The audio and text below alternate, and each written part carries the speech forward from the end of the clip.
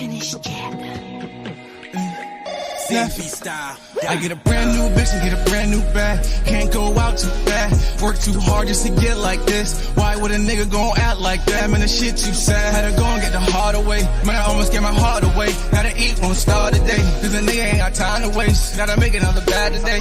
I could really let a tear fall. Still believing that my time is coming. On my knees and then I prayed for it. The sun gon' shine after the rainstorm. I've hidden all my pain and never showed as my trials and tribulations get recorded. When I've hidden all my pain up in these verses, I catch a vibe and turn into a poet. I've been traumatized from this paranoia. I got PTSD from this life I've been living. And I ain't crying by the hand life dealt me. I understood I can only play what I'm given. Cause I killed Tato by a headshot. Got nightmares of his blood on me. Got a shower and gun, I saw my dog get dropped. Fuck, I said it was mom's now. We was cooking dope, got a trap and serve. We was booming them bricks right up out of the kitchen. Was flipping birds and chopping heads off. Won't stop chasing, gotta feather this chicken. You sat us down and talked our heads off. We was hard-headed, no we didn't wanna listen. I didn't think it'd all go down bad. Last drop, we gotta do one more mission. I couldn't imagine living like how I live. My apartment leased out and still paying rent. So I'm on a mission just to run up a check. Cause I'm having dreams of a white picket fence. I didn't buy a single thing that they sold me. They tried to sell it cause they knew I was broken. They're celebrating, popping bottles of Moe. And now my heart is drifting out to a brand new bitch and get a brand new bag. I can't go out like that. I'm staying in my lane, but I need to slow down cause life moving too fast. I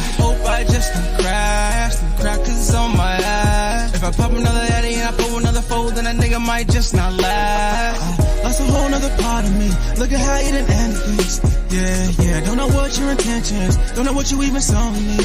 Yeah. I'm chasing the bag and I'm still chasing more. Running the racks and I'm selling up dope. Spend time with you, I ain't spending no more. Cause as soon as I wake up, then I gotta go.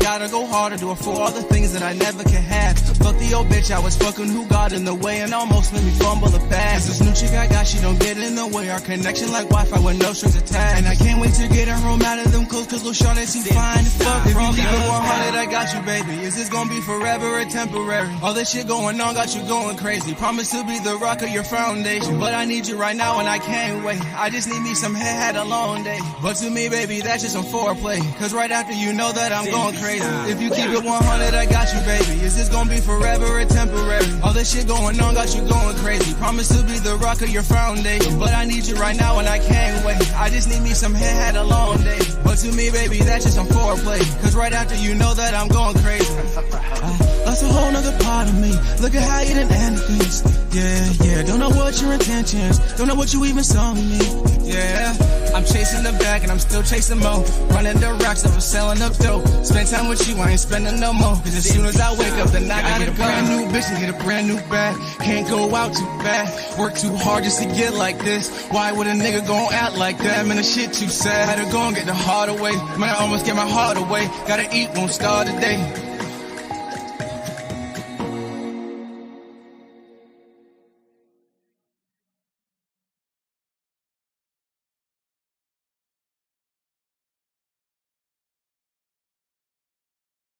T-minus 30 seconds.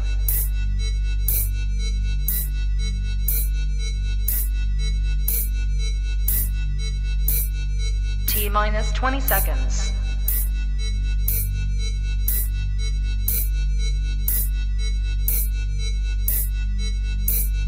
10, 9, 8, 7, 6, 5, 4, 3, 2, 1. 0. LadyChann! Fight!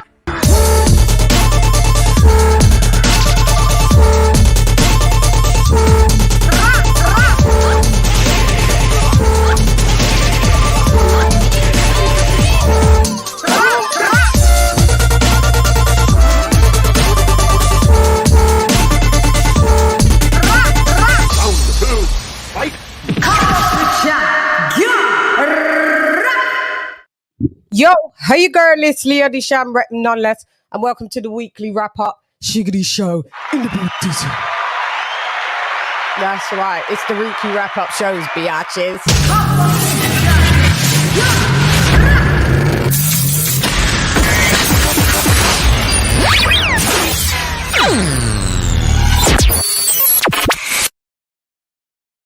In the building.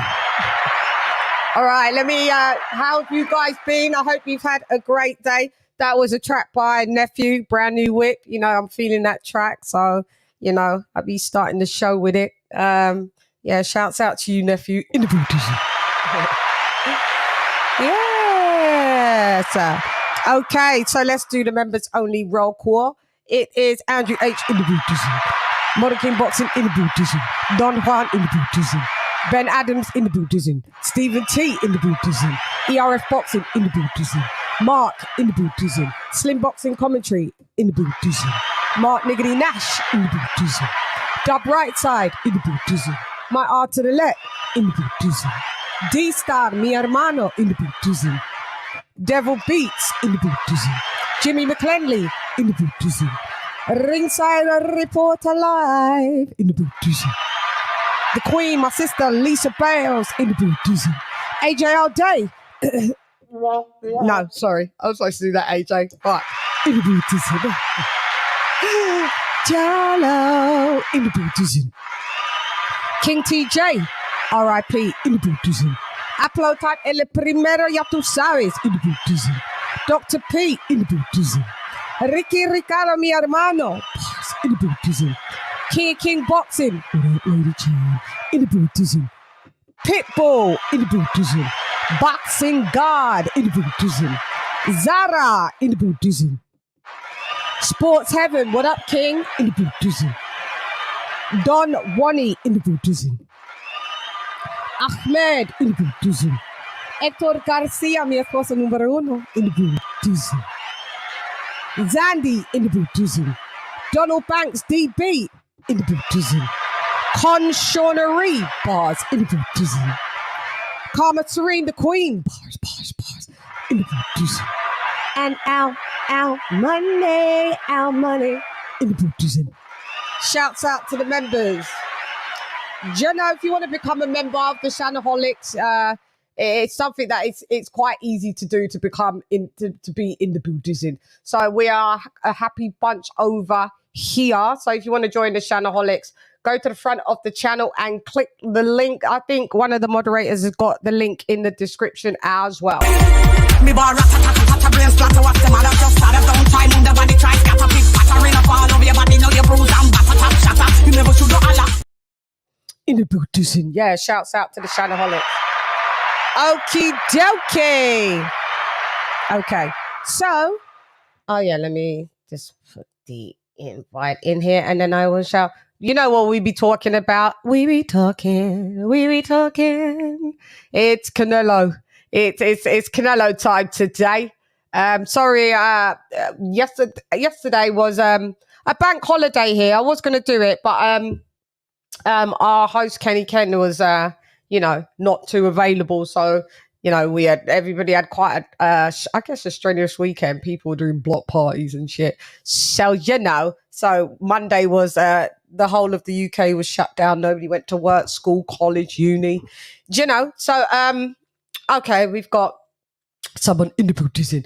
I'm introducing, introducing, introducing. It's AJ all day. Alex, what up, girl? In the building. What up, AJ all day? Hey, Chan. Hey, what By the up, way, Dad? with the sound effects, I was dying. I'm like, what the hell did I? When you don't like me no more? I know. Like, wah, wah, wah, wah. I was like, oh damn, that's not how it's supposed to be. I was like, yeah, I know. What have I done? No. I pressed the wrong button. The wrong button was in the building. no, it's all good. It's all good. I know you love me. I know. I love you to the moon and stars and all the way back. We've got someone else coming on. I'm introducing. Introducing.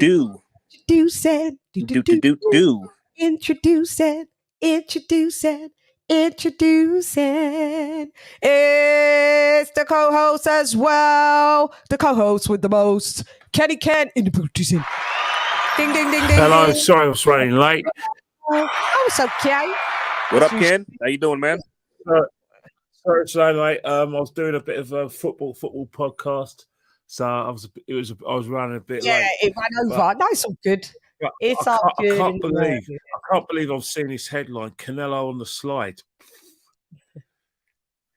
Well, that's the Well, you know, we're gonna talk about it. We'll start with Mr. Old Canelo. Shouts out Paolo, shouts out Truth, my Baltimore, and my Baltimore husband is in the beauty. Shouts out to y'all, yeah. What up, though, B-more? Yeah. So I'm thinking, shall we start with? Let's go with. I literally just tried to watch it a day or so ago. Joshua Boatsy, I fell asleep. That was a joke. I can't. So in other words, just leave it alone. Don't bother. Woo! There's nothing to talk about. I think the problem with fighters like Josh Boatsy when they get new trainers, I think you're going to see that with Lawrence as well when he fights. When Lawrence's life fight, these guys fight to instruction. There, they fight to instruction, and because Lawrence, the old Joshua Boatsy would have taken him out of there like the old style, and probably ended it in 5 or 6 rounds. But these fighters, as soon as they get new trainers, especially dare I say it, trainers from the US, I've seen it all. I've seen it with all the fighters. They fight to instruction. Anthony Joshua in his fight with Franklin fought to instruction. That's what they do now. They fight to instruction, and then went in the second and third outing under this trainer. Then you might see a bit of mix and match. They just do it. You know, the only reason why you won't probably see that with Lawrence when he fights Chris Billion-Smith is because titles on the line. He'll have to mix it up and learn quickly. But had it been a non-title fight, he's fighting to instructions a 12-rounder. I would have been stunned had Joshua Boatsy took him out in the first 3 or 4 rounds. Oh, mate. Well, at the end of the day, you ran from Dimitri Bivol, and you ran to Sky Boxer, only now to just give us like an underwhelming performance. And I literally did fall asleep. I'm not just saying that just to say it. I literally fall asleep. I was like, yo. And now you're talking about you want to fight Anthony Yard, like, and I heard the place looked like people that were there live. It was crickets in there.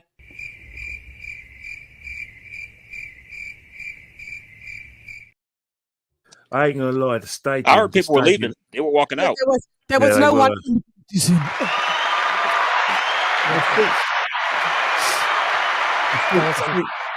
In terms of the potential viewing numbers, Sky's still the big ticket in town. But the fact is that if you look at DAZN and Eddie's fights, they're not walking out of Eddie's fights because, if you look at Eddie's next card, there's not going to be a spare seat in his next card. You know what I mean? Because simple reason is that his next card. I believe his next fight is it Wood Lara Wood 2. So Lara Wood 2. So there's some big fights. But then again, if you talk about BOXEO, we're going to have was it at the end of this month we're having Chris Billion-Smith against Lawrence O'Connor. And that's going to be at the Vitali Stadium. At the Vitali Stadium. Now, because it's a local fight, it's a world title fight, that's going to sell out. But on an all kind of a normal bill that's BOXEO producing, at the moment, it's not happening, is it? And what's happened to Adam Smith? How comes what's happened to him? Do you hear? I don't know. He's been fired. He's been fired. That dude's gone missing. That dude's gone missing. Isn't he the head of Sky Boxing? Do you know? Have you heard anything about Adam Smith? He's fired. You sure? That's as much as I know that they've let him go. What? That's what I heard. Yes, he's out. I don't know what he did. You know what? I'm going to Google it. Because I'm not happy about it. Because I remember, himself and Ed Robinson. Remember when they used to have that show on a Thursday on Sky? Remember they used to have that boxing magazine show? with him Yeah. and Ed Robinson presenting it, and him and Ed Robinson were the head and deputy head of Sky Sports Boxing. I don't hear from them. No, he's been fired, love. And they says flying out Adam Smith boxing. Yeah. I don't know. Well, is he fired or is he ill? No. All right, let me find that. So I'm just troubled by this. Chan, why was he fired? Do you know? I'm not sure. There's some kind of incompetence some rumors going around about him, and some really unsavory ones. So I don't know. Don't know. I just heard they let him go. They let him go, mi hermanos. Listos pe los chingazos. Listos pe los chingazos. Yeah, they let him go. Listos pe los chingazos. According to LinkedIn, I know this is not updated. Let me check in on LinkedIn. We still got him as executive producer and presenter Sky Sports Boxing. Where is he then? Well, that's on his LinkedIn page. Yeah, they could take that off, love. You must have forgot. I don't know. I just heard they let him go. I heard that as recent as like 2 weeks ago. There was people doing like, where is Adam Smith? Like as well. Yeah, like, you know what? Someone. I'm going to turn the volume because let me just turn the volume down on my phone. But he says, "Who is it? Hatman. Hatman's asking us saying." Hatman did it. Yeah. Yeah. But this was in November. Hatman says, and it's a question mark, but he hasn't actually said. I thought Hatman did a more recent one. Who did the more recent one? Someone did a more recent one. Saying, where has he gone as well? I don't know where he's gone. He's disappeared. There's all sorts of. Adam, where are you? We just want the truth. Justin, did you order the code red? You don't have to answer that question. I'll answer the question. You want answers? I think I'm entitled. You want answers? I want the truth. You can't handle the truth. Adam Smith has left the Sky Sports. It was just. I don't know what's happened, right? But what's happened? But I will try and find out, and I'll try and get back to you as soon as I can. But according to the Irish Boxing News 5 months ago, he's been fired due to gambling problems. Yeah, that's what I heard. That's it. Yeah, that's what I heard. Gambling. Yeah, allegedly. Let's say that. Yeah. Look, Ben's just said it. Gambling problem. Yeah. Shouts out to you, Ben. You know how much power that guy had over British boxing, not just Sky, but British boxing. Yeah. Well, I mean, if you're spending all the bloody dough, I don't know. Like, is he spending their budget? Because, like, I mean, if he's got a gambling problem with his own money, why is that his business? Why is that? It's got to be something bigger than that. I'm gonna something bigger than that. Let me do the Cash App, the app of cash. Everybody, we need a go to my Cash App, # LadyChann. Everybody could drop $1, like what Miguel's even done. Everybody in the chat, drop $1. Let's give the super chat bugles. Shouts out to King Charles. We had all the bugles playing for all the weekend, every weekend, and here we go.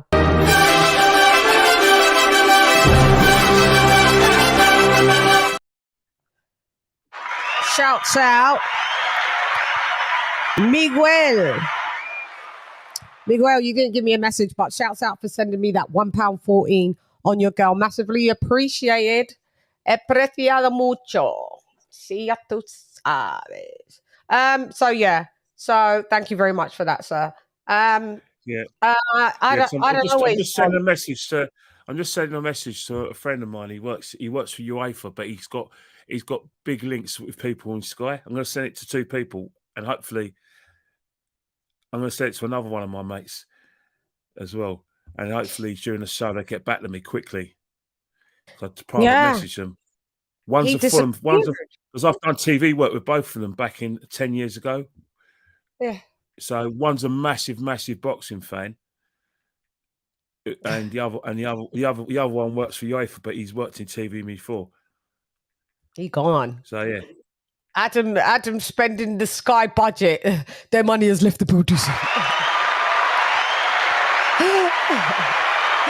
They're like, yeah, you gotta get the fuck out of here then, man. You know what I'm saying? Get the fuck out of here, man.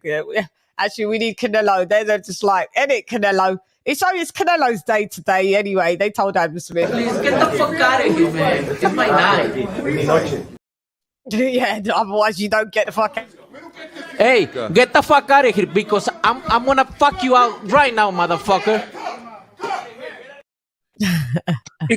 Come. Canelo wasn't playing interviews. Canelo, Saul.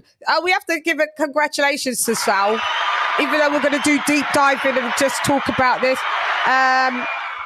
The link to get into on the panel is pinned to the Chiggity chat. What up, King?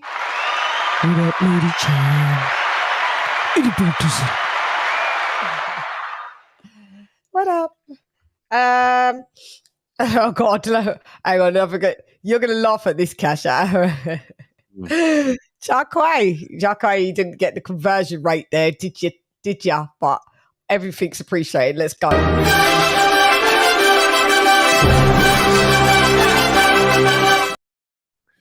Yeah, so Shouts out to Jacquay AA in Buddhism for the cash app of 79 pence. That's under £1.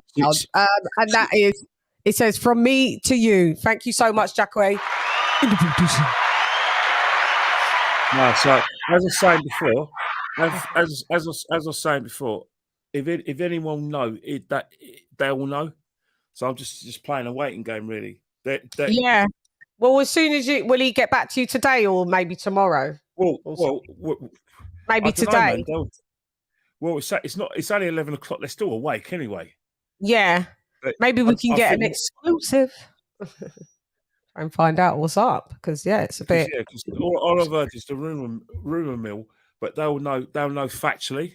I did hear it was gambling. I just forgot. It's true what Ben said. I heard it was gambling as well. One of the guy. He doesn't work at Sky, but he works with UEFA. He knows people in Sky, and every information he's given me beforehand has been accurate. Yeah, so he's a trusted source. Yeah, I get it. I got it. He knows people within the system. Yeah, well. Let's find out what happened to. It's like, where's Wally? Where's Wally? Where's Wally? We've got to try and find out. We haven't seen Adam Smith since the all women card, have we? The all female card in October. Yeah. October the 15th. I haven't seen him. There's probably a fucking, some money to win if you fucking know where his whereabouts. Missing pass. The thing about it is that his contribution to like boxing in general is immense. So for him to just be abruptly let go is either something deep. Something deep. Has to be something deep, mate. Has to be something deep. But we'll find out on the weekly wrap up.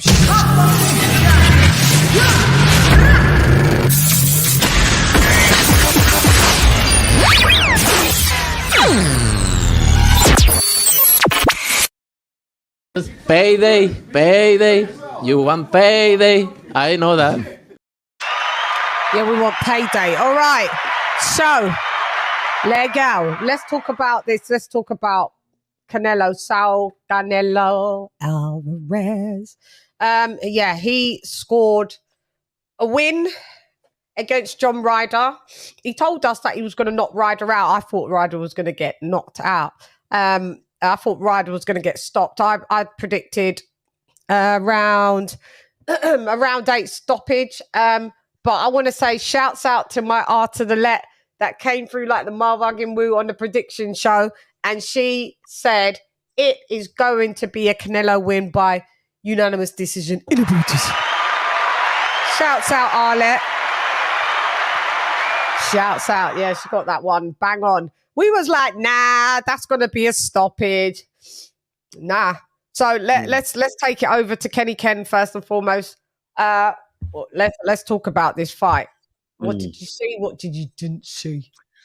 Well, like I said, I fell asleep. Silly me. I even managed to get a link to it, but it was on so late, so I watched it again, rewatched it, and I have to admit, he was very gutsy. Johnny Ryder came forward, gave everything his all.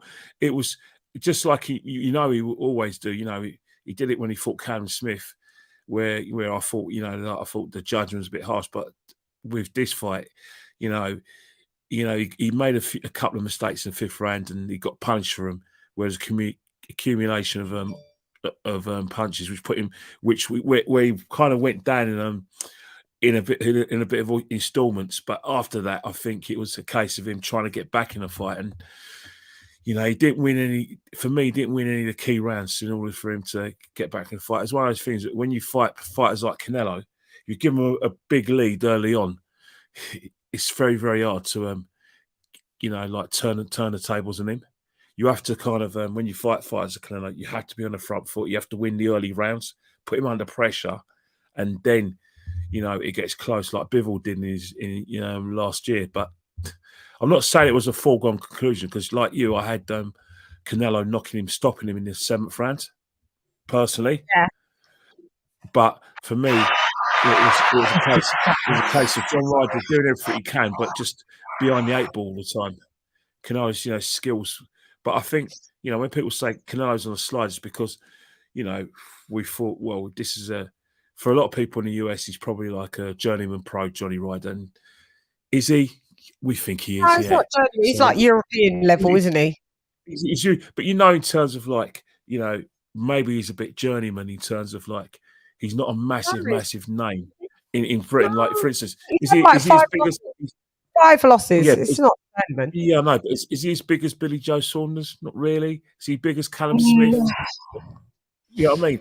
So in that respect, Canelo probably has gone on record saying that Johnny Ryder gave him his hardest fight out of all the British fighters he's fought, and in terms of guts and willingness to to try and win the fight, absolutely.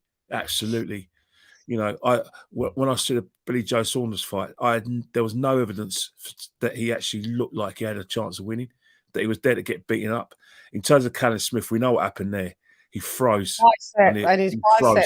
Yeah, he got. And then he bites up, but he froze him before he got hurt. You know what I mean? So Canelo is right. Remember, not only that. Remember, he fought Ryan Rhodes. He fought Matthew Hatton. He's fought Amir Khan. So Amir Khan did better before. I mean, at least he was up on the cards before he got stopped. Amir Khan was actually up on the cards, but he got stopped. He was like a right hand from going to sleep. Yeah, he got knocked the fuck out. So, there is a point that Canelo has that Johnny Ryder probably fared better than all the British fighters he's fought. At least in terms of he had a go, but come on, there's a golfing class for me between both fighters. Did you enjoy the fight though? Boxing. I always enjoy boxing, mate. I love boxing. I enjoy every fight. Oh well, I didn't. There's some fights. There's some fights that you call boring, but if I see like good feet, good technique, that's exciting. I'm one of those people. That was boring. Boxing fight was boring. I'm one of those football. I'm like a football fan as well. If I see a match and it's 0-0, but I see good attacking play, good defense, and everything perfect, that's a good game for me. There's fights where I've seen exciting fights, but as boxing matches, they're poor. Technically, they're poor. You know what I mean? I enjoyed the fight. I enjoyed watching. I know what you're saying. If it's got like good fundamentals, but no, there's just some fights that are just a no-no, like Fury Klitschko. Can't ever watch that again. See, for me, I like that. I enjoyed that. Mayweather Pacquiao. Can't watch that. But Fury Wilder was a good. You had 5 knockdowns, but Wilder Fury. That was boring as well until the knockdown. Wilder Fury 3. I thought that was a poor fight. There were things I didn't like in that fight. Yeah. But it wasn't boring It though. wasn't. It became a fight. It wasn't a boxing match. It became a fight. Yeah, it was a brawl. It was a brawl. But Yeah, that's exciting for a lot of. That's exciting for a lot of people. yeah, I liked it. I didn't mind watching number 3. I didn't want it, but I mean, I didn't mind watching it. Okie dokes. We've got AJ all day. Come on, let's have your take. Round of applause to AJ all day with the Canelo. Thank you. You're always okay. Well, all in all, good fight. I just want to give a shout out to John Ryder for showing tremendous heart in there.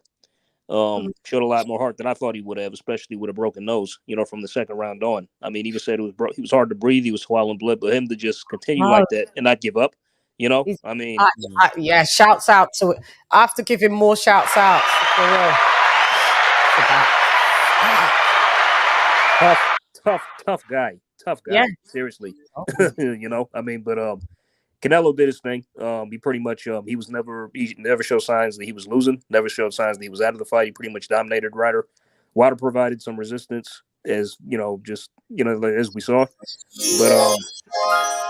But honestly, to answer the question of the title, I don't believe he's on the slide. I mean, he just had a durable game guy in front of him who he just couldn't get out of there. That's all.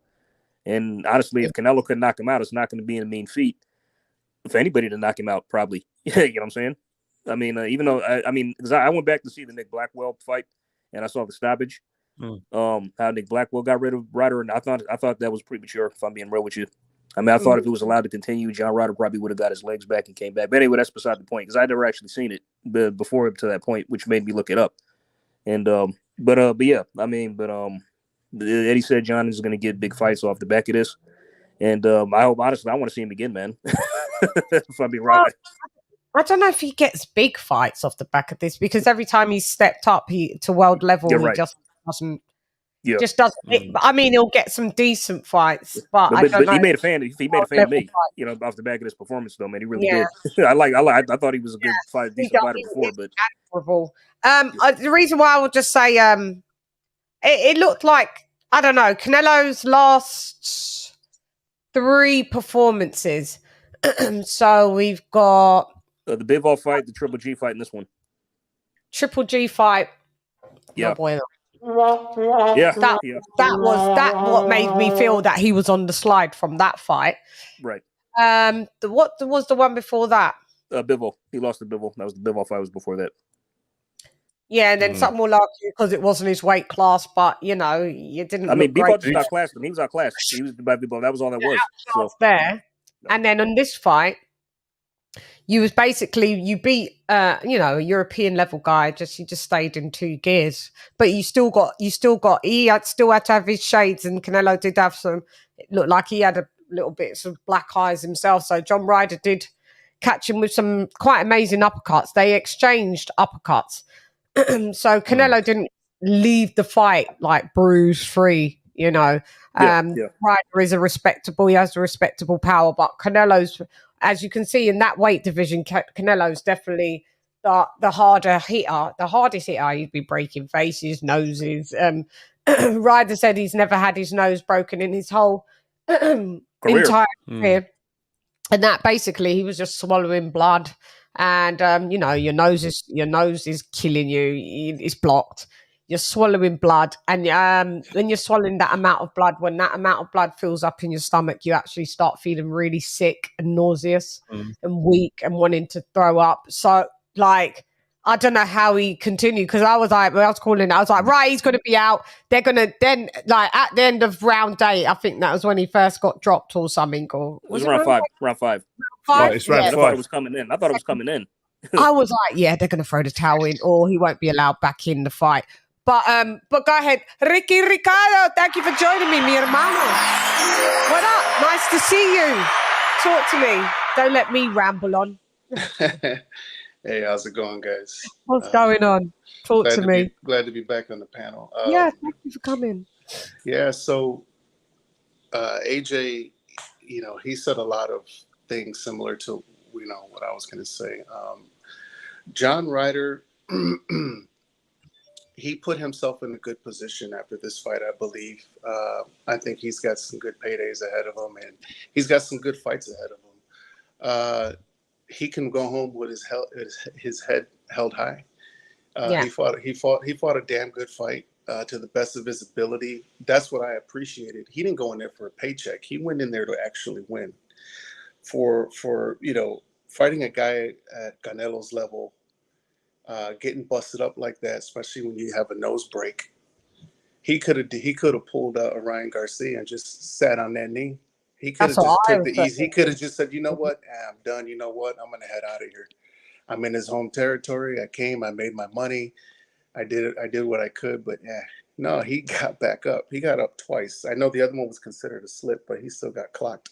Yeah, pretty good. So that's a testament to the fighter that he is now. A lot of times we reflect on some of these fighters and their past. Oh, he got knocked down, but he's got knocked out before, or we got to focus on the now and the fighter and the man that he is now. So I want to give him his respect. I know some people are saying, I even picked Ryder to get stopped. I knew he was durable and he was a tough dude.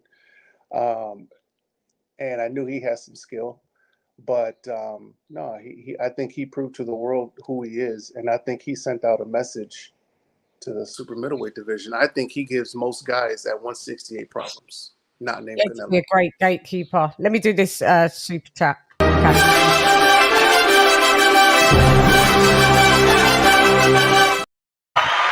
Shouts out to the Queen, my sister Lisa Bells, in the Buddhism, for that cash app of $3.96. Thank you so much, sis. Massively appreciated. Thank you, sis. Yeah. So Hey, Chan, you know what Eddie should do? Yeah, what should he do? All right, so if Edgar Berlanga beats Jason Quigley, which I believe he will, put John in with Edgar next after that. Say that again? After Edgar Berlanga beats Jason Quigley in his matchroom debut, which I think he's going to. We got to Edgar Berlanga. We were talking about Canelo. No. I'm talking about John Ryder, like in terms of like. Oh yeah, that's what I'm leading towards. Sorry. Oh, you think that John Ryder should fight Berlanga? Yes. That's a fight. It's fight. Okay, I'm gonna go. I'm like, where were we? I'm gonna put on my management and promoter glasses, right? I am not gonna put Berlanga in there with John Ryder immediately. He'll get beat up. I John would Ryder probably will beat up give Berlanga. That's why I said after Edgar beats this guy that he's about to fight. Yeah, we'll see what he does with Quigley. Quigley. But I think he needs at least a couple of fights I don't know, man. That's my opinion. Not like I said, if I'm looking at the Ryder I saw fight the other night, and I know he still even has to heal. He's got to do some recovery time. He probably even needs a fight to get back in another fight. But I think it's a good fight though overall. I do. But I would say that's sometime down the line next year, maybe, if that's something that's plausible.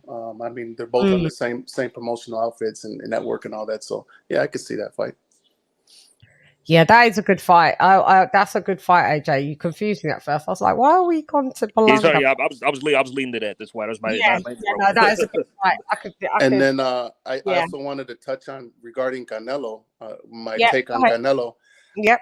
I don't think he's washed. He said out of his mouth in I don't an think interview. washed. No. He said in an interview he's given himself till about 37, right? Of course, that's where he stands now and how he feels. Obviously, depends on some of the fights he has coming up and if it takes a toll on where he's at still in the next year or two. But he said 37, so that's what, like 4 years.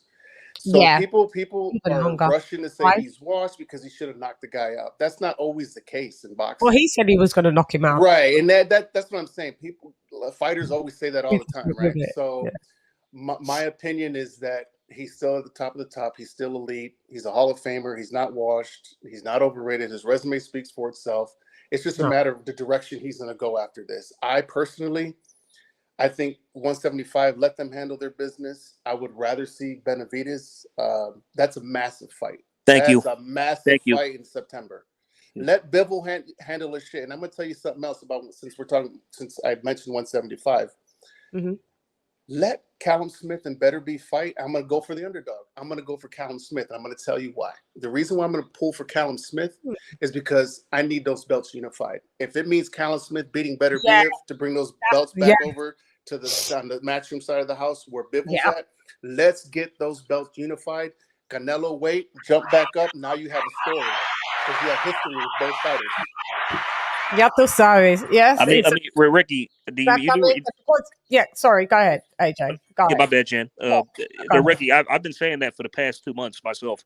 Like literally, what you just said. That's what I've been saying. You did say that. Yeah. I mean, because like if Callum wins and he then of course Eddie's going to do the undisputed between him and Devo. Then like Canelo rematches the winner. It's a rematch either way. That's what it's about. That's what it's about. It's about unifying belts to see who the best is. That's a Super Bowl for that division. Every time there's an undisputed, that's a Super Bowl for that division, and that's how I see it. Yeah. We need Callum Smith to win that because otherwise, like you said, it's just going to be fucking blocked up with Beterbiev being in still carrying the boxing politics. Is anybody actually picking Callum though? I'm not. I'm not picking him, but you never know though. You never know, but I want him to. But I because I feel that Beterbiev's on the slide. Yeah, he's 38. He's up there. Yeah, he's up there. Yeah. Just for his life, I think that he's slipping a bit. I'm pulling for the upset in that fight, guys. That's where I stand. Me Only too. Because of the boxing politics, I like Beterbiev a lot, but I know it's going to be bullshit to make this fight between him and Bivol happen. WBC's throwing in world politics. Like, come on, man, this is bullshit, man. So, I mean, the same thing. I love Beterbiev. Is one of my favorite fighters, and the man always, delivers every time he goes out there. But seriously, where is his career headed? He's just going to keep fighting mandatories until one day one of these guys is going to beat him. Yeah, that's what's going to happen. And then it's pointless. And like the guy's not a star. He's not a draw. He's not a star. I mean, he's not a big. I mean, he's not really a big like type of. It's like so. Like that's why I don't understand like why this fight is taking so long to get made. Yeah, exactly. Lisa Beterbiev is going to beat the crap out of Smith.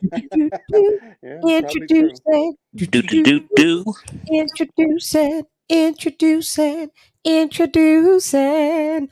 Long time no see. King boxing. What up, LadyChann? Ding, ding, ding, ding, ding. What up, down? In the booty. What up, Ed? Hey, hold on real quick.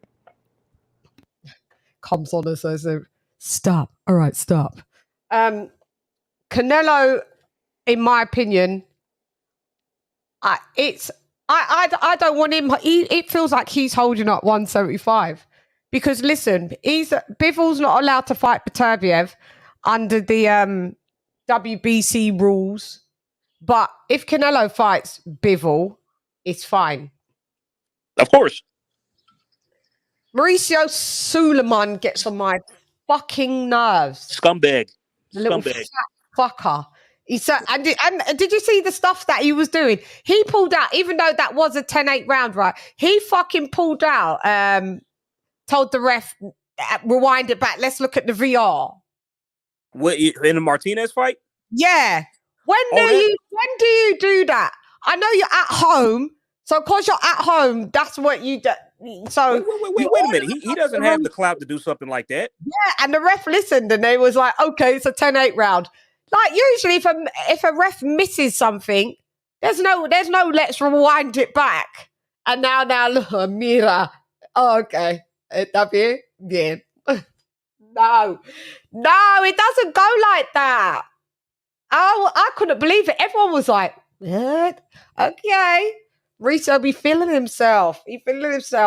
Changed up all the rules. They changed it up, love. They changed that well enough. But yeah. But back to what I was saying. Listen, I don't want to see no Canelo and Bivol. Bivol said he don't want to fight you unless it's for legacy, and I'll come to 168. You keep coming for my belt at 175. I beat you, and I beat you convincingly. If there's nothing on the line for me, I don't need this. I don't need this fight. And you can't say, "Oh, Bivol's ducking Canelo. He's beat him. He beat him so convincingly." It's like it's not a duck. But people are already starting to say, "Oh, Bivol's trying to duck Canelo because he knows Canelo will beat him this time." This is the extreme Canelo fanboyism. I mean, that doesn't make any sense because like he already beat him once, so how could he duck him again? That doesn't make any sense. Because he knows now how to beat Bivol. Oh, for fuck's sake! Oh God, King. The reason he lost. Let's hear You your. guys gotta stop thinking of talking to stupid people because I thought the reason he lost was because of the size. There's not what was there to learn to beat? You just got your ass whooped. See, that's what I'm saying. People using terms out. You can't duck somebody who you beat basically skunked in a fight. Like you can't duck him just because you want to keep coming back. Like you haven't improved. If anything, the Ryder fight should make you run because all it took was somebody with a little bit of heart, and you couldn't do nothing with them. So that shit's bullshit. And like I said, speaking on WBC, that's not a real belt no more. I mean, just be honest, we can't acknowledge anything they do. For you to bring up the fact that your champion is a Russian and say the reason you don't want him to fight another Russian is stupid. Stupid as hell. It's like this was like the singular best, one of the best fights that we've been with, like, is years old, and you're trying to find a way to block it with some geopolitical stuff. And we can get into where you're from if we want to talk about stuff being corrupt or things being out of whack. What that got to do with Bivol? He's not a politician. I mean, it's just it's embarrassing that they have locked that belt in. They're controlling the whole division. And I'm gonna be honest, the promoters are letting them do it. I mean, they're letting him do it. This shit is on, like, forcing Bivol to fight Canelo. That shit's as much as on Eddie Hearn as it is anybody else. That shit is bullshit. Fight him. Yeah. There's no way. You've been trying to earn this fight. First of all, Canelo, you can't, like, bro, like, okay, go ahead and get the rematch, but you can't beat him, and don't try to weight drain him to come down there and all this other bullshit you're trying to think it up doing. You can't beat him. It's just all it is to it. And now you're trying to stall his career out. It's like they don't want him to have the legacy of being undisputed, because technically he can go fight Beterbiev, beat him, be undisputed 175, then slide down to 168 and go beat up Canelo and be undisputed again. Go down as one of the greatest fighters that ever lived. Well, see, that's why I mentioned earlier, King. I'm pulling for Callum Smith to win this fight against Beterbiev. I know it's kind of a long shot, but fuck it. At least we know all the belts will be with Matchroom. Fuck it, put them together. Let's unify. That's what I'm about. So the Suleiman pulling that shit, but that WBC, like you said earlier, man, I've been saying that for so many years. They're so fucking crooked. There's no true regulation in the sport, so these guys do what they want to do, right? They're like chess players moving these fights and these fighters around. That's all it is. Nobody wants to risk their investment. What's that playing? Some background noise, yeah. Mute. Not me. Yeah, Kenny Ken, you're gonna get us flagged, love. No, I mean, but it's funny. Watch Canelo ask to fight for the WBC belt at 175. Mauricio's like, okay. Fight's on. So, it's the most corrupt organized. Like, I mean, I want to hear your breakdown on what you saw on it, King of King. Like since the franchise, man, since they created the franchise belt, that belt is not the signature belt. It's openly endorses drug cheats. I mean, it's just. I mean, they made up an excuse for Conor Benn he wasn't even trying to use. The belt is not like WC is not a legit company anymore in any. And then to stick your nose in while you have drug cheats all in your belts who can actually injure your fighters, you then bring up somebody being from Russia, but it's so dumb that you got another guy with your belt that's from Russia. Does it like what? Like, if that was the case, you should have never let maybe you should have stripped Beterbiev a long time ago. That's why I'm saying, like, we got to get into the situation where it's clearly obvious if the WBC is not allowing these guys to unify. If they do fight, which I wish they would, or somehow could figure that out.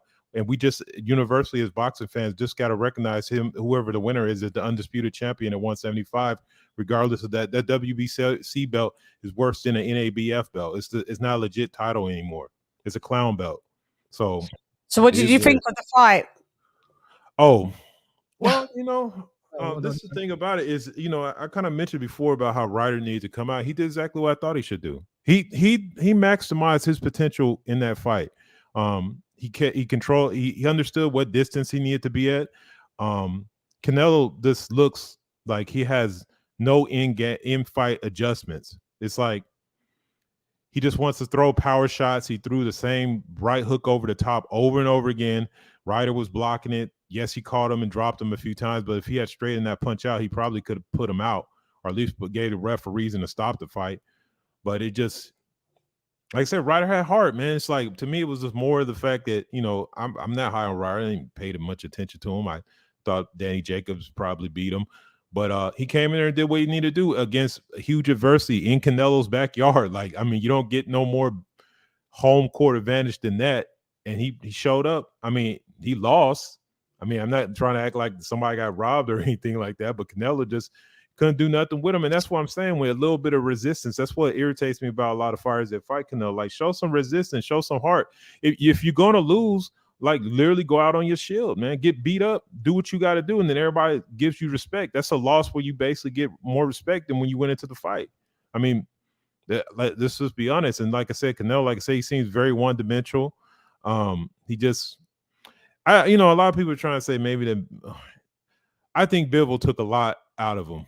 I think that defeat, not only just as a matter of like not physical, but just more like it morally, like more. It was a moral defeat. Like, he just really understood that he couldn't beat him, and so now you got, like, he's not stupid. Like, we know you're getting set up with setup fights, and he's not crazy about it either. And now even in the setup fights, he can't get guys out. So it's like, I just don't see what he's going to do next. Time Canelo knocked someone? It was Caleb Plant. That's the last time. Yeah.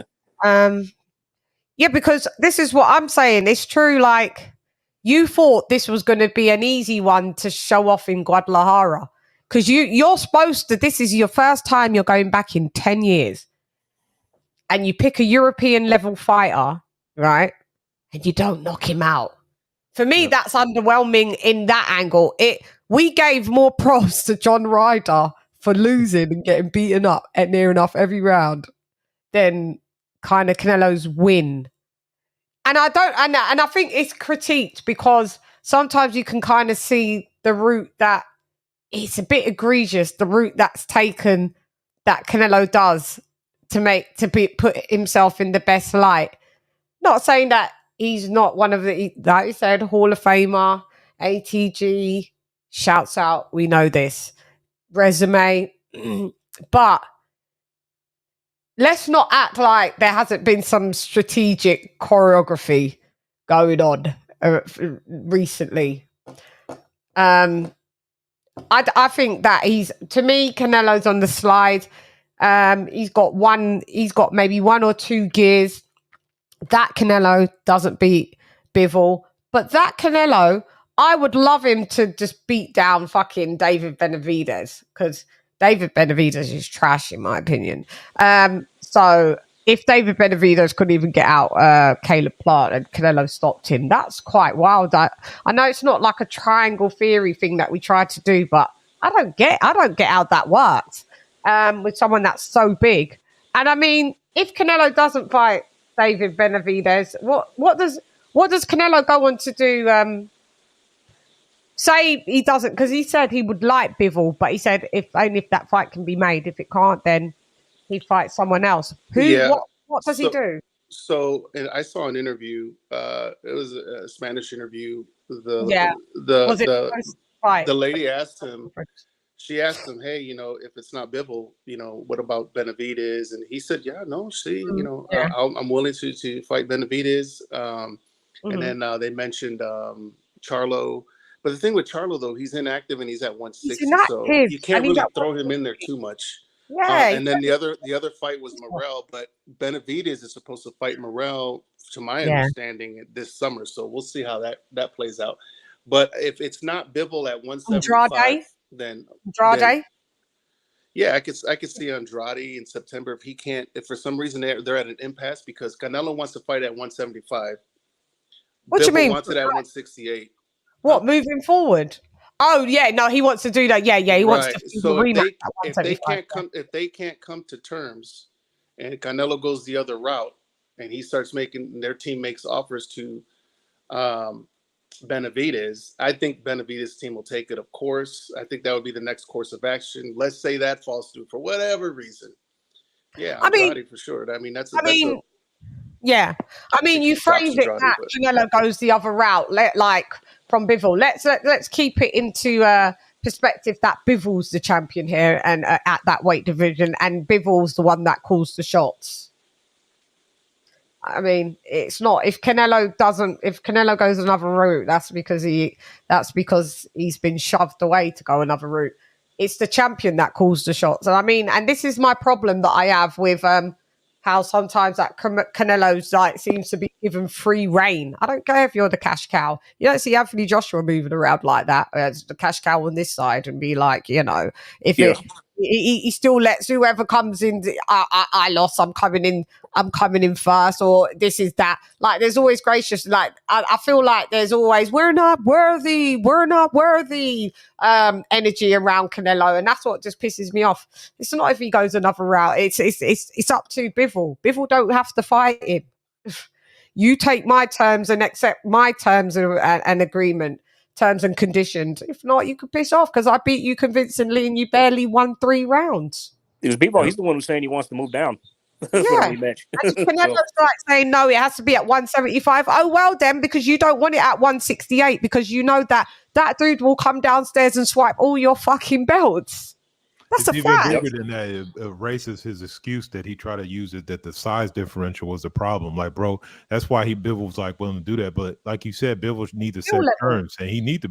The first thing he need to say is, I need to get paid in advance because you guys aren't trustworthy with paying me.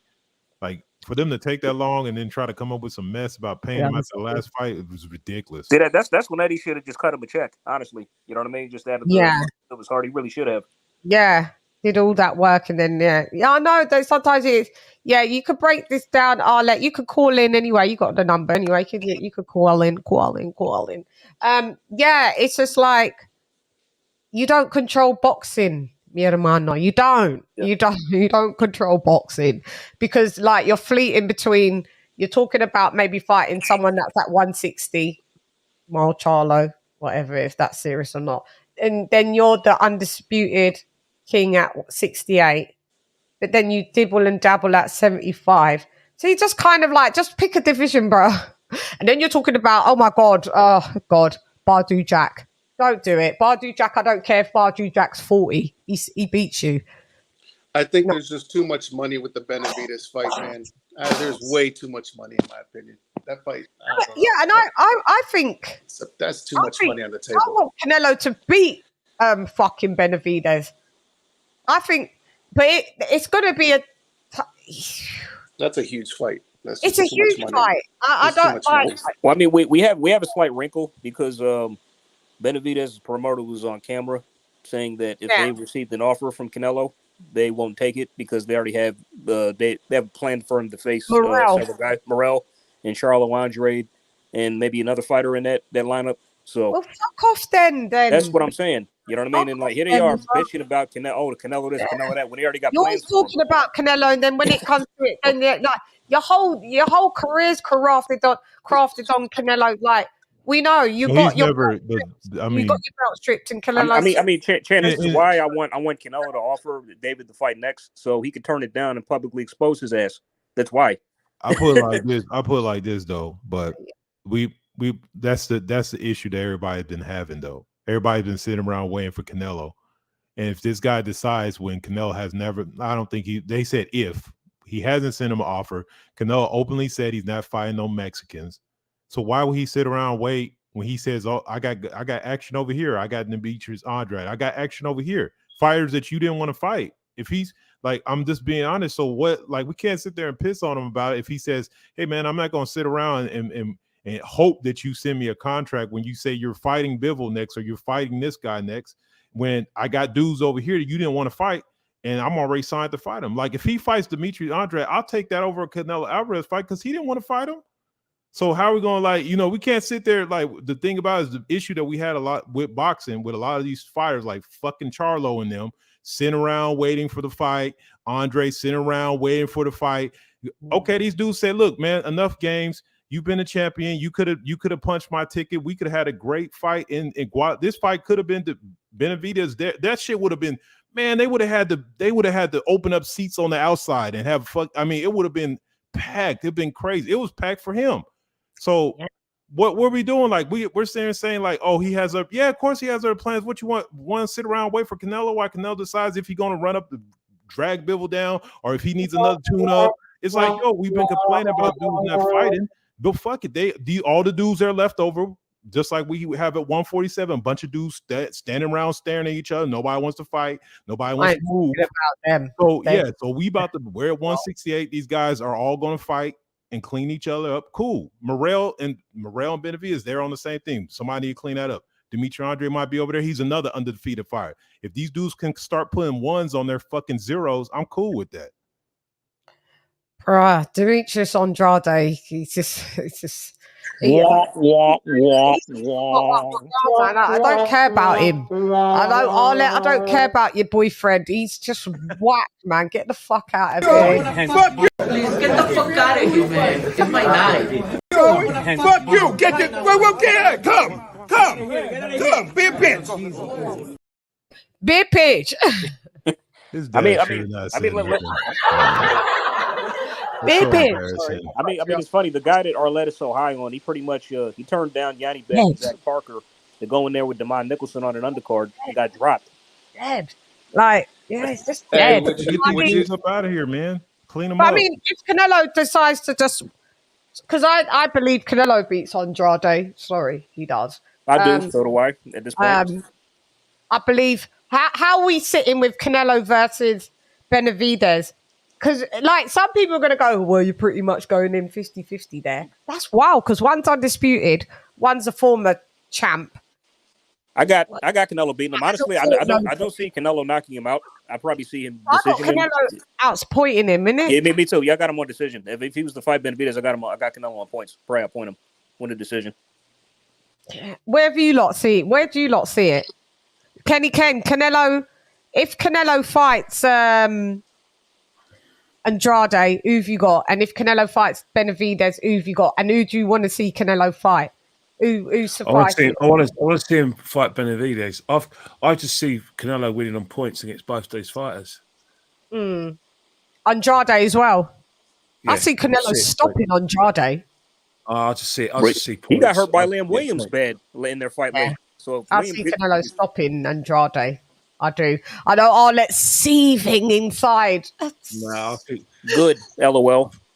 I think when it comes to Andrade and Canelo, because Andrade's a mover, he likes to use the jab. So Canelo's going to take his time, and then when he starts closing in, starts hitting that body, I think that's going to slow him down. Yeah. I think Andrade.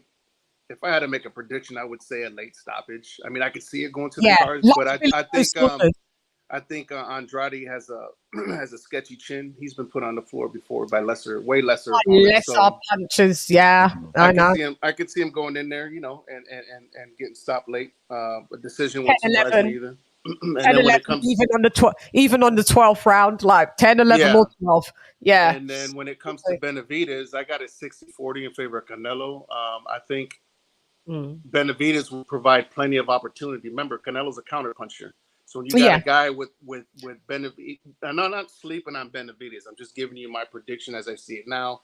Maybe if that fight happens and we get to see a little bit more in their training and what's the mentalities, and that may be subject to change. But as of right now, I think Benavidez's style provides plenty of opportunities for Canelo to counter.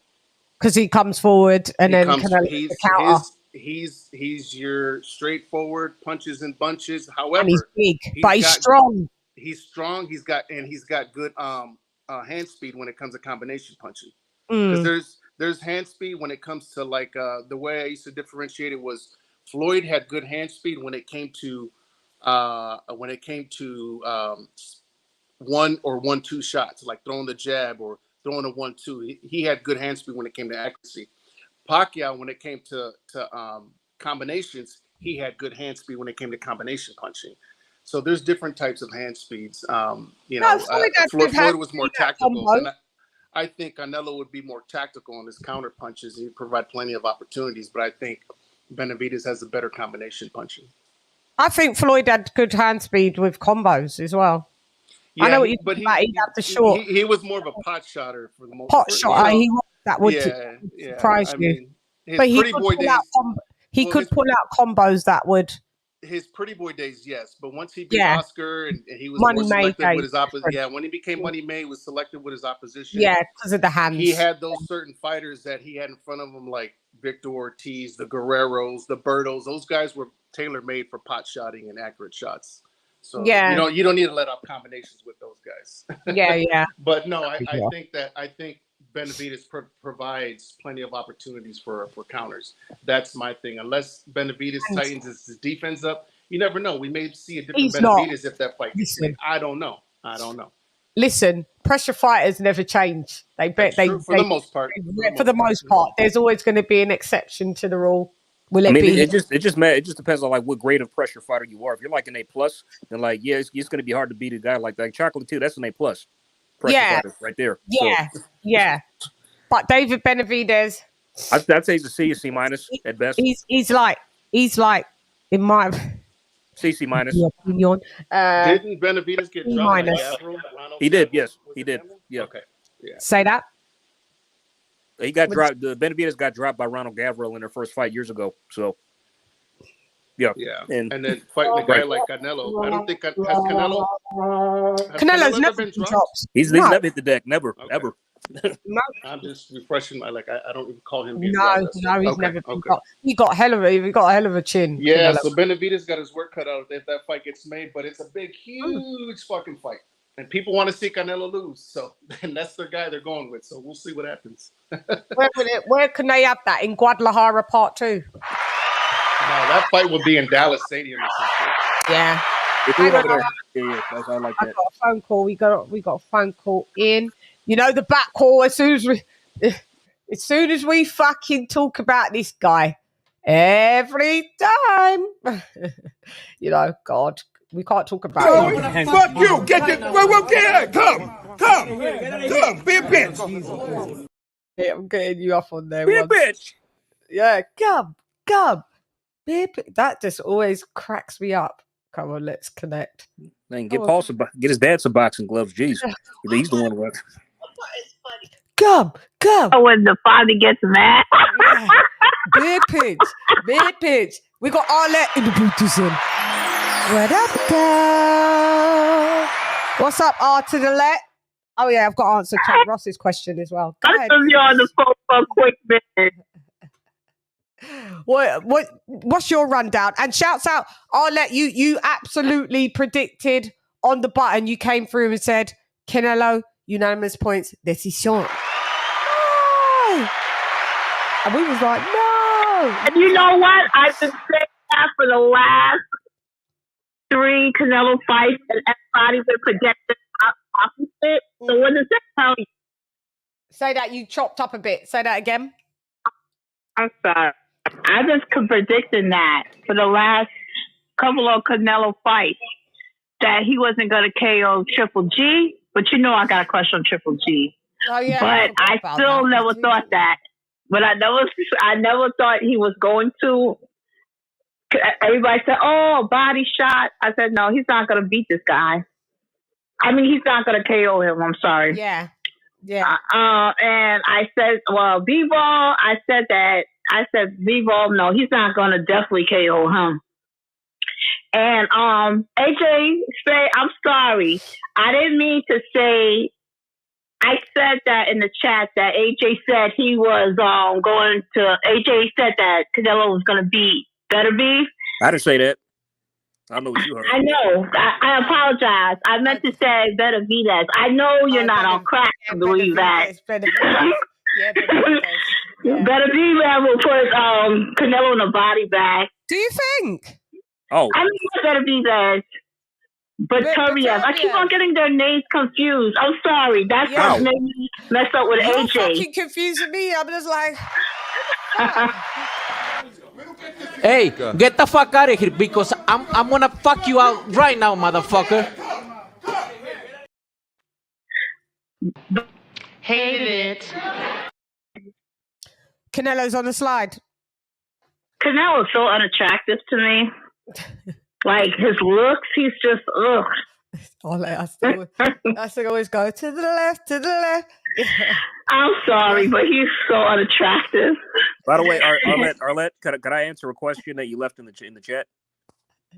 Yeah, go ahead. I can't see the chat. I've got the screen. Go ahead, AJ. Okay, no, you said Canelo is a big liar. If Andre is a bad fighter, what is Ryder? I'll answer that for you. Ryder is a guy who took the fight against Zach Parker when Andre pulled out twice and won. So that's what he is. So if AJ, so if not AJ, if Johnny's so bad, Go on. Why don't AJ shut his mouth? I mean, AJ, why am I? Why I can't don't you know. know Come on, man. We any names today? No names. Okay, What's happened? why don't Canelo fight him if he's so bad? Just shut his mouth. You know, I don't have a problem. Like, I would like to be put like okay, if he knocks Andrade out, okay. I mean, but I want to see it. But by him not fighting him, just because you guys are saying it, it's just making me more convinced that Canelo is trying to duck him. I'm sorry. I mean, what does Andrade have right now that Canelo's after? Like, what does he have to gain right now by fighting him? I mean, wait a minute. So who did he have to gain by fighting this guy? He was a mandatory challenger. No, it doesn't matter. It doesn't matter because Canelo has pulled. He don't have to fight this guy.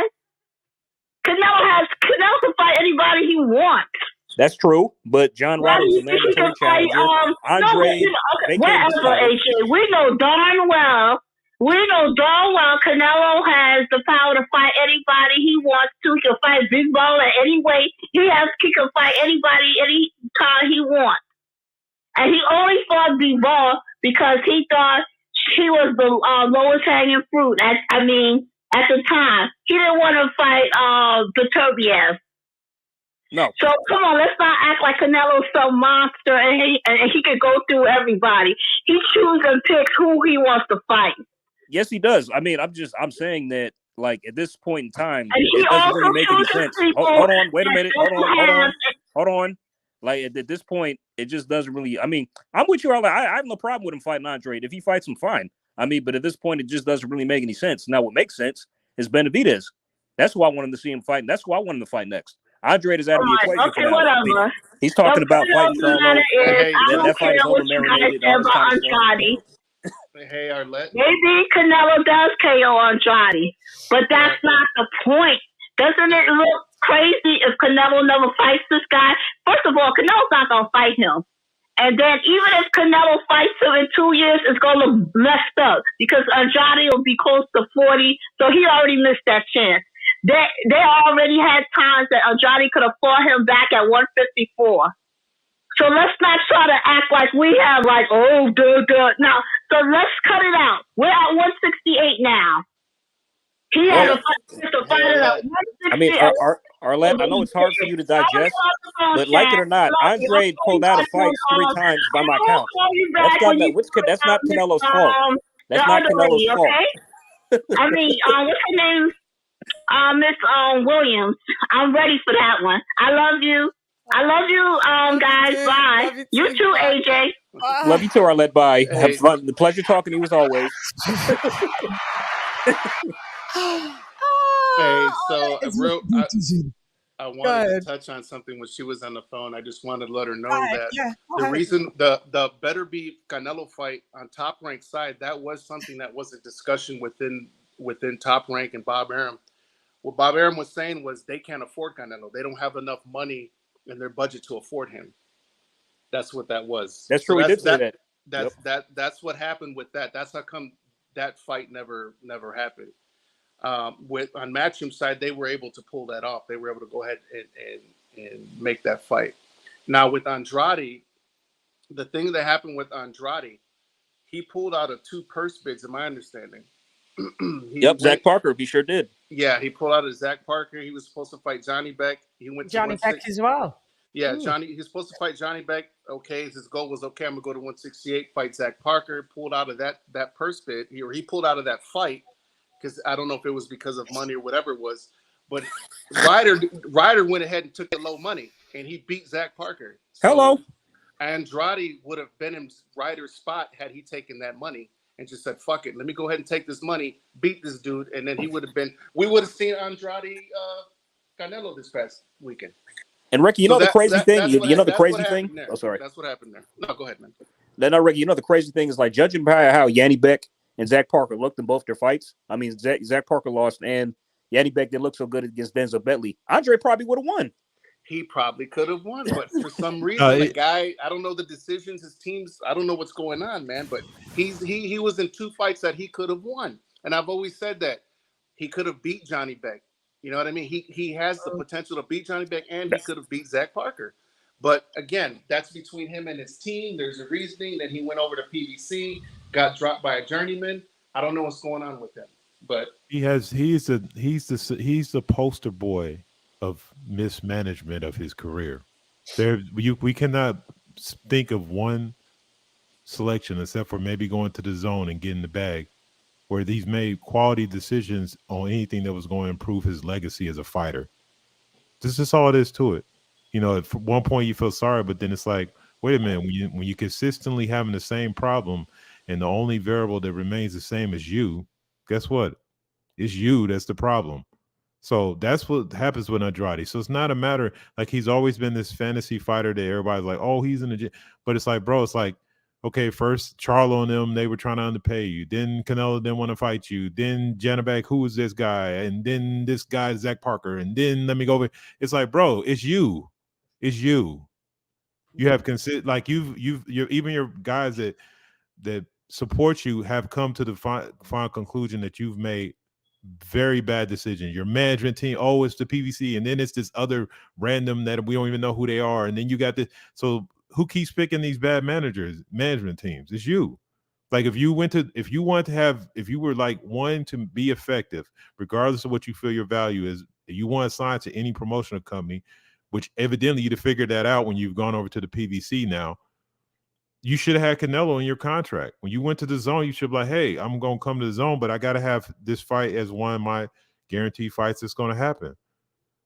Otherwise, they're going to put a penalty in there. And I know you don't have much leverage on that, but at least you do have your name, and you still had years ago, like you're still younger.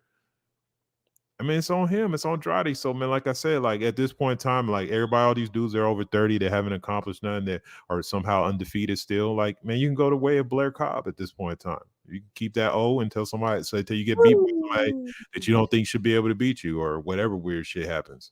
So, like right now, you're looking like food to Benavidez. And that's not saying much, bro.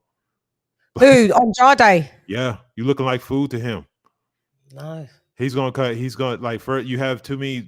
There's flaws in his fighting game. That's the problem. He doesn't have power. He's an excellent boxer, but when he ain't got his legs no more. Yeah, you don't have elite. Your reflexes are. You're like, now I'm not trying to compare him to Roy Jones, but it's like you losing your reflexes. So like, you already don't have power. So there's a huge issue. Hey, King, what you're saying is you're talking about his athleticism, because some guys do rely heavily on athleticism, and that diminishes. I got you. Yeah.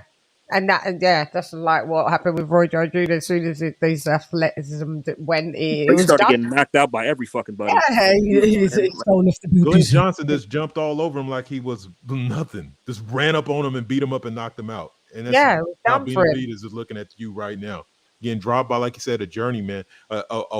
Like PVC tried to set these guys up with some good fights when they brought some of these undefeated dudes that've been rambling, Rashidi Ellis and all these dudes, and y'all went in there and you look bad. You won your fight, but you look bad. Boots look like shit. Rashidi Ellis lost. Demetrius got dropped. In setup fights.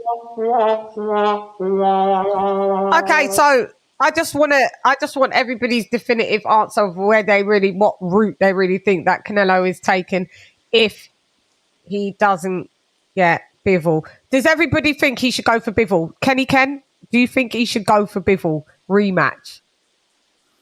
Because I want to see where everybody. Where's your if there's money in it, if the money's there, yeah. Bivol rematch. Do you want to see a Bivol rematch as a fight fan? Do you? Because I don't. I don't know, man. It's a big fight. It's a big fight. It's a big fight still. At 175. How? When someone definitively gets beat and totally outclassed. How much time do you want to watch? You know, there's a Canelo industry, mate, where whenever he loses a fight, they never accept defeat. So they always make sure that he evens it out. What's accept defeat? Well, he didn't even the score against old Mayweather at the time, did he? You got beat, and you didn't want to revisit that because you knew. I think there's a caveat though. Isn't there a rematch clause between Bivol and Canelo?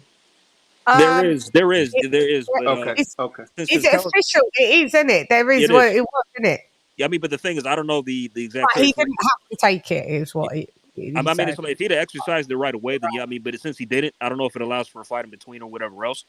So I think it does. You know, does it? Like how many? Like that's the thing. I don't think it's instant. Like you remember when AJ lost against Ruiz and the rematch clause was like, you have to do me first. Like you can't. Right. Yeah. They immediately. I don't know if Canelo and Biv. I don't think Canelo and Bivens one is that. That's what I'm saying. I mean, it's like instant. Like, does he have to do it right away, or could he? Does he No, have to because that's why they're entertaining other fights. Because if they do it right away contractually, that we wouldn't be talking about Bivol potentially maybe not doing Canelo and going to Beterbiev. No, he has to.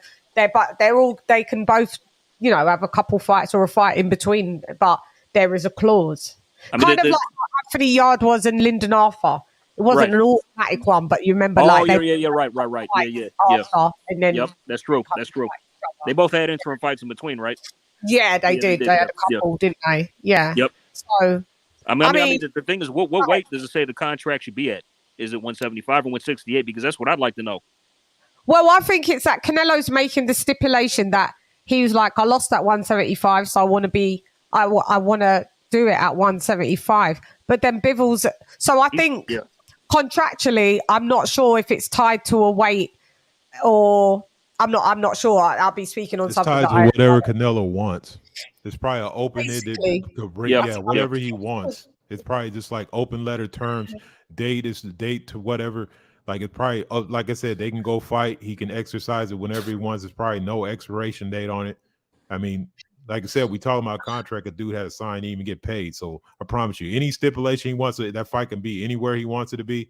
Could be at any way he wants to be. Probably he could tell him that 170, 167 and a half, some bullshit like that. With these in this place, you're not allowed to come out first. You got to play the song I want you to play. Whatever he wants. It's whatever he wants. Mi hermano en el edificio. Pista. Te quiero mucho. Mi hermano. Ya no. Hola. How's everybody doing? What's going on? Well, to me, I knew you would come. The back. Hey, what up, man? How you doing, D-Style? Mr. Canelo in the edificio. Oh, come on. Come on. Yeah. Come on, you had to turn up for this one, didn't you, D-Style? You did. I just happened to be around, but it's a coincidence. It's a coincidence. No, it's never a coincidence. It is. If there's Canelo in the title, he will come. I really don't think it's really debatable. I think it's obvious he is on the slide. The question is how much. And it's not that you said that. Yeah, but the thing is, it's like even like the slide only makes things fair for some of these guys, to be honest with you. Because if there was no slide, like none of these dudes would stand a shot. Like Benavidez would stand a shot. Even like, but this is what I'm saying. I'll give him that. Even if he is on a slide, fighting someone like John Ryder, who's only at European level, doesn't matter if Canelo's on a slide because he's world level, isn't it? He's elite, so he's still gonna beat someone that's European. But in my opinion, I see some slippage these style. There's slippage, but there's been slippage for a while, though. It's just been very gradual. I've only started to notice it last couple fights. Well, how many fights? Like the last 5 fights? Like the last 3. Maybe. Okay. I honestly noticed it since even when he went on the Undisputed run, I could kind of tell. From Billy Joe Saunders and that, you could notice it from there, could you? Yeah, I think he became very, like, people forget, right? He was losing rounds against Billy Joe. He knocked him out. But not as many as people were saying. In my opinion, people kept saying, no, Billy Joe Saunders was up. In my books, he wasn't. No, he wasn't up. But what I'm saying is it was a little competitive. People forget how competitive it was until he got knocked out, Billy Joe. Well, not knocked out, but I concur. I concur because Billy was coming on in the middle rounds, honestly. I mean, Canelo started off well, but then like Billy took the mid rounds, maybe went like 2 or 3, but then he got caught. Yeah. So yeah. Okay, I think his peak was like the Golovkin rematch. That's his peak. That's peak Canelo. And I still think he's in his prime. He's just at the tail end of his prime.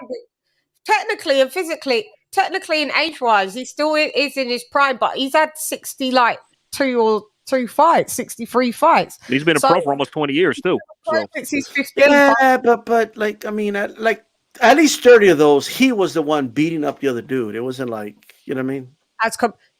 But D-Style also, since I feel that, in my opinion, all right, he did the Floyd thing, and then he did Lara. Even though I rescored it, I rewatched it and did the point score. I had Canelo winning. I realized then that they knew that it was a problem. Canelo is not good with movers, and they've choreographed him and navigated him to avoid. I mean, quite a lot of is movers. there anybody who's good with movers? Like, doesn't Lara give anybody problems? I mean, yeah, but in general, movers are movers, isn't they? But I mean, there's certain fighters that can just stop movers. It's how you cut off the ring, and it's what you do. Because Canelo's flat-footed. There's people that are not movers. You don't have to be just because you're not flat-footed doesn't automatically make you a mover fighter. Because there's fighters that are not flat-footed, but they're not deemed as movers. You know, they may pivot. They're pivoters. They're pivot. You know, they got the lateral, but they're not movers like a Billy Joe Saunders, like a Caleb Plant, like a Ilizlandi Lara, like who else is it? Billy Who else Joe? is a mover? Who? Billy Joe. Billy Joe Saunders. Yeah, I think I said that already. Billy Joe Saunders. But then Caleb you Plant have to a certain degree. But who would you think that's someone Canelo's that's fought flat-footed, but they're not a mover? You know, like they're medium, like they're in the middle. That they're not a mover, but they're not like, you know, concrete feet. So here's what I think's happening with Canelo. He's going through like a transition phase, right? Because there's just, I want you to picture in your head like two wavelengths. One of them is your physical prime, right? That's what you're born with. That's your physicality, your speed, your all those things, right? Your attributes. The other one is your boxing skill, right? I think he's past his physical prime, but he's still good. And I think he's kind of still in a skill prime, right? No, he's and not. It's starting to dip. I do think, you know why? Because I think he did a better job cutting off the ring against Billy Joe in a big ring than Lara in a little ring, right? Yeah, but I haven't seen his skill change. It's still this Canelo. What I just saw fight just now against my mind's just gone blank. What's his name? John Ryder. That wasn't a different Canelo. Who's Jack Ryder's brother? John Ryder. My bad. John Ryder. That wasn't anything different than the last few fights that we saw. Well, here's the thing, and I think people need to. People need to consider a couple of things. I agree with you. Overall, he's at the tail end of his prime. I don't think there is slippage, right? Physical slippage. I do believe that, right? I just think the way he sets up punches is better than it ever has been, though. Like his setups are better. He may not be physically able to do like if he had the knowledge, like the IQ, like 10 years ago that he has now, he would be a much better fighter back then, but he didn't. Right? He grew as a fighter, but his physical prime dropped, right? But here's what I'm trying to say. All great fighters, all of them, and I believe Canelo's a great fighter. Yeah, all of them still do good or great even when they're past their best. Yeah, because they're elite. Yes, and he's going to be able to beat most guys just based off his ring IQ alone, right? Yeah. Just that alone. So I do think he still has, in my opinion, another like 5 years left. At the top, I don't. That people were saying the same things about Holyfield. People were saying the same thing about a lot of fighters. But there's nothing that he needs to do to stick around for 5 more years. But he wants AJ, we were saying this on my stream. Why does Canelo need to stick around till he's 37 as a super middleweight? Why? Because by that point, honestly, somebody will have gotten him by then. I mean, somebody will have gotten him by then. What's he got to do that's going to last him 5 years? Somebody on the panel tell me what's 5 years left of Canelo looking like. Come on. I'm going to be honest with you. Like, Canelo's going to look. I'm going to tell everyone right now how I believe. It's just my opinion. I'm looking at a guy. He's already back in the gym today. He loves to train. He loves to fight. I love that about you can't take that out of a fighter. That's what he is. You remember like that scene in Rocky IV when Adrian's yelling at Rocky, "You can't win," and then you know what Rocky tells her? I'm a fighter. I'm a fighter, Adrian. That's what you marry. Like that. That's what he's gonna be telling his wife when she wants him to retire. Canelo, why don't you just retire? You have nothing to prove because I'm a fighter. Like that's what he's a fighter. That he should retire like today, but I mean, he did say it at the. I think he said it Did he say? Canelo's going to end his career like with 5 losses. I'm telling you right now. Or did I see it as a pre-fight? He said he wants to. He said he's got many years left in boxing, and I was like, why? Why not? He's a fighter. Bernard stuck around to 49. Huh? Actually 51. Yeah, that was an anomaly. Not everybody. That's not run. Okay, I know, but that's an extreme. But still, it's 51. I mean, you don't really see any. I mean, yeah. I mean, if we see Canelo Foreman 46. I mean, but he came back. But he was retired and then came back. He wasn't doing the whole run at till he was 45. Foreman. He retired, then came back and did and then beat. You know what I mean? He took a chill pill, like. I just don't know. Like, we're even scrambling for fights for Canelo right now. Even Floyd still did it to like what 37, 38. Yeah, he retired for like 3 years. Ben came back as well. Well, Canelo didn't retire, but he was gone for that year when he was doing the whole litigation with the zone. So he's taking his break. Listen, Canelo for another 5 years. We're scraping to see fights with him now. We're talking about a Bivol, an Andrade, Jamal Charlo. Look, a lot of people think I'm just like big. Look. A lot of people think I'm this big, like Canelo fanboy or what. I am a fan of Canelo. I am. But I'm gonna keep it very real with you, okay? But here's the thing. Let me shock you for a little bit, and something I've been saying very consistently. It is not my problem if Canelo wants to stick around too long. Canelo's a fight. I already know. I the way he talks, I listen to his interviews. That's a guy that's the sport of boxing is going to retire him. He's not going to retire. The sport of boxing is going to retire him, right? And if he does stick around too long, I mean, it might be sad. It might be, I don't know, but he's going to do it. I'm telling you. And if it does, oh well, like it is what it is. Yeah, I just you probably won't quit till he. Sorry, go ahead. Chat first, 1 second.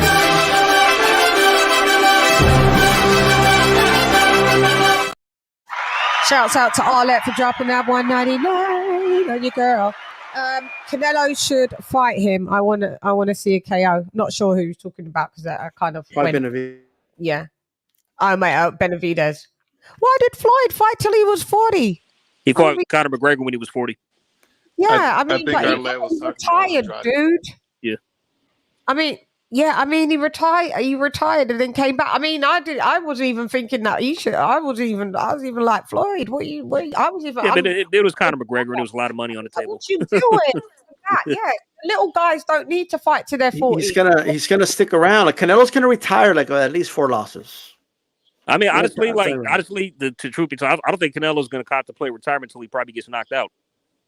I just want to see who them fight. Can you lot all chime in? Because I want to know you lot's thoughts on what D-Styles just said, because I just don't know who he fights. That makes a lot of sense. Like, all right, so the younger lads that come through, then you'll do title defenses at 168 with he and just continue like that. I'll just say one more thing before everybody goes. Like, what does he do as the aging fighter? He fights the young guys that are just starting their prime. Right? That's what he does. I know, that's fucking crazy. I just think it's unnecessary. I just think that he doesn't have to do it. I get you, because if he wants to fight, who am I? It's not my business at the end of the day. I'm saying it not coming from a place of contention that, I want Canelo to go. I'm just like, dude, like, you've literally really done it all. You've gone up, right? What is he? 4 division or 5 division champ? 4. He's a 4 division champ looking to be, he may get to be a 5 champ. Roy Jones became the, I guess if you want to consider it, a heavyweight champion, right? Yeah. And he still kept going, and then knocked him out. He still kept going. Knocked out. I don't think he'll go that far. I don't think he'll go that far either. But sometimes, fighters just love to fight. It's what they do. It's all they know. Roy was really a cruiserweight in that fight, right? Yeah. What, when he fought John Ruiz? Yeah, he weighed 193 pounds. That's what he came in at. Yeah, he's a cruiser. But I mean, well, it's up to Canelo if he wants to become then a gatekeeper. Is that what you're saying? Basically, that's what he will do. No, he's not going to go that far. But I do think he's going to retire with at least 4 losses. We don't want to see gatekeeper Alvarez. Why would he's going to be a contender until he retires? Like, it's not. He's always going to be in the mix. He'll hold those belts until forever. Like nobody will beat him for the belts at all. Is that what you think? Maybe somebody will, but I you know what I think it is. Let's do it. Everyone just thinks that what Floyd did, and even to a certain degree, Andre Ward, he kind of left on top, quote unquote. People think that's the norm, but it's not. Usually, the sport, which bit that fighters leave on their own terms, on top. Like that's not. A lot of fighters stick around until the sport of boxing makes them leave, and I think Canelo's that type of fighter. You know, Marvin Hagler said something like that. He said the sport of boxing is one of those sports where if you stick around long enough, you're going to get what's coming to you. Yeah. Well, he's a fighter. That's what. If like, what do you start saying? If that's what it is what it is. Hey, Shane. Right? So, quick question: what was your original question that you had asked initially? Were you asking us? Yeah. Chan, you asked something. I forgot too. You were asking where Canelo goes after the Ryder fight. The direction, Solid. Yeah, I was trying to get. Yeah, I was like, did Kenny answer? And Kenny said he don't mind to see the Bivol fight again, and I was just like, if that was taken off the table, what is he doing? Okay, so no Bivol fight. Got you. Okay, go ahead, AJ. You before me, man. Oh yeah, no problem. Okay, so I've said it before already. I want Benavidez next. Fight him next. That's the cross that off the list. Do that. And because personally, I just have a sneaking suspicion that if Canelo was to offer him the fight, he most likely won't take it. So, that'll, look bad on him. You could expose him for the clout chaser he's being by doing that. So that's what I want next, man. Benavidez. Cross the just do that. Yep, I want to fight Benavidez. Forget about B-ball. Just let this like Ricky said, let the smoke clear. Like, don't worry about that right now. All right. Benavidez next. That's the objective. That should be the objective. Okay. Who do you want? What do you think path goes with Canelo? I don't know. I don't care. We guess is I don't know because I think maybe he goes back and looks at this. I don't think he's fighting nobody at 168. He's going to go for who he can maximize money at and who's going to be tolerable for the zone. The zone's kind of hot right now. They're coming off, the Javante thing, and they're gonna want some good fights, man. So, Bivol to me, I mean, if this is the thing about it for Sal, is his fans really, really believe that it was a fluke he lost. Maybe in his mind he might have convinced himself as the same. So it'll probably be the Bivol match next. I don't see what else to do. Like I say, everybody else is going to be busy doing something else. And then, like I say, after he gets that, even if he loses that fight, like I said, he's not going to fight him at 168. He's going to go. Everybody else is going to be busy doing something else. And then, like I say, after he gets that, even if he loses that fight, like I said, he's not going to fight him at 168. He's going to. Everybody else is going to be busy. Oh, sorry, that's me. The phone playing back. I was tripping. I was like, yo. Yeah, sorry. I was thinking, what's wrong with your mic? My bad. Go ahead. House on the back to back. But so yeah, I mean, but the only thing I gotta say in reference to something that I heard D-Style say bro, man, I mentioned this in the fight that he had with Ryder.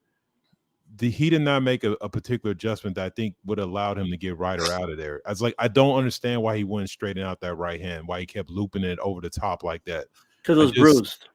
I just feel like he had an opportunity where he could have possibly stopped him if he had just made that adjustment. Because if you look at how Ryder was fighting him, Ryder just pretty much stick, which was smart. Like he stick close in a range where he would have the most possible chance. But what I see with Canelo is like a guy that's getting older and he's thinking that I can just knock everybody out and I'm just going to throw this power shot over and over again. And it just didn't come to fruition for him. And I just wish he would have just straightened that hand out and hit him straight a couple times. I think he would have got Ryder up out of there. So I don't necessarily feel like it's like, oh, now he's like developed a skill. I just think he's gotten really good at the things he does. And there's still situations where people were like saying, well, he has a problem with movers. It's not even necessarily movers. Because Bivol's not like a mover. It's just I think if you're a supreme boxer, you can use a jab and use lateral movement. All right. You know, All right, it's not like Bivol's the example that he's Can not I just respond to one quick he's thing? not a mover. Yeah. if you think, but even if you think about it, because like this is what we're talking about, where people say he has trouble with movers because Caleb Plant and Saunders are so-called movers, but he knocked them both out. Even the Floyd fight, Floyd was not moving in that fight. He stood basically in the center of the ring like he normally does to certain guys, and he changed his look over and over again, and Sal tried to box him.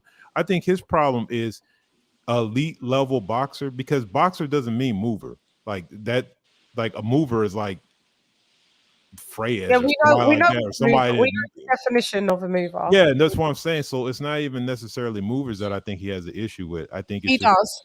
elite He does. level He has boxers. He has issues with moving. Yeah, but in fairness, though, everyone is going to have "quote unquote" problems with an elite level boxer. Like it's not like no one is like doesn't have problems with. Like Floyd didn't lose to anybody, right? So, but I just want to respond to one quick thing.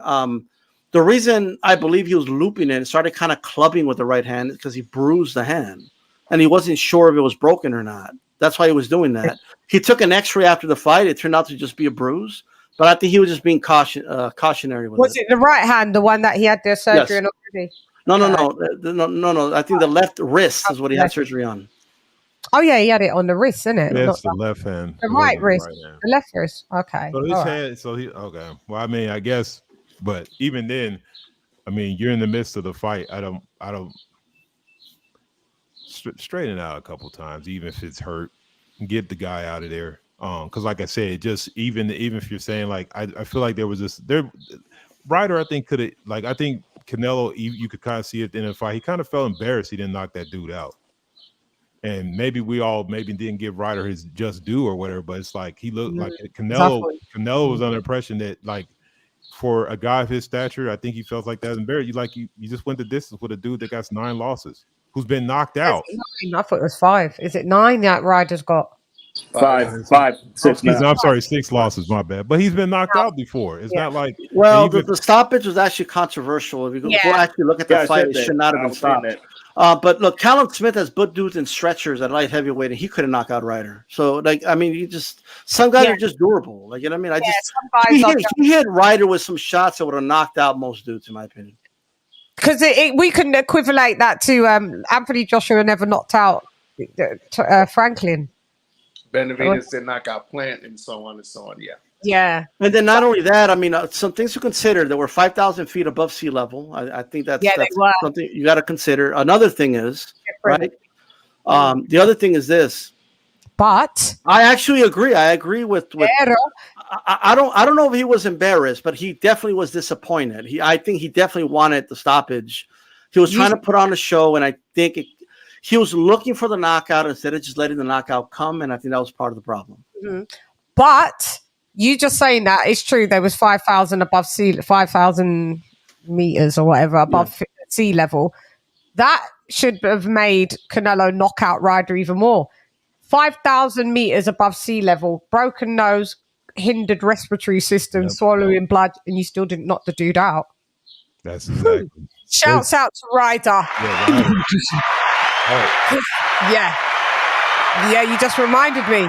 That's what even makes Ryder like. How long was John Ryder there before the fight? What would have made it? I guess I'm trying to understand the logic. So if he didn't bust him up and knock him down and break his nose, it would have been better? No, I mean, you did, and you dropped him twice. And I know I'm with you. Some guys are just durable, but is Ryder? That means Ryder's so hella durable because all the odds was against him. First time he dropped his nose. First time being in Mexico, the climate alone, being an English lad. Then you're not only in Mexico, you're in a part of Mexico where you're 5,000 meters above sea level. So the air is thin.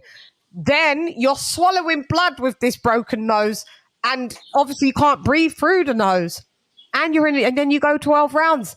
And the dude doesn't get, and the dude's a hard hitter. Obviously you get knocked down twice. You don't stay down.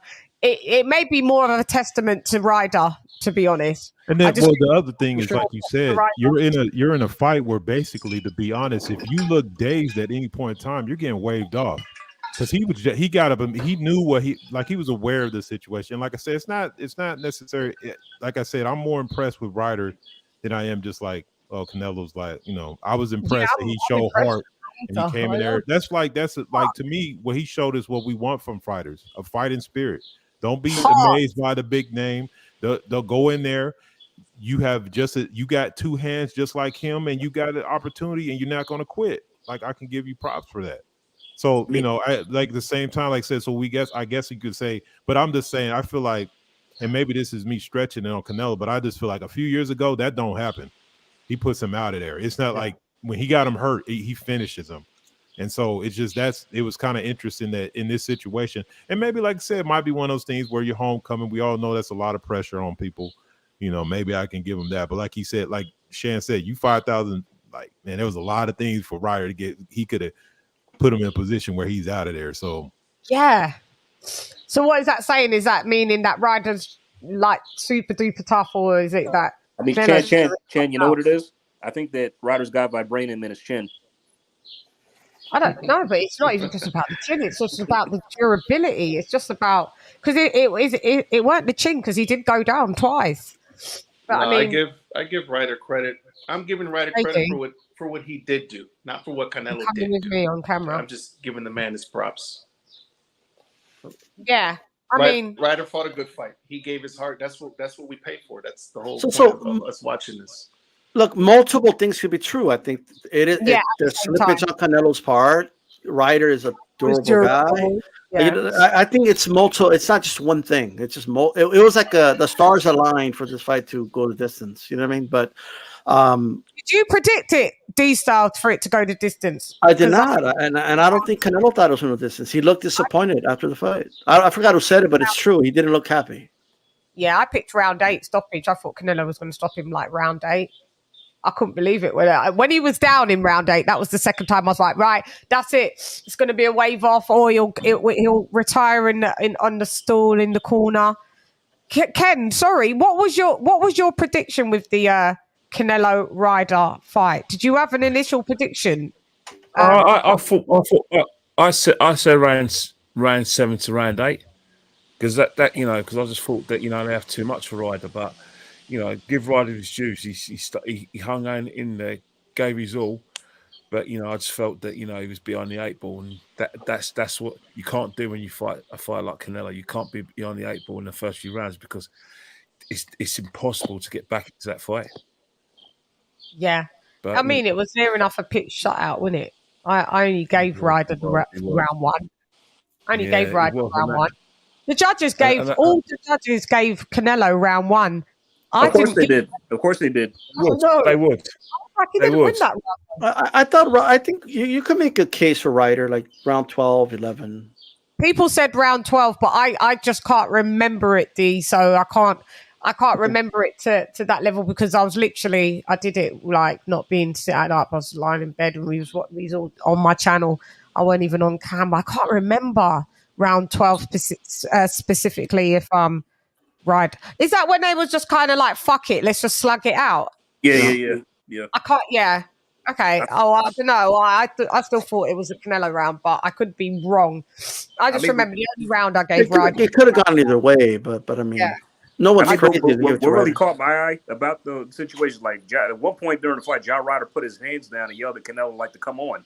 I was like, ooh. Hey? I thought, like, you remember when John put his hands down and yelled at Canelo to come on? Like... But this is the thing that I had the problem with, and I was screaming. Remember, I was going, "Put your hands up! You're not Roy Jones Jr." Do you remember, AJ? I remember. Yeah. Ryder have his hands down. It like for multiple rounds, his hands were down, and I was like, "What is he doing?" I mean, Pride fatigue set in. He was taking the whooping, so Pride just fatigue. Pride couldn't keep him up, stuff like that. But and the size of that fucking ring was a joke. Do you remember? That was a junior. Oh, God, junior's ring. That was the littlest ring. When those little guys by 18, in there looking small, I was like, damn. But what's wrong with an 18 by 18? Man, because I mean, all the greats fought an 18 by 18. It wasn't until Ray Leonard wanted to increase the size of the ring. No, usually when it's a championship fight, you're fighting in usually a 20-foot. No, I know that now. but that wasn't the case like in the 80s, 70s. Yeah, but we're in 2023. Yeah, I'm just saying. Like, what I'm baby. saying is, an 18 by 18 is like, why do you need a big ass ring to fight?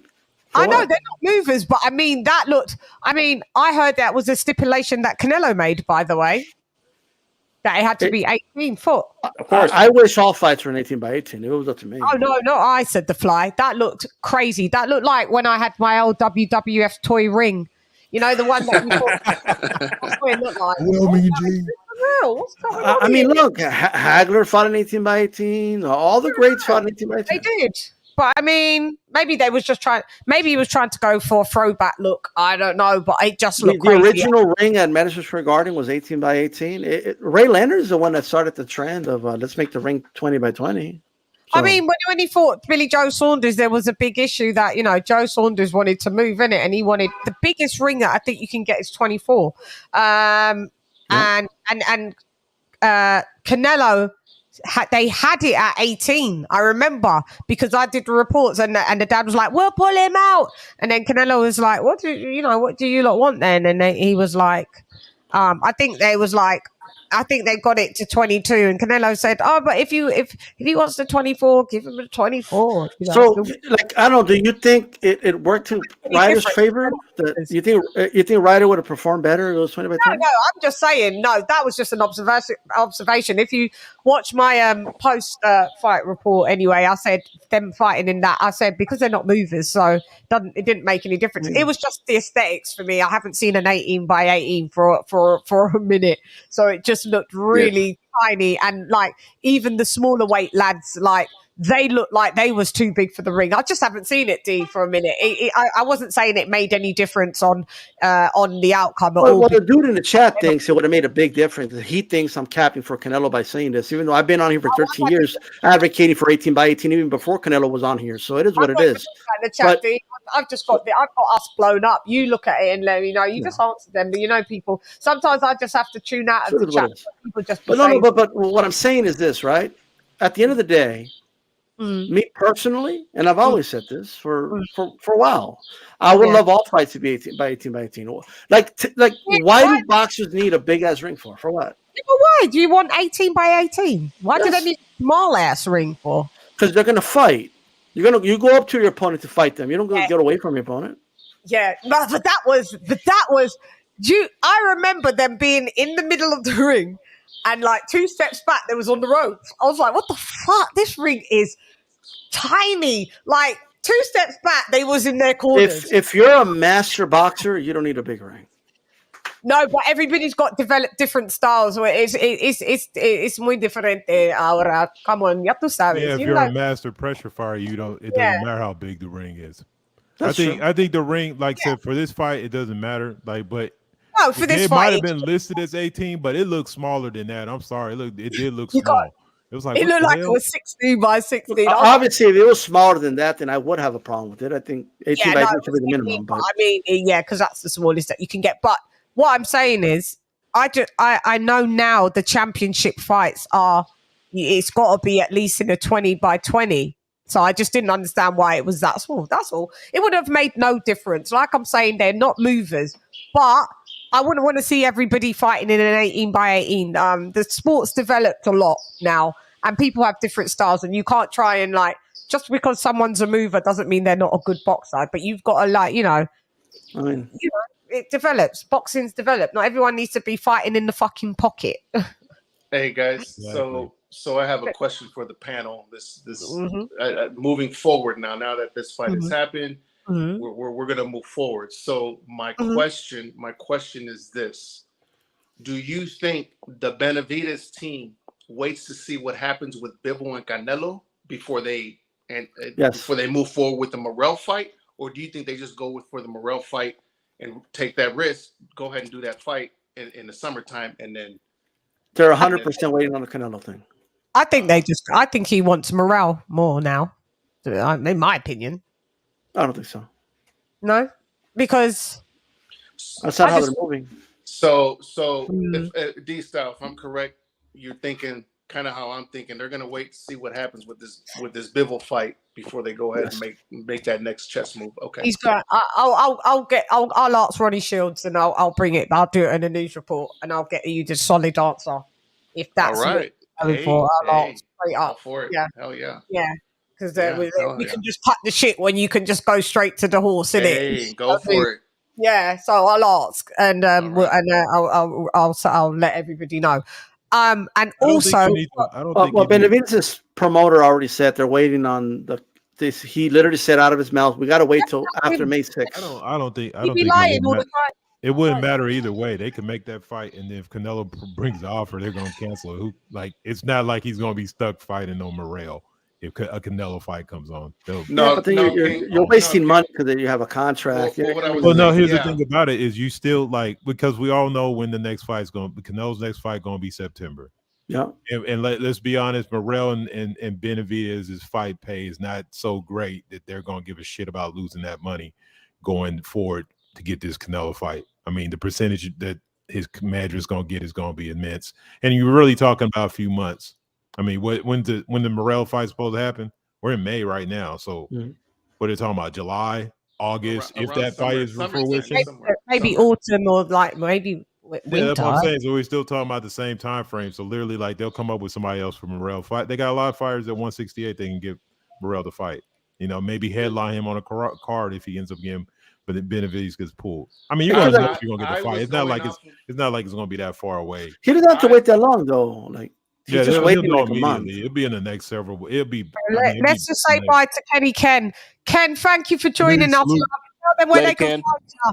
Tell them where they can find you. Right, you can find me at Kenny Ken 1972 on Twitter and on Instagram. At Kenny Ken 1972 on Instagram. Yeah, it's been a good discussion. Personally, my opinion is that I can't imagine the sport without Canelo, and I can't think Canelo can imagine himself without a sport. He'll fight until boxing retires him. That's my take. Yeah. Shouts out to you, Kenny Ken. We love you. Thank you for joining me, and I'll see you next week. See you next week. See ya.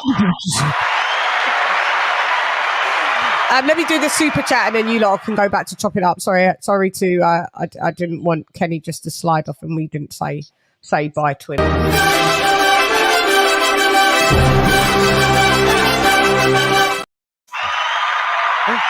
Oh, sorry. What happened there? Oh. Malfunction. Because fun. Oh, you're Brit. Shouts out to you for that deep sea diver. Those that will know, that means fiver. Ryan Garcia would have quit when the nose started bleeding. Ryder wanted it, and Canelo pushing too hard for the knockout led to this performance. In my opinion.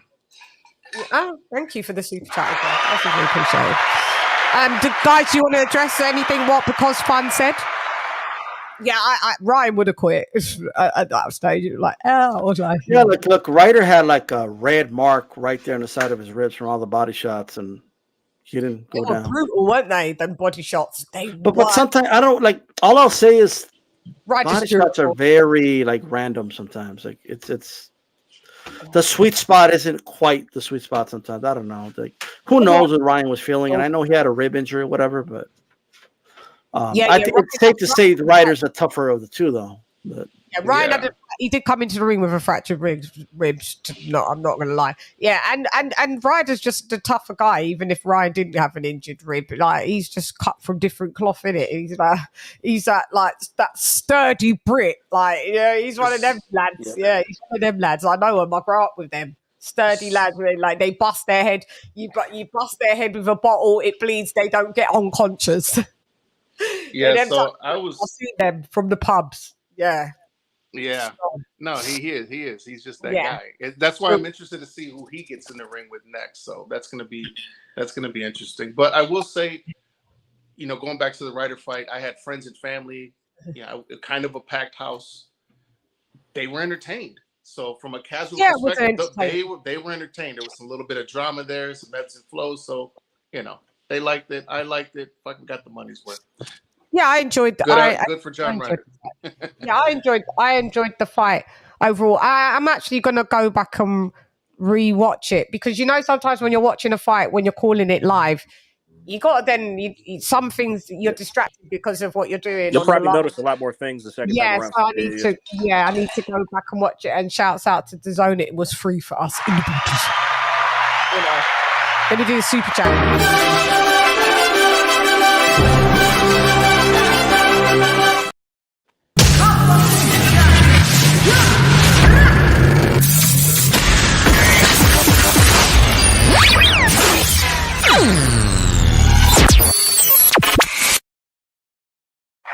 Shouts out to AJ all day for dropping that 9. Oh, it's a half a day on you, girl. Thank you so much, AJ. Mwah, thank you very much. Here you go.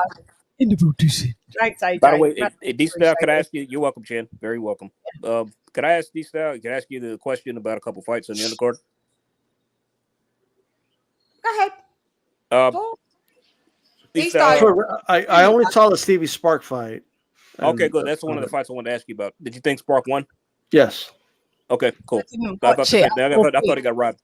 I he got robbed, and not only do we know that by watching the fight, we know that by what happened before the fight, which they swapped out 2 of the judges. I found that out. Yeah, I found that out too. The 2 judges they swapped them out for actually scored it for the Mexican fighter Valenzuela, and which is not a coincidence. And they tried to swap out the ref too, but that didn't go so well. That didn't happen. Yeah. Yep, they did. So if there was ever a case to overturn a decision, or at least make it a no contest, it's this, because they did not have the agreed to judges in the fight. Oh, okay, yeah, so that should be a no contest. But I need to, before I can say it was a robbery or not, I haven't watched it, so let me watch it and then I'll say my opinion on that one as well. Fuck. But yeah, I was quite disappointed that he lost, because how he fucked up Montana. He's the one that beat him. Yeah, Montana. Yeah, you got DQ. Montana threw him out the ring. Oh, I was gutted. It was impressive, but I was gutted because I'm quite high on Montana Love. I don't know where he's going now, but I'm quite high on Montana Love, and I was just like, fucking hell, mate. Yeah, I don't know. Are you really that good? And D-Style, you didn't see the Martinez fight? You missed that? No. Okay. Let me do the super chat 1 second, and then I'm going to talk about Martinez.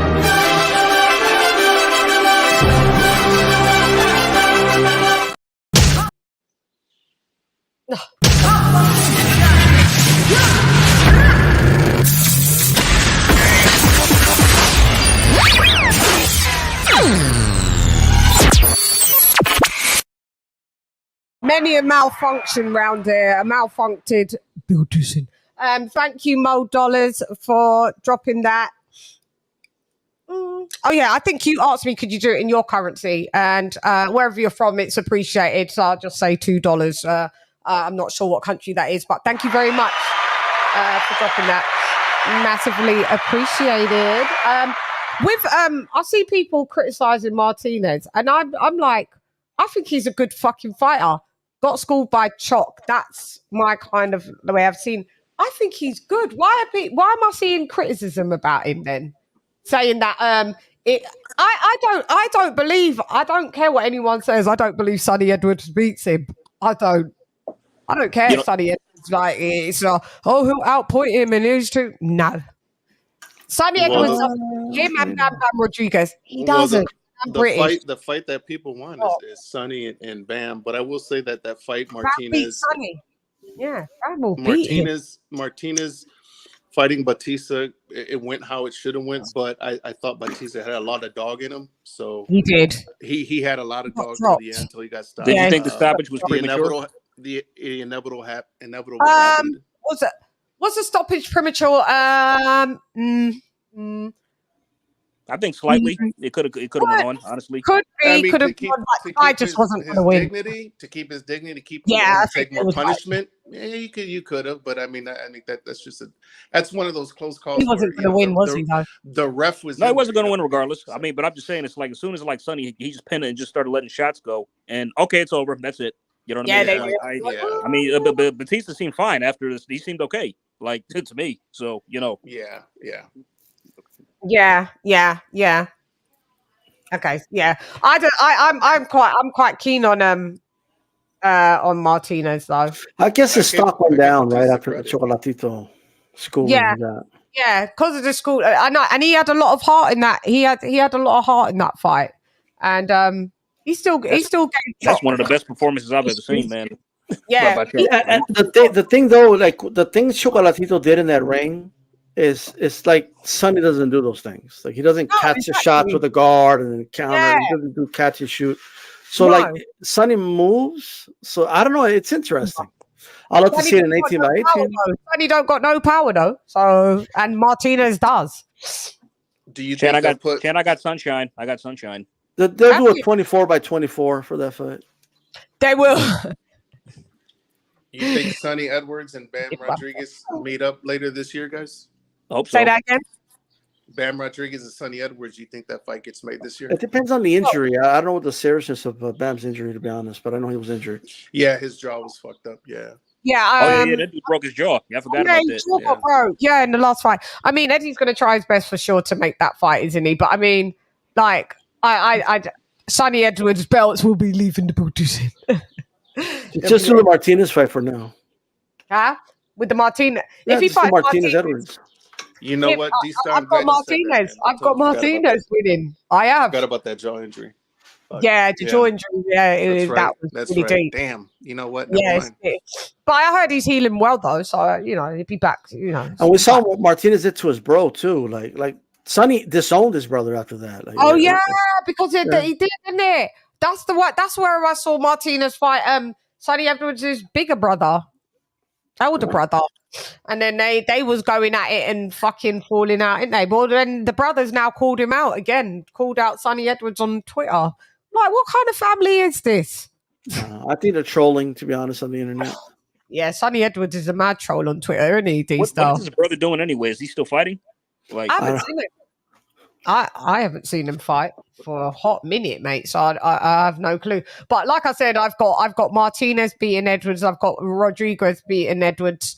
Yeah, I know. But you're like, you're British. Where's your? Why aren't you patriotic? I am patriotic, but I'm also a boxing analyst. And I will say this though. I do think the Martinez Edwards fight's a pick 'em. Like I think it's a good clash of styles. I don't know who wins right now. I'm got to think about it.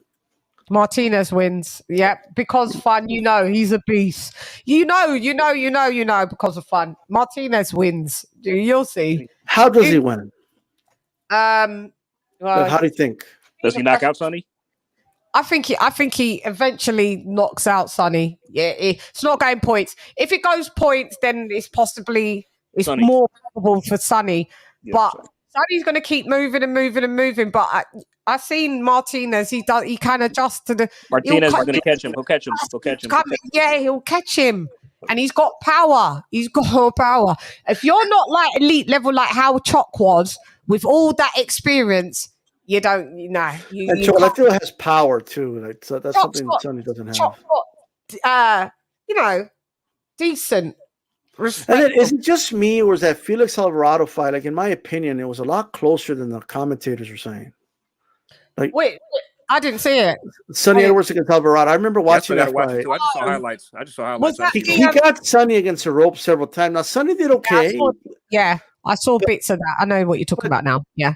Like, Sonny won. Don't get me wrong. Sonny won, but I think you could make an argument Alvarado won 4 or 5 rounds. Yeah, it wasn't by the wide margin of what the judges had, though, in my opinion. Well, the judges had it close, if I remember. No, they had it close. The judges had it. I'm sure they had. The commentators were massaging Edwards' balls the whole fight. But. Yeah, that was it. Yeah, they was making it like Sonny Edwards was wiping the floor with the dude. Like they were saying things like, "Yeah, he's against the ropes. Yeah, some of those are landing, but he looks in control." Yeah, and I was like, dude, he's getting pieced. I saw bits of that fight. Yeah, I remember he had Sonny against the ropes.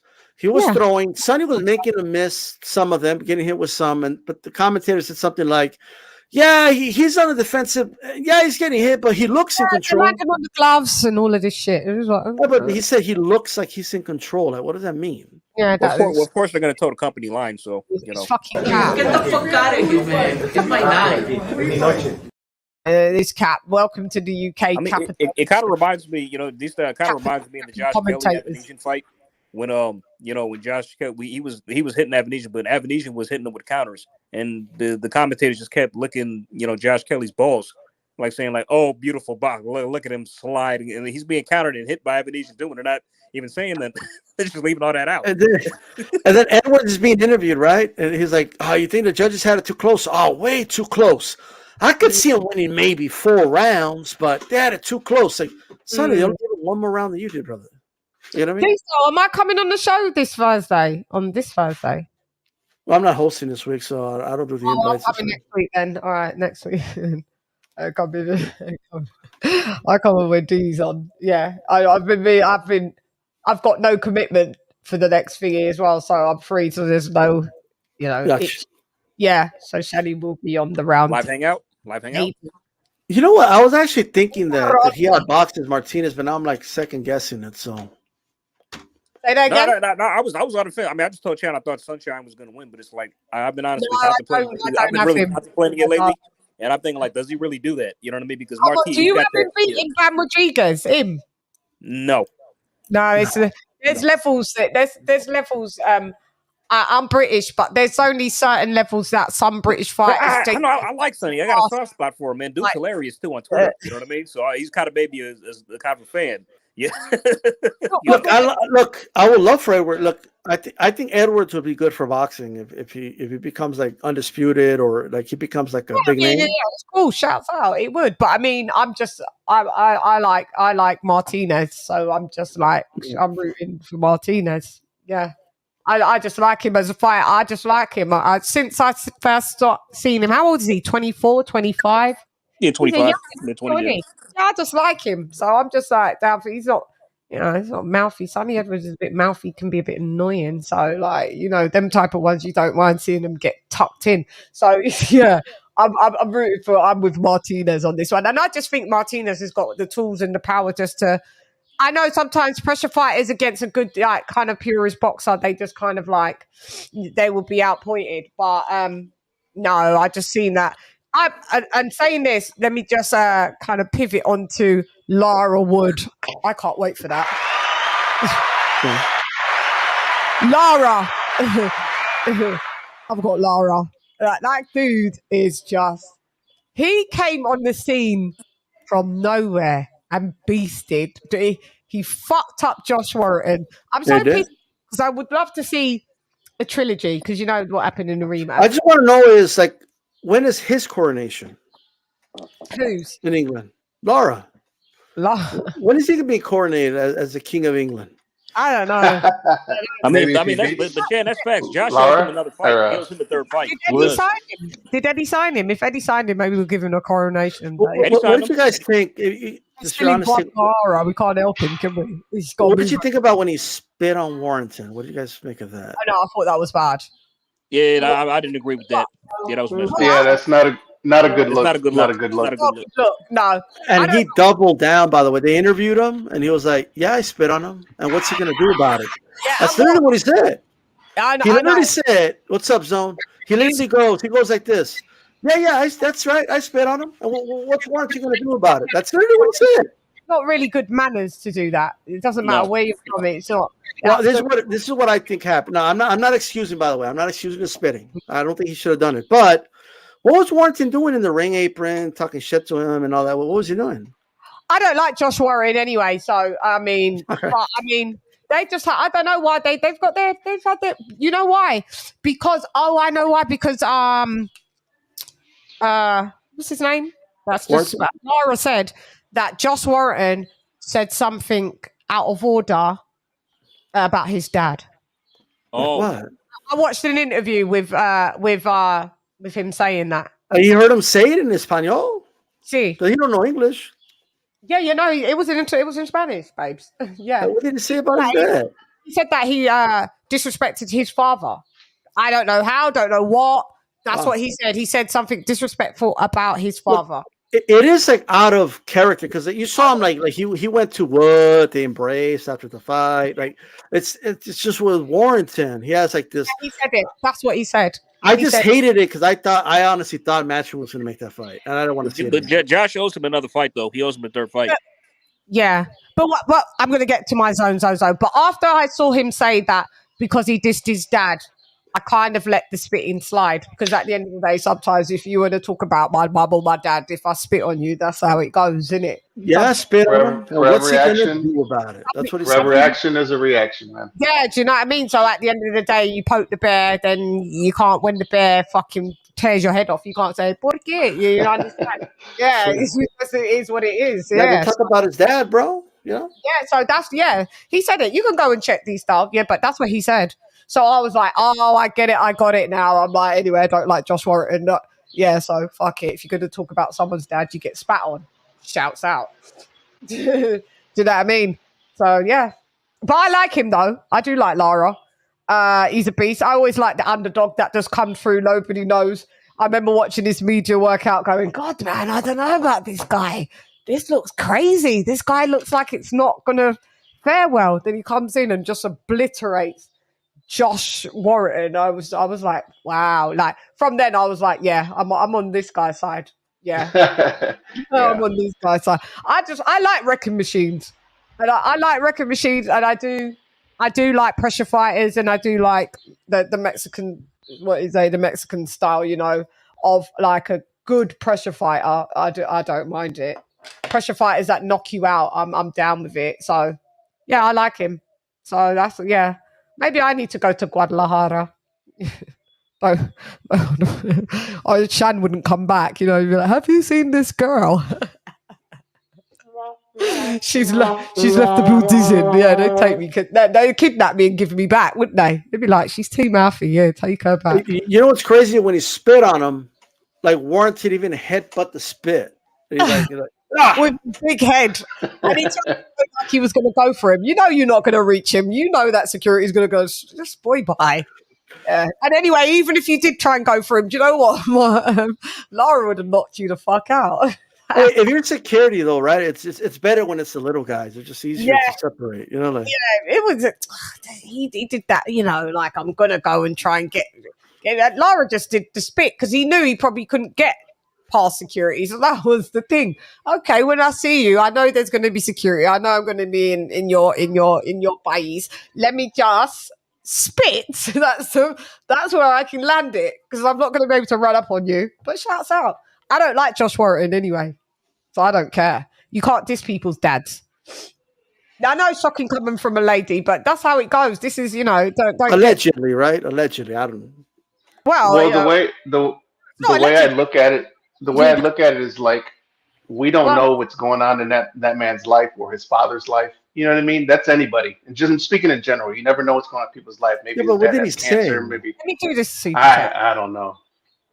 Oh yeah, you answered a question, James Rudd. I can see you lot talking in the chat. It's quite funny. I'm a Virgo, so I'm an Earth sign. You should know this. You know, stats, facts, and data. We're analytical. You know. Shan's got that Martinez crush. No, he's a little lad. He's just young. No, I just like him as a fighter.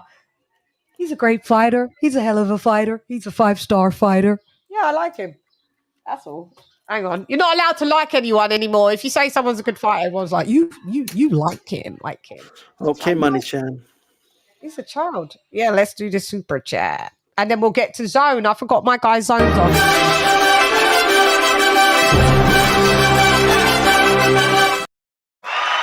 Oh, that's where you are. Okay, I've got you.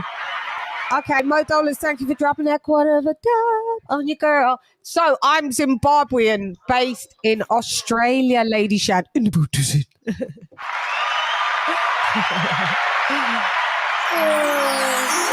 It's about $3 American. Yeah, that's about okay, for us it's £2.50 because it's half. £1 is $2 Australian.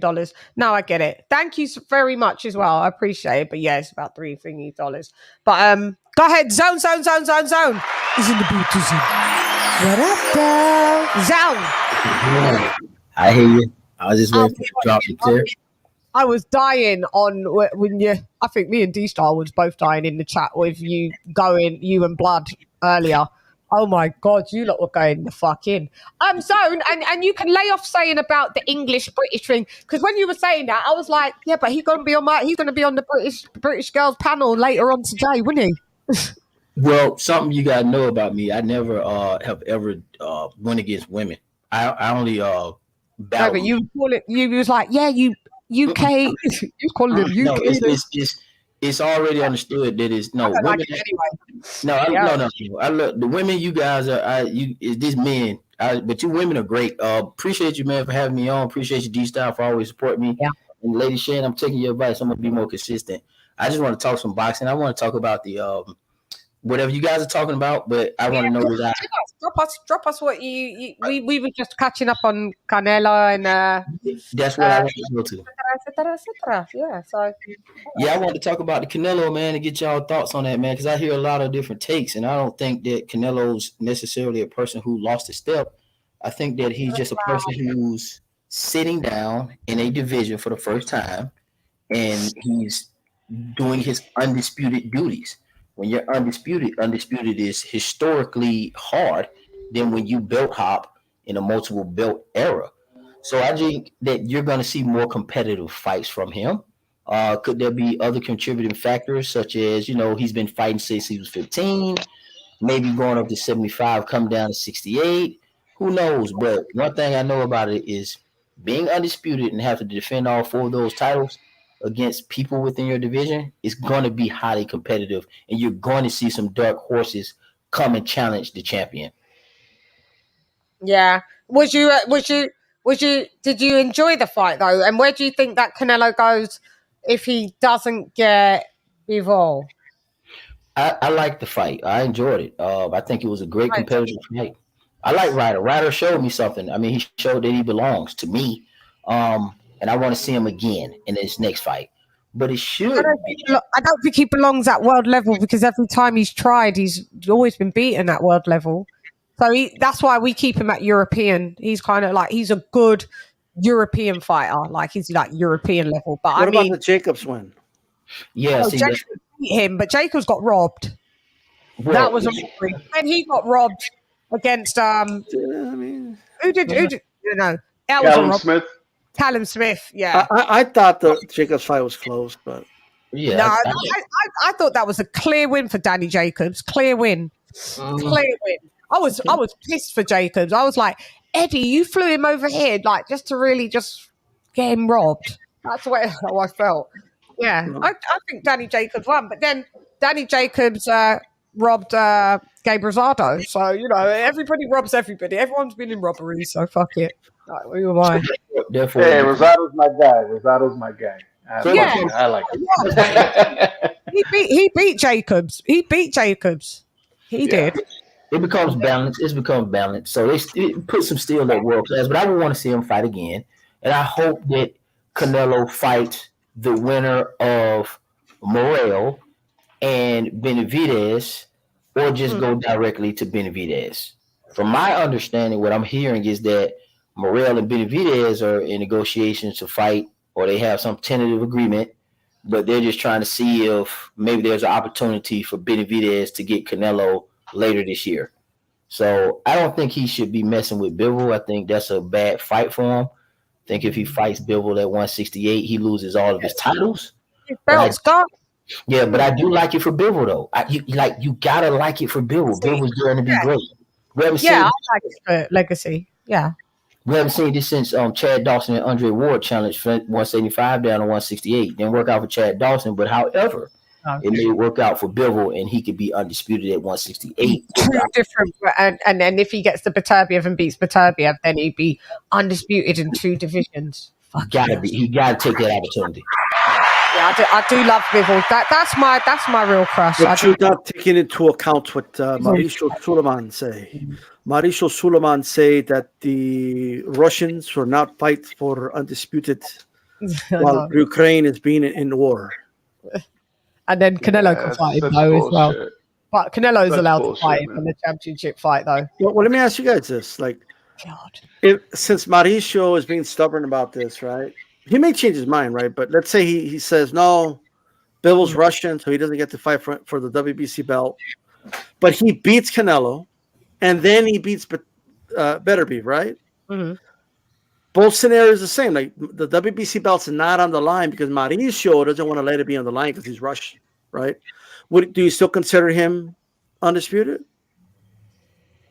Oh, if he if Canelo beats Bivol. I mean, If if Bivol beats Canelo at 168 or better be at 175, right? Hmm. But the WBC belt's not on the line for political reasons. Is he Is still he still undisputed? Not for me. Yeah, in my opinion, yeah, you are, but it's just not going to be on the records. But we know, us as fight fans know that he's the best boxer in the division. Surely, do we need the belt to justify what we already know? Like the belts are the offshoot of the belt's the prize, but you have to have the skill set to beat someone in order to get the belt. So even if you can't get the belt, as long as you've beaten that person, surely we know now you're better than. You're the but best. a lot of people won't consider him undisputed, despite it being unfair. It won't be. It won't be technically in the books if there's no titles on the line. It won't be undisputed. So which will be a shame. But in our hearts, we'll know that Bivol is the best 175 pounder, and then in our hearts, we'll know. Well, I mean, we can't say Bivol's the best 168 pounder because he's just beaten one. But I mean, he's a bigger weight class. So I mean, but he just beat. Technically, he probably would beat everybody at 168, probably. But yeah, I want to see it, and I don't think that's fair though. If they're gonna fuck with Bivol like that, and stop his legacy, yeah, I'm not down for it. Yeah. So are they going to intend? Do you think they're going to do that moving forward? Like, he's been asked flat out, and he said that Bivol they will not sanction a fight with Bivol. I need him to get the hell on, Mauricio, fat man. It sucks because who regulates the sanctioning bodies? You know what I mean? That's what sucks about the sport is there's no real regulation. No, it's just when Suleiman gets involved, he's so annoying. Oh, we got a new guest in the booth. Ray Midnight. What up? Hey, LadyChann, beautiful LadyChann. Salute to the panels. Thank you for having me. I just wanted a question real quick. Is it just relegated to the Canelo topic? You can ask whatever you want because you're Ray Midnight. Go ahead. You're the first boxing expert analysis that I know. So this is a boxing question, and to the panel as well. Sure. Who do you guys have as the rematch to Clarissa Shields and Hannah Gabriels, and why? And what did you think about the first fight? Oh, well, that's the fight that Clarissa Shields, so she got dropped by Hannah Gabriel. For me, I think this fight's fucking pointless. So I'm not really down for it. I mean, Shields is going to win because Hannah Gabriel has been inactive, if I'm not wrong. She's not been about for the last at least 2 years. She's been active. But no, she hasn't fought for 2 years. 2 years? Are you sure? 2 years. 2 years she hasn't been in the ring. No, she hasn't. Go check the box rec. 2 years she hasn't been in the ring. You're talking about Hannah Gabriel's, right? Yeah. Yeah, she hasn't. Yeah, she's been inactive. You're right. Yeah, she has not. And she's in her. I think she's in her 40s right now. So this is just a fight to stay busy. It's a stay busy fight at this point. It's a stay busy fight at this point. So yeah, Ray, I think just on that, Shields will be annihilator. She's gonna stop her. Yeah, she most likely stops her. She'll probably stop her. Here's the problem for Shields. It's not her fault, but there just isn't a lot of talent up there in those weight classes for the women. That weight class, not for them girls. There just isn't. Like, so that's why she's had to hop around so much. It's out of necessity. She's been undisputed in 3 weight classes, and then there's like nothing left. Like, her biggest challenge, without a shadow of a doubt, is still what's her name? Savannah Marshall. That's her biggest challenge. And you know what? I am getting sick and tired of Clarissa Shield fans acting like that was a one-sided fight. It was not. That was a close fight. I scored it for Shields, but she was feeling it in that fight. But she came out and admitted it in the end. She said, "Yeah, that's the hardest that she's been hit." Yeah, and she even admitted she couldn't see from an eye because she got hit so hard. And then after the fight, days later on Twitter, she's like, "Oh, that was easy work. I dog walked you. You didn't dog walk anything, right? That was a tough, gritty fight." So that's the fight that needs to happen. I do think Savannah's gonna beat Cruz better in the second fight. Yeah, but I think she's going to beat Cruz, and then I don't know what weight class she'll fight on. But look, Hannah Gabriels is somebody I've interviewed. She's a great person, but she's up there in age. Yeah, and Shields is just a better fighter, if I'm honest. So yeah. Well, I mean, now I think if Savannah does what most of us probably think she's going to do is beat Cruz to CERN. I mean, she gets all those titles. That's going to raise her stock, and that's going to raise the demand for the Shields Marshall rematch. In my opinion, I don't know if she beats Cruz to say. I've got. I don't either. I don't either. That's tough. She's going to knock her out. I don't know. I've really got to think about that one. I don't want to just jump to that. I can't just say she does. I just thought Cruz. Franchise Cruz with them overhand rights, religious. They connect. Cruz has dog in her. She's got dog in her for her size. Yeah. She's a brawler and she's a big girl. She's strong. Is she the next one? That if it's not with Clarissa, she would be the one. Yeah, she fought Clarissa on Clarissa's debut. Is it her pro debut? Yeah. Okay. And I think it was a 4-rounder. Was it not? I think it was a 4-rounder. And Clarissa. Let me ask you guys this: Is it fair to say that Shields is a better quality fighter than Cruz? Of course. Okay. Of course. So, in my opinion, Shields had to pull everything out of her to get out of that fight with the W, right? I don't think Cruz has that. Like, she doesn't have that level of skills. It's not a matter of will. It's not about that. All that will ain't gonna mean nothing when her lights get turned off. Yes, she does. No disrespect, and Lisa, like, I know you've got Franch on, but I always said that Franch on Cruz, when you watch her, she fights like, even though she's only, I think she's 34. She reminds me of the women fighters that fought before women got technical, before women were in the Olympics. Overhand right. Yeah, she's the overhand right girl. She's the Jessica McCaskill. Like, it's brawling. Like, they're brawling. Okay. Yeah, they ain't the Chantel Camerons. They ain't this. Marshall's gonna stop her. They're not the. Oh yeah, I got Marshall knocking her out. I got Savannah in that fight. Savannah's gonna knock her out, bro. I have no doubt in my mind. I mean, she might make her work for it though, for a little bit though. Yeah, I'll be honest. In women's boxing, when you step up a weight class, you're actually moving down in level of competition. I think it's 50-50. 168 pounders are not as good as the middleweights in women's boxing. They're not. She's moving up, just like Harper moved up and beat that girl that had a belt in 154. Yeah, like she's moving up, and I think she's a harder hitter than Cruz. I don't think Cruz is going to be able to hurt her. I think she's going to get lit up. There's no doubt in my mind. All right, well, maybe we can edge it to Savannah Marshall, maybe, but I mean, I just don't want to. I just don't think it's definitive that Savannah Marshall beats Franchon Cruz, because Franchon Cruz is tough. Listen to me, sis. Listen to me. I am declaring martial law for that fight. She's gonna get knocked out. So I'll say this, D-Style, Shan, with that fight. In my opinion, Savannah Marshall won. She's very calculated in her punches, but her volume is very low. Cruz to CERN, she's got to weather the storm against the CERN over the first few rounds. Once she weathers that storm and she starts timing her, I can see, Marshall going. But she's gonna have to weather that initial storm from Discern Cruz. For a girl her size, she throws punches and she has some hard shots. So let's see how she weathers the storm in the beginning. That's what I'm interested to see. I want to see the rematch with Marshall and Shields. We'll get it after she knocks out Cruz. Well, maybe because she gets past Cruz. There seems to be so much umming and ahhing about maybe that's not going to happen now because do we want to do it in America? Trisha Shields for some reason wants to do it in America. Let me tell you why. You just said it. I'll tell you why the rematch is going to happen. It's going to happen in the UK. That fight's going to flop. Yep. It's not going to do well at the gate, and the promoters are not interested in losing money, right? So they're going to tell her the money is in the UK, so that's where we're going to fight Savannah. Yeah, that's where the money is for this fight. Yep. I mean, Clarissa wants to fight. Clarissa wants to fight in the US, but okay, who's going to do it? That's what I'm saying. Who's going to That's going to have to be.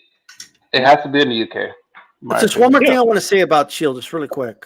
My problem with Shields, it's not her as a fighter. I think she's a great fighter. It's that her ego never let her get brought up the right way. She always wanted to be in the main event. She wanted to headline pay-per-views. And look at where she's at. Like, look at where she's at. Whereas you take a Katie Taylor who didn't have any pride or ego, and she was a 2-time gold medalist because she was on the undercard of AJ fights, undercard of Warrington fights. Yeah. Okay, and that got her more exposure. And look at where she is now. Yeah, selling out the Garden in the U.S. Now she's going to fight in her home country, and I don't even know where that's at, but Ireland. Yeah, it's in Ireland. Yeah, Ireland. Is it a stadium or just an arena over there? I think it's just a smaller venue. That's why it's kind of like. But look at where she's at. She's making $1.5 million a fight. Yeah, I know. Clarissa Shields is not. She's not making that money. She's making about 500 thou maybe. Yeah. 400. How much was she paid for the Marshall fight? Is that how much she made? I think it was. I know it was a record. It was a record high payday. It was a record high payday, and the UK fans showed up. And look, like if she would have been on the undercard of Crawford fights, of Spence fights, of Canelo fight, or whatever, she would have been a bigger name right now. Why don't you think she Wilder fights? Why she didn't want to, or she had an ego. She's like, I'm a 2-time gold medalist. I know why she's got an attitude problem. That's why. Yeah, she wanted to headline. She expects everybody to kiss her ass. Yeah, we ain't got time for that shit. Hated it. Yeah, we ain't got time for that. I'm not an undercard fighter. I'm this and I'm that. Like she should have been the undercard of Wilder fights. She should have been the undercard of whatever. Yeah. She could have even. Quick question, guys. Quick question. Well. Do you guys feel that Savannah and Clarissa, if they do a rematch, do you think that's going to be close to, in terms of numbers and draw, to what Katie and Serrano did? Yes. Possibly, yeah. It's a big fight. Those two fights are massive fights in women's boxing. But other than that, yeah, they're really big fights. So, yeah. They did good numbers before. They do good numbers again. Now, everybody else, we're all going to tap in. And I mean, you don't really, like you said, you don't really find these girls at 168. There's not many fights for them girls, the bigger girls. All the fights are super bantam, lightweight, super feather. And then talking about super feather. So it looks like Delphine Pursoon maybe fighting Alicia Baumgardner. Oh no, she's got to fight with this other fight someone else and then it eliminates Bomi Ray Shin. The Asian girl first, and if she wins, and then the winner of that is the mandatory challenger for Alicia. Baumgardner's belts, right? Yeah, the winner of that fight is the mandatory for Alicia. Yeah, correct. Yeah, that will be a good fight because Delphine Pursoon is a fucking dog. Hey man, she might lose to this Asian chick, man. Like I've seen her. It's like she's just like a younger version of Delphine. I know that Asian chick, how she fights. Oh yes, she fights just like Delphine, if not exactly, just like her, like pretty much. Really? Fuck you! Get it! Come! Be a bitch. Be a pinch. So this Asian chick might get her, man. She might get Delphine, man. Really? Possibly. Nah, man, I need to see how. Fuck out of here, man! Before I fuck you up, man. Yeah, it's my night. Yeah, get the fuck out of here. Yeah, I told them it's my night. You know, it's my night. Yeah. Okay, I got one more question for the queen. Yeah. And for the panel of gentlemen and ladies, if there's ladies up here, no, other than the queen. Lady. Okay. So, who would y'all like to see first, and what do you think may or may not happen first? Canelo versus Tank, or Haney and Tank? Huh? What? Huh? Canelo versus what? Wait. What? What you talking about, mister? What you talking about, Willis? What you talking about, Manny? What you talking about, Dad? What you talking about, Willis? Huh? Are you true? I'm not saying there's something in the works or anything. I was really asking from a general standpoint. What would y'all like to see? Oh, you didn't misspeak. Say that again. So Canelo against Tank if they was in the same weight category, because they're not in the same weight category. Oh, okay. But, yeah. So Canelo fights at 168 pounds, sometimes 175, and Tank's at 135. So sometimes Haney would have more of a better chance of fighting Tank than Canelo, is what you're saying in that sense. Yeah, Haney and Tank are in the same weight division. Okay. Yeah. What's funny is that they're both like not going to happen.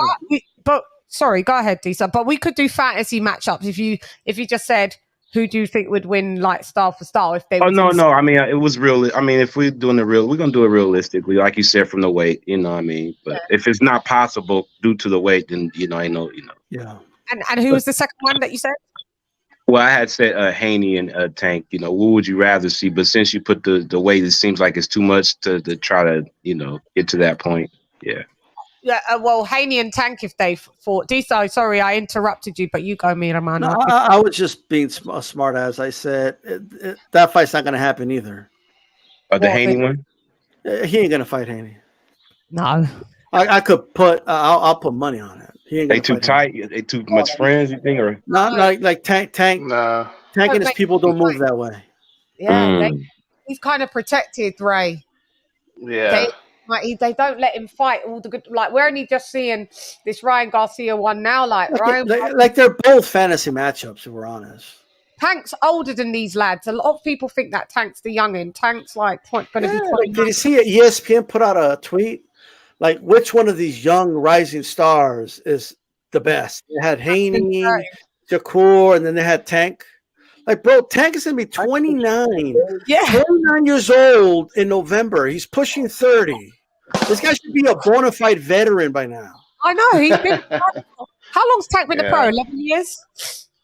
Yeah, 10, 11 years. Tank's his been a best pro. win is what, Pedraza, I think, on paper. Pedraza at 130. Good win though. That was a good win. Look, it's a good win, but like Pedraza loses to it. everybody.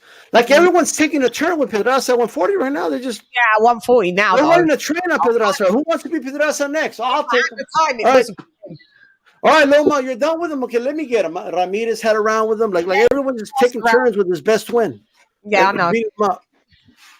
By the way, Chan, I had to answer a phone call right with the gentleman who asked that question about Tank versus Canelo and Tank versus Devin.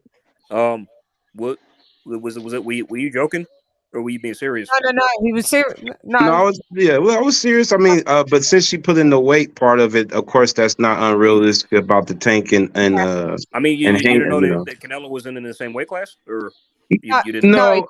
Not everybody are boxing nerds like that. Just some people that are just like casual watchers. They don't all know. Like, I didn't. I'm not that strict on it. I love boxing, but I'm not that strict there. Yeah, I know Ray from AJ. I know Ray from another show. He's my guy from another show, but he likes boxing, so he's come over to support a girl. I was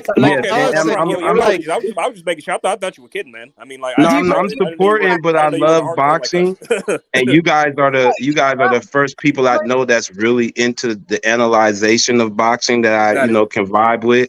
So you guys are informative at the same time, but y'all can answer questions that y'all really know because y'all really are more analytical to tell me. Yeah, just to put it this way, let me give you an example. I mean, I have an answer for your question. Okay, you go take your phone call. We're here, babe. Yeah. So basically, like, just to give you an example, right? Just an anecdotal example. Mm-hmm. When I saw the Tank fight, my brother asked me the same question. He's like, "Oh, can Canelo fight Tank?" Right? Right. You see, what's happening? Here's the thing: like us, like we're like boxing nerds. Like we're in this boxing bubble. Right, like that's what we do. We watch boxing. We know the weight classes, and so a casual viewer doesn't see it that way. You know what I mean? Like it's just a different. Yeah, they just see this guy against this guy. This guy's my guy. Can he go against this guy? Like they're not realizing weight divisions and stuff like that. Yeah. So are you guys basically saying, like, generally that Tank has been ducking smoke more of his career than fighting more competitiveness? Oh hell yeah! Yes. Oh yeah. Okay. Okay. Trillion %. Can you give me an example of a sport you do watch? What do I watch? Like, so I can give you an example. Basketball. I watch. I love UFC. I know it's similar to UFC. Okay, so UFC, like, so just imagine, like, Tank is the dude that hasn't fought any UFC fighters. He's been like in Bellator. Yeah. His whole career. Yeah. And they want to put him number one, even though, like, you get what I'm saying? Oh yeah. Right. Let's Tank.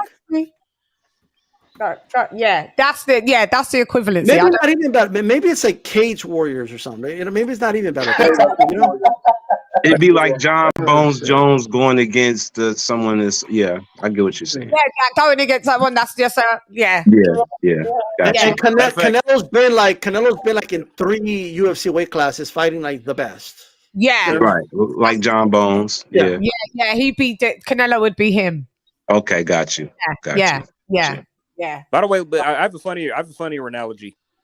And Tank could do it, but he's got the gift to do it, and that's why we're frustrated because how good he is. But we feel that he's good. He's got the knockout power, but you're not fighting no one. Go ahead, He got AJ. the Mayweather ideology, like keep yourself safe from danger. Yeah. Yeah, but and the thing is, but Mayweather had 2 periods of his career. When he was pretty boy, he was running through the mills, he was knocking mofos out. Right. But he was fighting. He's you know what I mean. Mayweather's a 5-division champ. He's gone through every weight class and was a champion. Do you understand? Right. Fought people. It's not a joke. Yeah. You haven't. You've got a baby belt. The belt that he's got isn't like the main belt. It's the step down belt. You know what I'm saying? Okay, gotcha. So why aren't you a world champion? You've been boxing for 10 or 11 years. You're nearly 30 years old. What's the excuse? When we've got like Devin Haney, who's 23 and undisputed.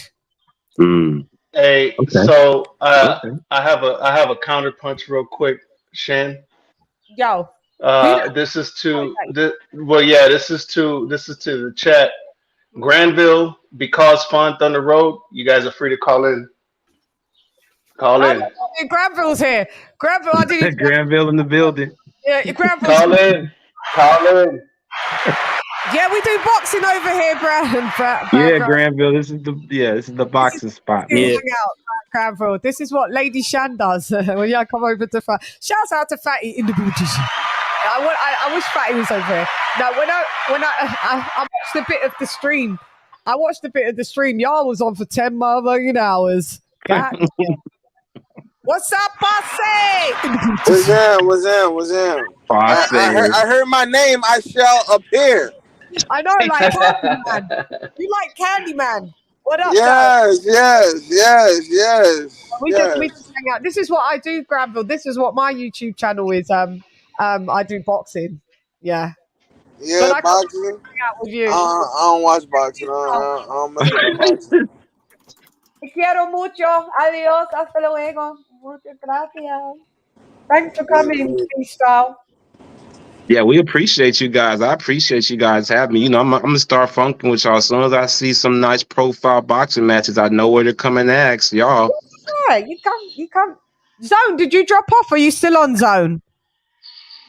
Zone's still here because I can see you in the chat. Zone, are you still here? Yeah. I was just engaging. Oh, okay. Yeah. No, I just was wondering because sometimes I blow it up, make it small, make it. Jimmy, your devices is not connected. You have to. Your device needs to connect. Yeah, this is what we do over at Granville. I do boxing. So yeah. So when the name's Passe Blonde. Why y'all be using my name? Because it showed up on the thing. Gallery. Yeah, it did. I got you. You know who I am, LadyChann? Huh? You know who I am? Yeah, I know you more than you probably know me. Because I always see you on fatties. Like I just be watching. Like sometimes you just see me say the thing that she's the ghost watcher at times, is what she said. Nah, she ain't no ghost watcher. I done timed out like 1 or 2 times. You did. Use this. You're super mod. Yeah. Yeah. But don't take it personal though. I was like, that's LadyChann. That's LadyChann. I gotta show my respect. I gotta use one of my timeouts on her, you know. Yeah, you did. One of my timeouts on her. You did, you Granville. You did that to me like a few days back. Yeah. Because I was. Is it because I was going at your girl, your friend? Yeah, that's my people. That's my real blood. Oh, is it? That's my real blood. Brittany. All of my real blood.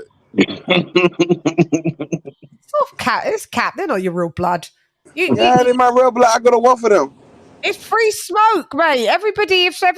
When people want to go at me, Granville, how come you're not timing them out? Timing who out? When people go at me. Because Fatty won't allow me to. Whatever the weather. I'm being real. Ray. What the deal is? What's the I deal, don't go. Pasha I don't Blanc? OD. I don't OD. He gives me the power. I don't OD. That's the know. deal.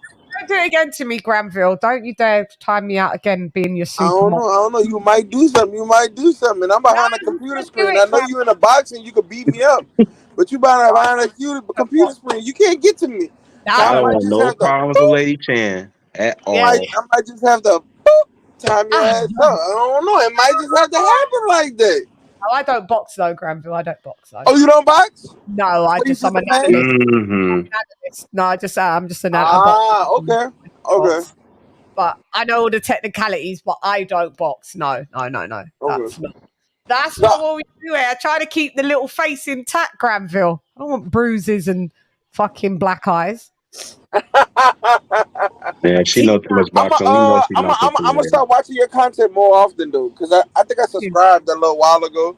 Yeah. But I never really passed by to like really stop. And I said, let me stop today, see if they're really talking about listening to about 15, 20 minutes. You know? Okay. It's nice So to I'm not into boxing and stuff, but I guess yeah, I'll I know. just chill I around. appreciate the subscription and I do I do have a membership, but I do other bits. Like I'm going to do another show that's not boxing in the week, but it's not going to be on the members, so you can come in. Like we're just going to do a chop up about about the Ebony K stuff and all of that. You know that. But yeah, you know how I normally act though, right? You see how I normally act when Fatty try to do those topics. It's okay. Oh shit! I got someone else to come act the clown at. That's what I'm talking about. That's what I'm talking about. Dude, come through and do your If I get a little crazy, if I get a little crazy, you just go ahead and kick me off the panel. It's no hard feelings. I understand. Do I just drop you down? Yeah, just drop me down. I understand. I get it. I'm used to it by now. Yeah, I'm not that bad. I'm not that bad like that, actually. Like, I'm not. Unless someone's just like totally disrespecting the whole panel, like then I'll just like drop you. But other than that, like everybody can say what they're saying. I'm good. It's all in fun at the end of the day. What was I going to say? Jimmy, you haven't spoke, Jimmy. Jimmy, what did you think about the Canelo fight? Hey, Toby. Talk to me. Looking back. Shouts out to Granville.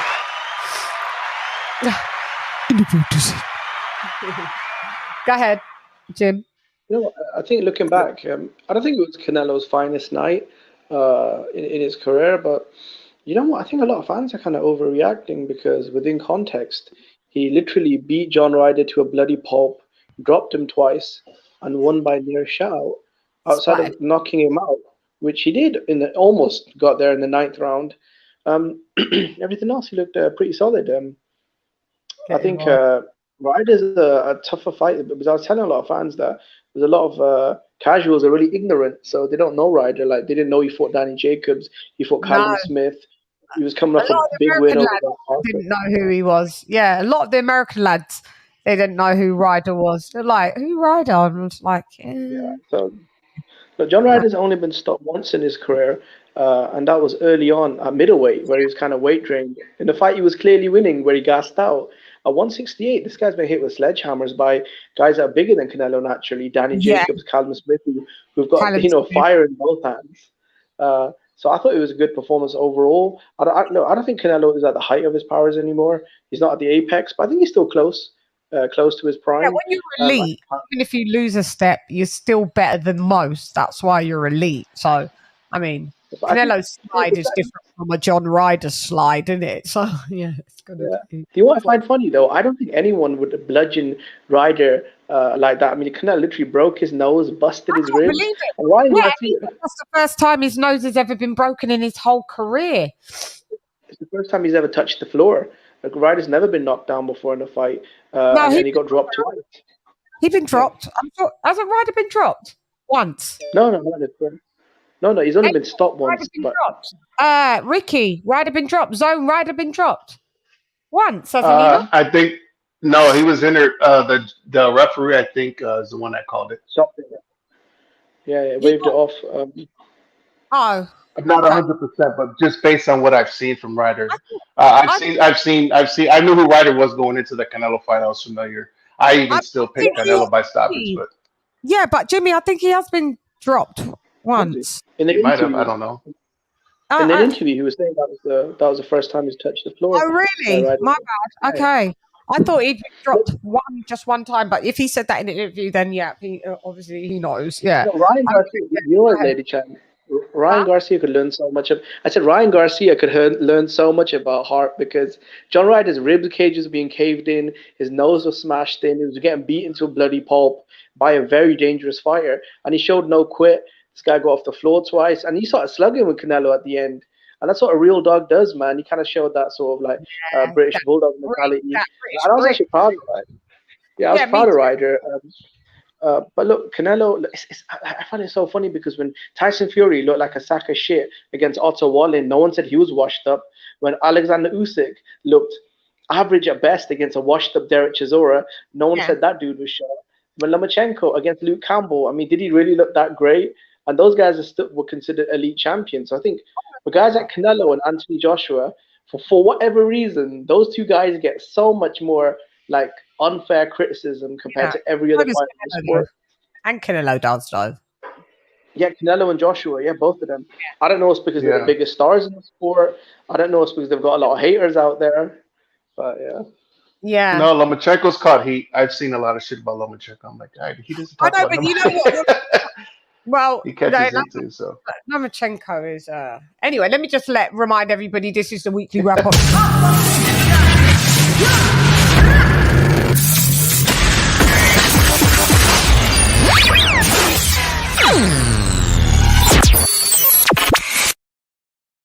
Super chat in the booties.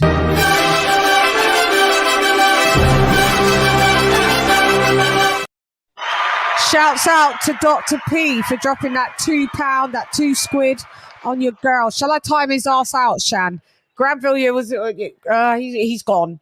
He's the super mod on another channel, and I'm a mod on another channel. And he was like, I want to get LadyChann. Yeah, so he timed me out as a. I think he bought the rent. No, he bought to be a super mod.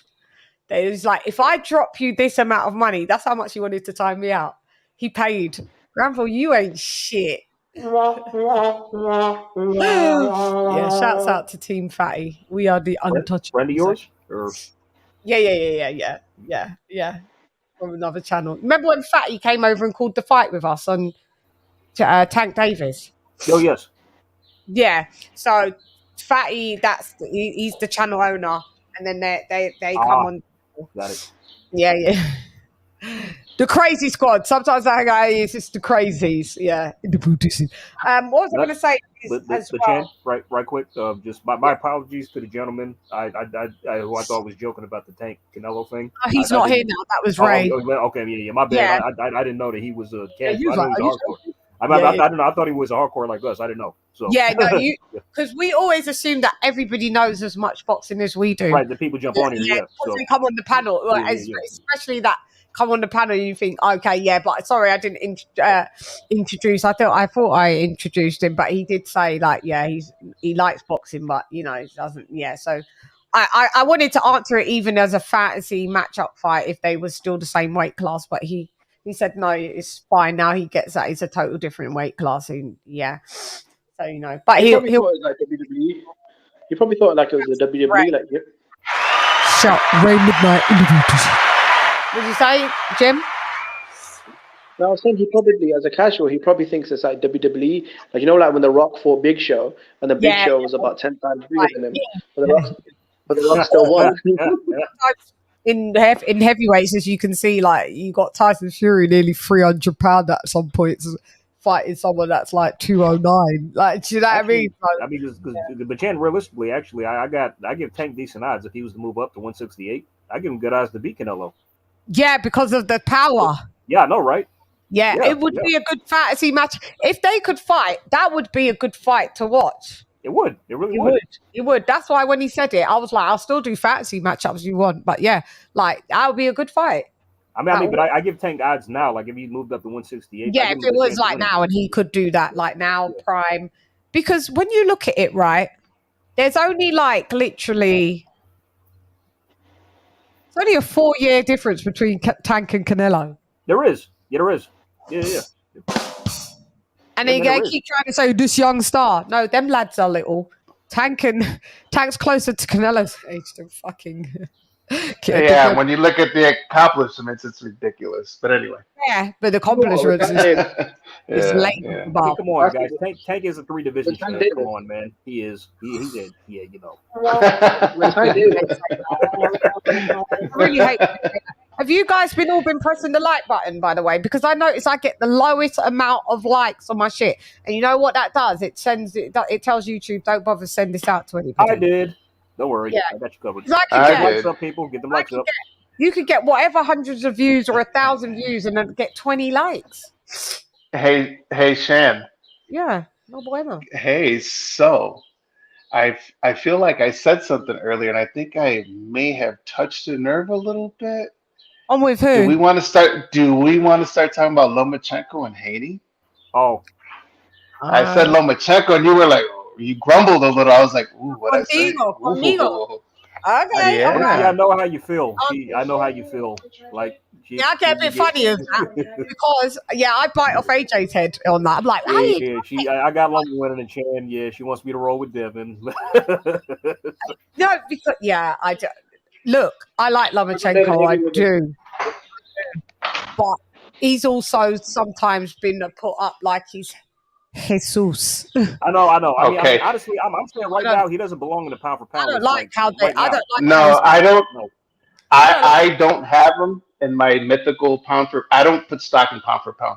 But one day I was like, okay, what do I expect from a fighter, right? Because I have boxing criteria and how I pick who's who.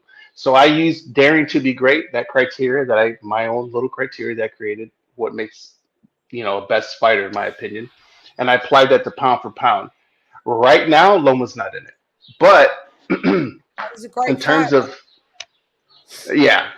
So the only reason I brought that up, and it segues into because it's perfect because this month, I mean, hello, we got the best two fighters in that division fighting. So. So I brought it up. I kind of wanted to go in that direction just to get everybody's thoughts and then, kind of discuss because I know when I mentioned Lomachenko gets some hate, you kind of not grumbled, but you were like, So I wanted to know your thoughts on Lomachenko overall. I like Lomachenko, and it doesn't sound like I do when I explain. I just don't like. For one, I don't like his fanboys.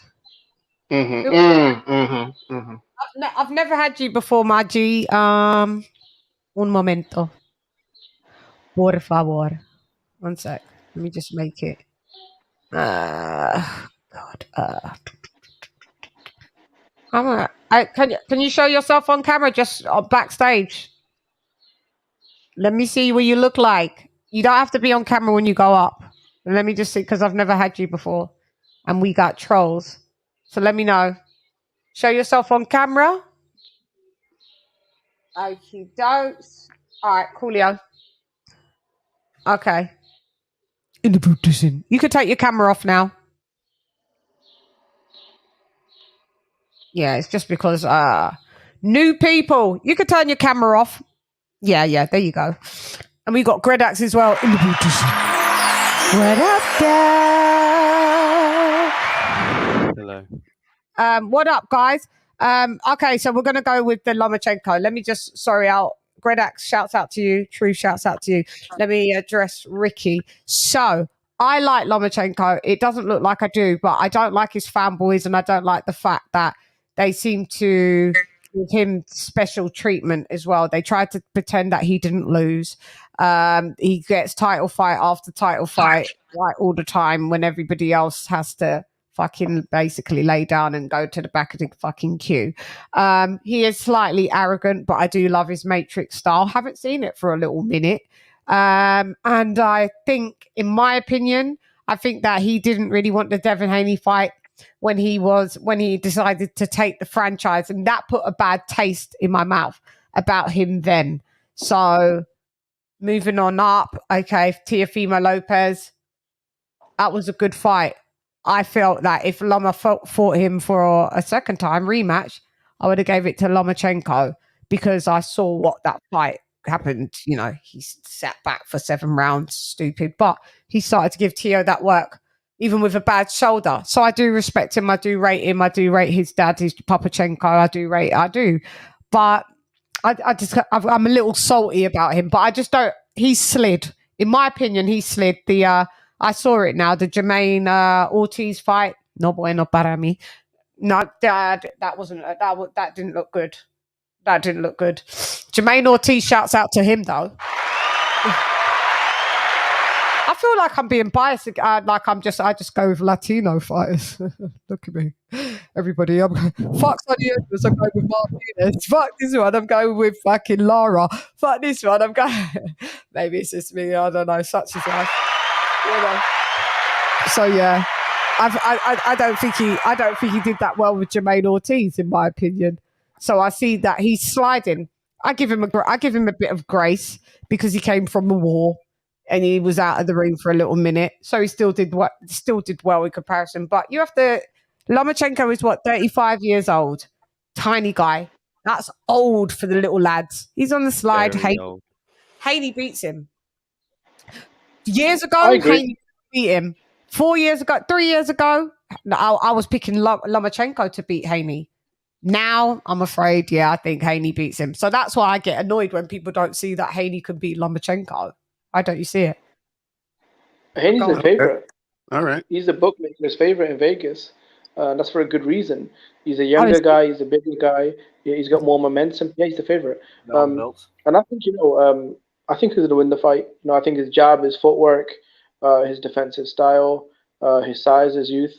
I think he's going to beat Lomachenko. And yeah, definitely, LadyChann. I know exactly what you're talking about. Lomachenko, man, some of his, fanboys, man, the straight up pieces of shit. I haven't encountered them. Sickening. Like they'll give all these other fighters all this hating. Like they'll be bashing a guy like Canelo Alvarez, ripping his resume apart, right? But I'm like, wait, hold a minute. Like Lomachenko hasn't achieved what Canelo's achieved. So what the hell are we doing here? So yeah, I get it. I was a fan of Lomachenko for a long time, but I think he's done. I think he's same with Beterbiev. I'm in favor of these young guys coming in and getting rid of these relics. Lomachenko, I hope Haney beats the shit out of him. Let's get rid of him. Artur Beterbiev, Callum Smith, go beat the shit out of him. Let's get rid of these old dudes, man. And I'm in favor of these young lions just moving in. Yeah, we need to, the old lads need to move out the way for a little minute. Anyone over the age of fucking 32, I'm kind of done with. To be fair, I'm kind of done with anyone over the age of 30 in all the divisions that are not moving. 147 done with you lot over 30. 168 done with you lot over 160, whatever. 160 totally done with all what's happening at 160. They need to clear off anybody that's 30 and over. They held up the divisions and just let the young lads come through. So yeah, I'm just with you what you just said on that, Jimmy. I don't know where our guest went. He said I'll be almost home. Okay, I got him. Gredax is in the building. Okay, so what do you guys want to say about Lomachenko? Go ahead. Who wants to go? And then because it was I was just going to say that he's old. He's too old now. If he wins, he'll be, I believe, the oldest lightweight to win a championship if he wins at 35. He's way too old. He's washed. And as I said the other night, I scored it 6-6 versus Ortiz, and I'm a long-time Lomachenko fan. He did not win that fight, in my opinion. He drew it. So I don't see him beating Haney. Haney too big, too strong, too young. Yeah. Too long, too much reach, 5 meter reach. Yeah. I was the same in the Ortiz fight. I remember you saying it, and then I went and watched it, and I was like, who dropped us? Who dropped? Jimmy. Okay. Just wanted to know, because then I know who I'm addressing. Yeah. I'm like, who gone? You lot. Peace out straight away. Just leave. Yeah. Me back for like dropping in and out like flies. Yeah, I'm with you, but I did watch the I didn't point score it, but it's on the it's on the rewatch and point score list on my for my show. Actually, we've got to do that. So AJ did put that on the list. We're going to do it, and we're going to point score it properly to see. You love Loma. Let's see what Artlet says. I love Loma, but let's face Fury and Loma fanboys are the LT in Rome. Loma fanboys are are the LDBC in reverse. Yeah, man. I know, man. This is sickening. But go ahead, Ricky. You tell me. You talk to me about Lomachenko and why he beats Haney, or what do you think? What do you like about him, or have you seen him slide, or do you think he's stayed solid? Let me know. I'm always here for everyone's opinions. You know, no one has to have the same opinion as me. My face went like that because I was like, oh, you know, but yeah. So I do disagree. I don't believe he's washed. I still think he's where Canelo's at in terms of, you know, is he at his prime? Probably on the backside of it. However, I think him and Devin are a 50-50 fight. You know, when looking at how Loma operates and how Devin operates, I've seen Loma fight guys like Devin. I haven't seen Devin fight a guy like Loma. Loma's very good at. He's to me he's a crafty master boxer, but he stays in the pocket. He's able to, even though Devin, depending on how he uses his jab, Devin has shown to be touched. He got touched plenty of times by JoJo. He got touched plenty of times by Jorge Linares. He's been rocked before. I can see Loma staying in the pocket, hanging in there, being able to figure out a few rounds to get behind that jab. And don't get me wrong, Devin is solid when it comes to maintaining range, distance, using that jab. I could see why he's the favorite, of course. I have it 50-50. I could see it going either way. But I have it 65-35. What's that? I have it 65-35. Yeah, of course. And That's you know, crazy. but I know that's everyone real. I'm like, yeah. But that's why we want to see these guys fight the Yeah, fights. no, yeah. That's number one. You got a guy fighting the best guy. He's showing he wants all those fucking belts. He's So doing how what does Loma beat Devin? Comfortable points decision. how's what? How does Loma beat Devin, in your opinion, by a comfortable points decision? Devin doesn't like pressure. And I've seen that. Loma stays in the pocket. So he's gonna be hovering like a fucking mosquito. He's gonna be right there. It's just a matter of if he can get with it's just a matter of he can get within range. And what he likes to do with his jab, even though he's a shorter guy with the shorter reach, he likes to probe with that jab. He's able to pull down the punches on the guard. He's able to go ahead and crack the body. He's shown to damage guys to the body while he's inside that pocket. It's going to be up to Devin to maintain range and distance. That's going to be key for Devin. If he's not able to do that going on to the later rounds, we're going to see some wear on Devin. Devin's going to have to show that stamina. Loma has always shown to have his foot on the gas the whole fight. Now, the one off was with Lopez. You know, I don't know what the fight. At first, even when I saw the first half, I said, "What the fuck's going on with this guy?" Shoulder injury. Shoulder injury. So outside of that fight, the guy hangs in the pocket. When you're looking at whether Nakatani, Comey, looking at Jermaine Ortiz, by the way, like I said, same thing with Ryder. I give credit for what the guy did do, not for what Loma didn't do. I give credit to what Ryder did, not to what Canelo didn't do. So those guys showed something. And right now, Ortiz put the division on notice. So that's just my opinion. I don't think Ortiz is anybody to sleep on. I think he's going to be possibly a future champion, in my opinion. Anyways, moving on to the fight itself coming up. I think that Devin's got his work cut out for him, and I understand people want to go with, the guy's 35 and this and that. But what kind of 35 is he? Is he a war-torn, beat-up, fucking, he's not showing anything? Had 400 amateur fights though, so still a lot of fights. Yeah. Don't get me wrong. He's got miles. Same thing with Canelo. They got miles. Not pro miles, but still miles. Yeah, but I get it. Yeah. His style is also very sort of athletic, and I feel like you've seen the decline. I don't know what you're talking about. We've seen him decline. I said what I was talking about. I said yes. I said he's on the backside of his prime. That's what I said earlier. Yeah, but I'm not saying his prime. He's not in his prime. He's 35. Not in his prime at all. He's not in his prime at all. That's age. Okay, look, this is a difference of opinion. My opinion is that he's not your average fucking 35-year-old, just like Hopkins wasn't your average fucking 40, 49, 50-year-old. So we're banking that he's Hopkins. Is that because this would be the oldest person in history to win a lightweight belt, That was and you just a reckon he can do reference. it? in this cage, age don't mean shit, in my opinion. Really? Okay. Really? Yeah. Age doesn't mean really. anything. Oh, So hell. why Oh, has hell. no other 35-year-old won a lightweight championship hell if it no. doesn't mean anything? For one of them little guys, oh hell no, Loma's. Yeah, right, let's get Lieutenant K. So establish a security code for access to all functions previously transferred to bridge. Enter code. 173467321 Charlie 32 789777 643 Tango 732 Victor 73117888 732 476789764376 lock. Security code intact for all specified inquiries and orders. We needed a break after that. Hey, it's all good, Chin. Hey, look, man, I look at it like this as a 50-50. So if you feel that confident, hey, you guys put your money up where you need to put it up, and that's it. Really bet. I'm not really a better, you know. I just say just say my I'm just shit. saying, like, it's a 50-50 fight. Age does play a major part, especially on the. He's He's a stretch at 135, We're and gonna. he's 35. That's why we watch the fights. We're gonna find out.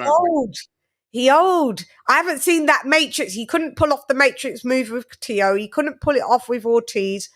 I haven't seen that Matrix since I think maybe Nakatani. I thought he did well versus Commey, but it wasn't Matrix. He did well against Commey, but remember I he was Commey getting hit by like a 12 piece and he did nothing. So I felt like he was back for that. Commey, I like him, but I mean he's just past Commey. He could have stopped him. Yeah, and he really liked Richard Commey. But what I'm saying is he was in his stride then. Like this was before the war, so he was doing his thing. He was pretty much an autopilot in that fight. He's kind of back on the horse then. But then I can see a significant decline with Lomachenko. Significantly, I just haven't seen the Matrix thing, and that was his selling point. That was what he was. Now it's more he tries to be. He's always fought in the pocket, but I feel that he fights a little bit more in the pocket and can't get out of it, and he gets hit too. Because he's not. Yeah, because he's slower now. Yeah, he's slowed down. You can see it. So I just don't think that's why they fight the fights. That's why we watch the fights. It's going to be a great fight. Yeah, it's going to be a great fight.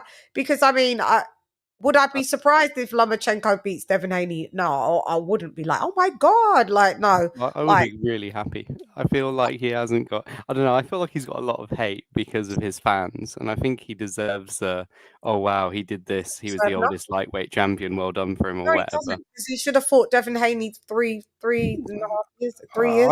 I never bought that. I was like, I'd rather. How when he was mandatory? How does that work? I always would rather see him fight a champion than a Mando, to be honest. I go with the IBF. Like, they prefer champions over Mandos. If Devin Haney's your mandatory, and then all of a sudden you take the franchise, and then to fight Teofimo, so you drop the WBC, you take the franchise and designation. At that time, it was designation. Then it was the WBC should have never have done that. They should never have invented that weird shit. Oh yeah, so it looked like he ducked Devin, whether or not it looked like. Only to then come full circle. Now look how the law of the land works out. Devin's gone and did the groundwork, gone and cleaned up them 4 belts, come back, and now you want to fight him. You know, it's just that's why I just don't see him. I just don't think he beats Devin, just with all of that in mind as well. Devin's got so much to lose and a lot to gain. And I mean, I think... So a question is, another thing to keep in mind is that Devin isn't just making 135 like it's easy. He's struggling to make that weight. I would rather see him at 140, in my honest opinion. I think he does really good work at 140.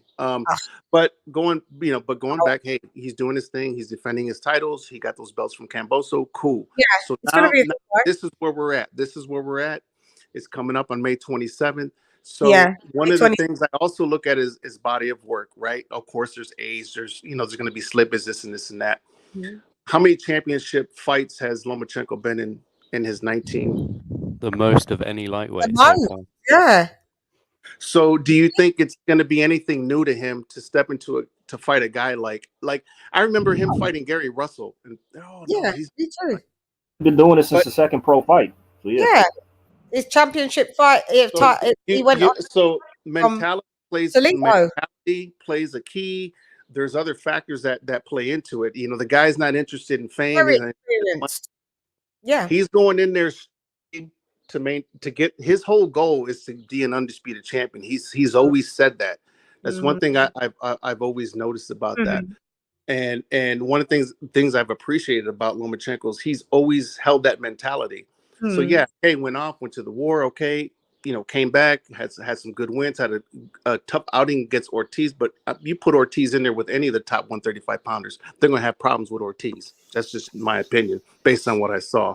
Now, to me, it's a 50-50 fight. I know Devin's the favorite. Hey, if Devin wins, cool. He's going to drop those belts and go to 140. He can't sustain this weight. I'm telling you right now.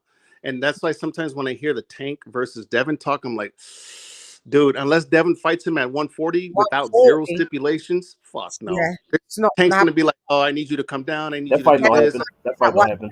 No, Devin did already say that he finds it hard to make 135 in a recent interview that I watched last week. We was talking about it last week. So I do know that, but he said, you know, he's got a nutritionist, and for the time being, if he needs to make 135, he makes 135. So he said there's no way that Lomachenko beats him. Like I don't expect him to say there is a way that Lomachenko beats him, by the way, obviously. But you know, when you just kind of gauge someone's vibe, and he's just like, Lomachenko is 5'5". He's 5'5". I know we have seen Lomachenko beat tall guys or taller guys. He said, I've got a 71-inch reach. Lomachenko's got a 66-inch reach. It's like, I got a better jab than him. He said he's not beating me. I already looked at it and I was like, I already know. I was like, yeah, it's like, you know, I know. But this is what makes great fights, guys. This is what makes great fucking fights. You know what I mean? Because you can go back and forth and be like, yeah, you can argue both sides and both points of it. Like, for sure. Like, I wouldn't be shocked. I'm just really excited that this fight has been made. Yeah, me too. This is a fight. Devin for this a lot more. By the way, I saw the Blood, Sweat, and Tears special last night, and Loma Haney and Loma's manager said that we could have fought him 4 years ago, but at that point, what we've gained from it. I mean, he said it only makes sense to fight him when he has something that we want. Now is the perfect time. Thank you very much. So effectively, he ducked him. Yeah. Well, yeah. Shouts out. I'm not sure did he duck him by. I don't know. He said his dad approached him asking about a fight, and he said, "Well, what point is the fight now? What does it make sense? What does it make sense to have?" Even though Devin was the man, though, isn't it? He ducked him to fight a champion. I don't know. I wouldn't call that a duck, but I guess so. You could look at it that way. He ducked him to fight Tio. It's not like he ducked him to fight some bum like Rowley. You know what I mean? Yeah. You could look at it that way as well. Sure. The good thing is Devin hasn't held the grudge, and he's now fighting him, which is great. I really. I know he held the grudge. No, Devin said it was special as well. He don't like Loma. He's still fighting him, isn't he? Yeah, he's held the grudge, and the grudge is that's what's gonna fuel him to beat Lomachenko, because he said this. I mean, he even said he could have fought me before. I mean, like it's bad why you wanted to do it now. So it's like, you know, now better. I've gotten better. I've been more experienced. Now, Lomachenko maybe should. It would have been in his best interest to beat Devin. 3 and 4 years ago. I think he would have stomped him if he fought 4 years ago. Yeah, he would have beat him, and now it's like now he might get beat. Let's see. Now you might get beat, man. I mean, he probably will. I think Haney's just going to keep him on the end of that huge jab, and we're not going to see Loma be able to do anything. Yeah, well, it's going to be a good fight. Listen, I'll be a good fight. I disagree. I think Loma's going to give him plenty of problems. I think they both does. Problems, but I remember went, "What? Don't see a knockout." I think the Devil will hold him back with the jab and bait for a minute, but Loma's is good. As the fight goes on, he's going to get past that. I think he's going to find a way to just get past that at some point. Do you guys see a knockout? Anybody see a stoppage? If so, by who? I don't see a stoppage by any of them. Okay, I don't either. Yeah, I think it goes to the cards. It goes the distance. Yeah. However, Loma has stopped people to the body. But and that's what I'm saying. But I just don't think he will do it at this time in this fight. I agree. Yeah, I'm not saying that I'll totally write it off though, because if anybody may go down, you never know. It could be Devin, because Loma does have good power. The little guy. The body. I've only seen him take the shot from Linares that he wobbled. I haven't seen Devin been on the canvas, so I don't really know how he'll take a big power shot. I have no. Hey, Chan, what was funny in the special? Devin also said, "I'm bigger than Loma. I'm faster. I punch harder than Loma." I'm like, "Oh yeah, no, you don't." But okay. No, I don't really punch hard. He's begging Linares. Like, yo, do I punch hard? Interested to see. Devin's only one to take Linares to a decision. Everybody else knocked him out. Yeah, you don't punch harder than Linares. You don't punch harder than. Even the guy Devin Haney stopped Linares. Yeah, yeah. Come on, Dev. I'm really interested to see how Devin's going to take those bodies because Lomachenko goes to the body. Yeah, he's a good body shot. So I'm interested to see that. Yeah, that's why it's going to be a dope fight. Truth, what's up in the beauty zone? My guy, Truth. What up, though? What's up, Truth? I never knew it was you. Was that you that was in the back? Yeah, that was me, baby. Oh, okay. Oh, and I thought, I don't know who this is. But what up, though? My be more. Is it my be more Bay? Yeah, sure. How you What doing, up? baby? Oh, all right. You know, discussing your guy Tank. Why he hasn't fought Lomachenko himself? Right. So that right there, that's why I came up here because I heard y'all knocking my guy Lomac. Bomac. We love Bomac. I never loved Mac. No, Tank, not Bomac. We've never mentioned Bomac. No, I said Lomachenko. Oh, I thought you said Bomac. I heard y'all down to him. Y'all know he the modern day Sugar Ray Leonard. Come on now. Oh boy, bye. Come on now. When he used the ropes and everything, like one dude up here, he was right. He's the modern day Sugar Ray Leonard, Tank Davis. No, guys, no. get him. Sorry, Truth's my guy, but guys, go on. not debate this. I'm confused. You saying Tank is Sugar Ray Leonard or Loma? Yeah, Tank. I said Loma. I mean Loma. Oh, Loma. Okay. Lomachenko. The way that would be the fight. If I'm going to not gonna happen. Not gonna happen. Yeah, it's probably not going to happen. But y'all was talking about Devin. I got Lomac taking him out. Taking him out. I got Lomac dominating him. Dominating him. He's like 50-year-old. Huh? Say that again. He's damn near 50-year-old. What do you mean dominating? He can dominate a cheesecake. Okay. All right. Like the one guy was up here just speaking to you about the age thing. It's a difference between having age and mileage and being beat on and barely being touched. So how many lightweights have won the championship at 35 years old then? Yeah, there's no difference. His speed is still there. His speed is still there, brother. And that's going to be a problem. And like you said, that power is still there. Even though he doesn't have that reach, like what's his name? If he stands in that pocket, that power is going to be there. Has Devin been hit like that before? Yes, that great power puncher, Lomachenko. Exactly. And also, if he need to, he can always, he know that rope game. You know he the best in the business when it comes to that stand close to them ropes. And I'm not agreeing with anything. Because I don't. I mean, I've been a Loma fan for ages, and I've never heard one person say about his power. I don't know what you're talking about. Have you got mistaken with Tank or something? Say that again. Say that, Chris. Lomachenko, you're talking about his power. When have you ever been amazed by his power? Like what? Which fight? Oh, he's got power. It's not like. No, I wasn't talking about if we ever would see the fight between Lomac and Tank. Of course, Tank is from Beatmore, shorty. We already know we got them hands. We got those hammers. So there's no discretion about that. Yeah, I thought you got mistaken with Loma and Tank because you're talking about Loma's power like he got KOs. He got like 2 KOs. Come on. No, yeah, he only got 2 KOs. No. He got.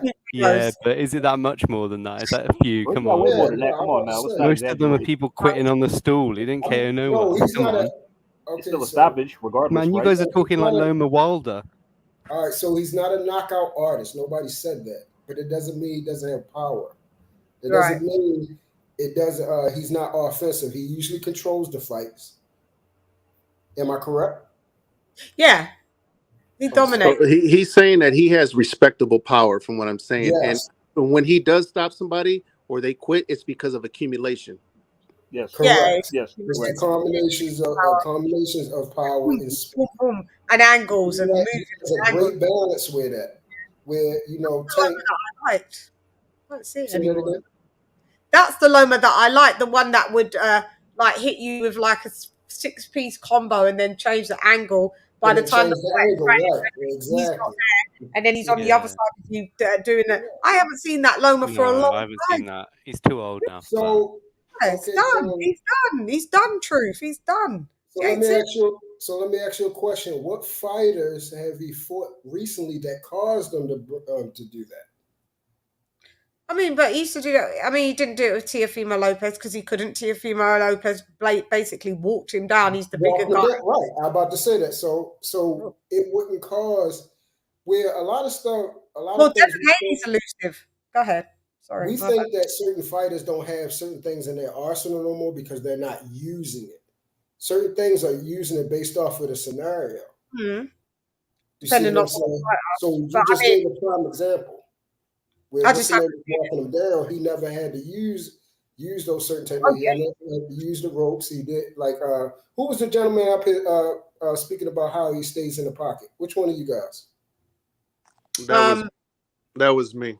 That was Ricky. Hermano. Right. That's unquestionable. And that's going to be a problem. That's going to be a problem because he's consistent with that. So it's like a steady pressure is what it is, and he stays in opponents. And I think that's what I was saying earlier. What threw me off was when he fought Lopez. Like he didn't necessarily get walked down. He didn't fight the first half of the fight, and he won most of the second half of the fight. So that's what it was. I mean, I had it 7-5 in that fight. Yeah, me too. I had a 7-5 for Lopez. Yeah. Okay. Yeah. I mean, because like me, what I saw is like when he started, he clearly won rounds 8, 9, 10, 11. Like, because that's because he opened up and finally started throwing punches. Yeah. That's when he finally, I was like, what's wrong with him? Why is it? Theo didn't look like he didn't know what the fuck to do when that was happening. Where did Matrix go?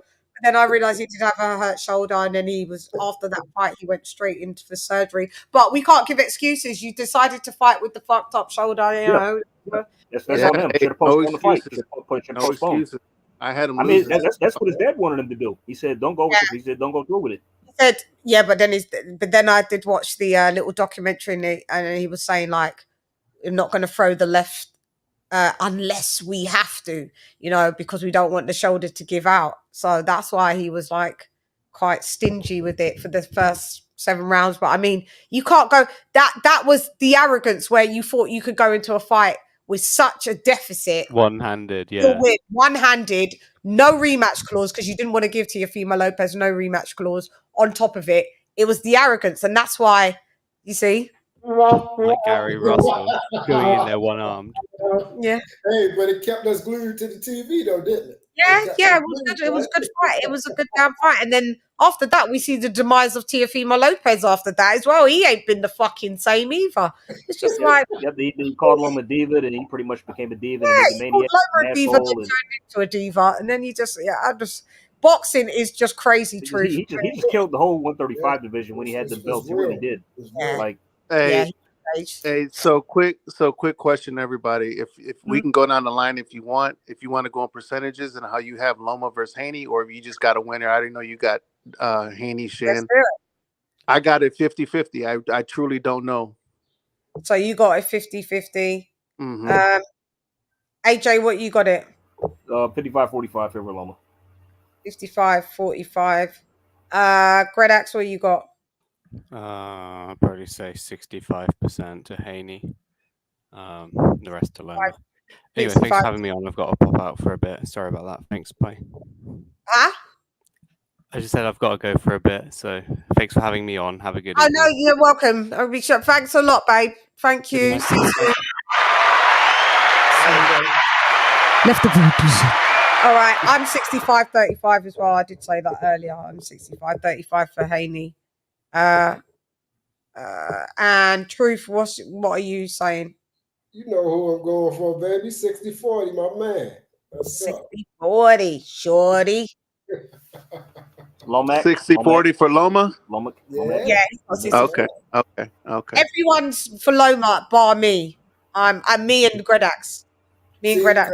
what I you're mean, thinking on it, you're Ricky thinking on didn't the pick. youth. He got a 50-50, so he didn't pick. So, I mean, right? Yeah. Ricky I only- said 50-50. He's got it 50-50. Oh, yeah. When it Ricky. comes closer to the fight, I'll make a final. You know what I mean? I'm not going to stress on it. Go ahead and lay it out there. You know? We'll do a prediction show anyway. I was supposed to do a call-in show today, but I didn't even set up the number. My bad. But people called in on the UK channel. I mean, Arlette called on the UK thingy, but I was supposed to do like a big fucking and have the American thingy. That's why I didn't put the number up. But we'll do a lead up to that as well. AJ, what's the rewatch and point score that we're doing again? Who are we doing? One more tease. You want to do that one yet? That's the one that we're doing, in it, on the fight week. Yep. So we're doing that next. We're doing that next week? With the 17th, you wanted to do it on, I believe. Yeah, that's next week, the 17th, Wednesday. Mm-hmm. Wednesday, yep. Yeah, we're doing that because for About the a lead week. up. Yeah, we'll do that because I don't know who really won that fight. It was good to watch though. It was good. You didn't score it? Did you score it or no? Didn't score it. I just watched it because I knew he was going to do the rewatch. I was like, I'm not going to score it. I just Got it. let me Y'all see know who really hurt me? who. Triple G. Oh God. I know. He wanted that bag. He wanted the bag. Because what? And hasn't he vacated a belt? Two. He got rid of 2 of them. Oh, okay. 2 of them. Fuck. God Yeah. damn. So he's on his way out. He's on his way out. It's only a matter of time before he walks away. So. Yeah, that's what I'm saying. But like, he really could have went down like we talking about his top because he was handling it. His resume is bad. Huh? Deep dive on Loma on Triple G's resume. You know we should do? We should do B-Hop and Triple G. What do you think? Yeah, we could do that. B-Hop will shit all over. It'd be pointless. That's true. Yeah. You're right. Yeah, I would have B-Hop. I'm talking about like a middleweight. I'm talking about middleweight. But that's what I was saying. If he didn't lose those last couple of fights, no one. Then we would put Triple G up there. Good fighter as well, but Triple G, his resume's thin. Yeah, I mean, I just meant his middleweight too as well for B-Hop, but it's still probably better, honestly. I'm just thinking. You need to match him with somebody else if you're going to do it. You can't match him with B-Hop. Yeah, that's all. We got to think of someone else to match him with. Yeah, no, that's no question. Charlo. Oh, that works. How about Jamal and Demetrius? How about that? You could do Jamal and Demetrius. Andrade and Jamal. Yeah, we could do that. Yeah. So I have a quick question, guys. Back to 135. Go ahead. Do you guys feel or have an opinion based past fight with Tank and Ryan? Do you think Tank's team will push for Shakur or the Loma Haney winner? No. No. I don't think No. He won't do either. He'll fight Pitbull and Rolly again. Yeah. Honestly, as much as I love Tank, I don't think he's ready. You don't think he's what? I don't think he's ready, honestly. Wow. As from a Tank fan, that's a respectable fucking statement. Yeah. And, that's true. That's true. I don't think he's Truth ready. told the truth. The truth is he told the truth. Like in sports, we call those like trap games. Mm-hmm. This would be a trap fight that would cause him to falter. I would not want that right now. I got you. Hey, as a Tank, what's your name, bro? My bad. Truth. Truth. Yeah. Yes. Hey, Truth. A quick question, man. Do you think? Okay, let's leave those 3 out the equation. Okay. Let's go to PBC side of the house. Frank Martin and Tank. Okay. Will they go there, or are they gonna stick with the Cruz rematch and the Rolly rematch at 140? Because Rolly, how he got that gift at thank you Al Heyman. Yeah. So he's a hell of a fighter. Honestly, they won't go that route. I don't believe they would go that route, but that would be the best route.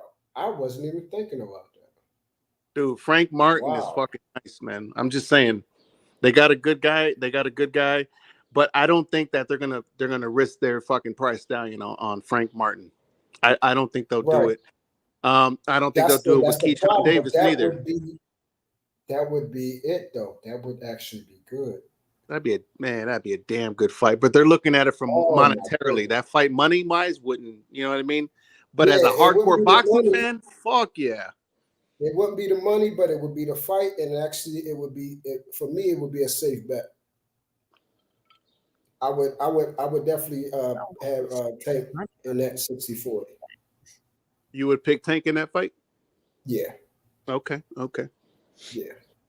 Yeah. I think that would be a safe fight out of all the other three. I would not want those. I would not want those. I'm gonna give you guys my honest opinion on 135, and I'm gonna say what most people have said who have been following.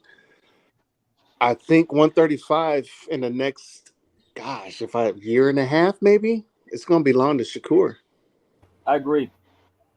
He's the future. I think depending what happens to him, and let's say Loma does beat Haney, I think that's his ceiling. I think Loma's ceiling is going to be at with Shakur. He won't get past Shakur. He won't get past him. I've seen too much in this dude. Stop him. What's that? Shakur would stop Loma. Yeah. I think he'll outclass him. I don't know if he'll stop him. That would be. It'd be on the canvas. That's dangerous. Canvas at least twice. I think that'd be Ricky, you know what fight I can go for right now, and I hope Top Rank does it. I can go for. Hold on, I'm gonna say it before you do. Go ahead. I'm gonna. Here's my crystal ball. I might be wrong. Ortiz and Shakur. Bingo. Yeah. Boom. You got it. Yeah, I knew he was gonna say that. I think Ortiz and Shakur is fucking fire, bro. That's a great fucking fight, bro. Yeah, that's. I got Shakur winning, but still, that would be Christmas early. It ain't gonna make him work though. That would be Christmas early. It would be. And just think about if that was on an undercard, the undercard next week, y'all. Can y'all imagine? Like, is Patty going live? Yes, he's on now. Yeah. Oh, is he on now? Mm-hmm. I might pull up over there actually. While we're having fun. No. You can still. Oh, okay. I thought you were leaving us, Chan. Don't leave us.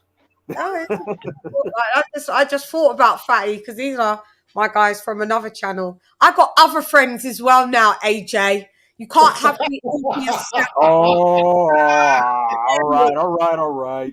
You share me. Hey, Chan, what time is it over there? You guys are like 6 hours ahead, right? Hey, fellas, I'm sorry. I love my AJ. Don't worry, AJ. You my guy. Foremost.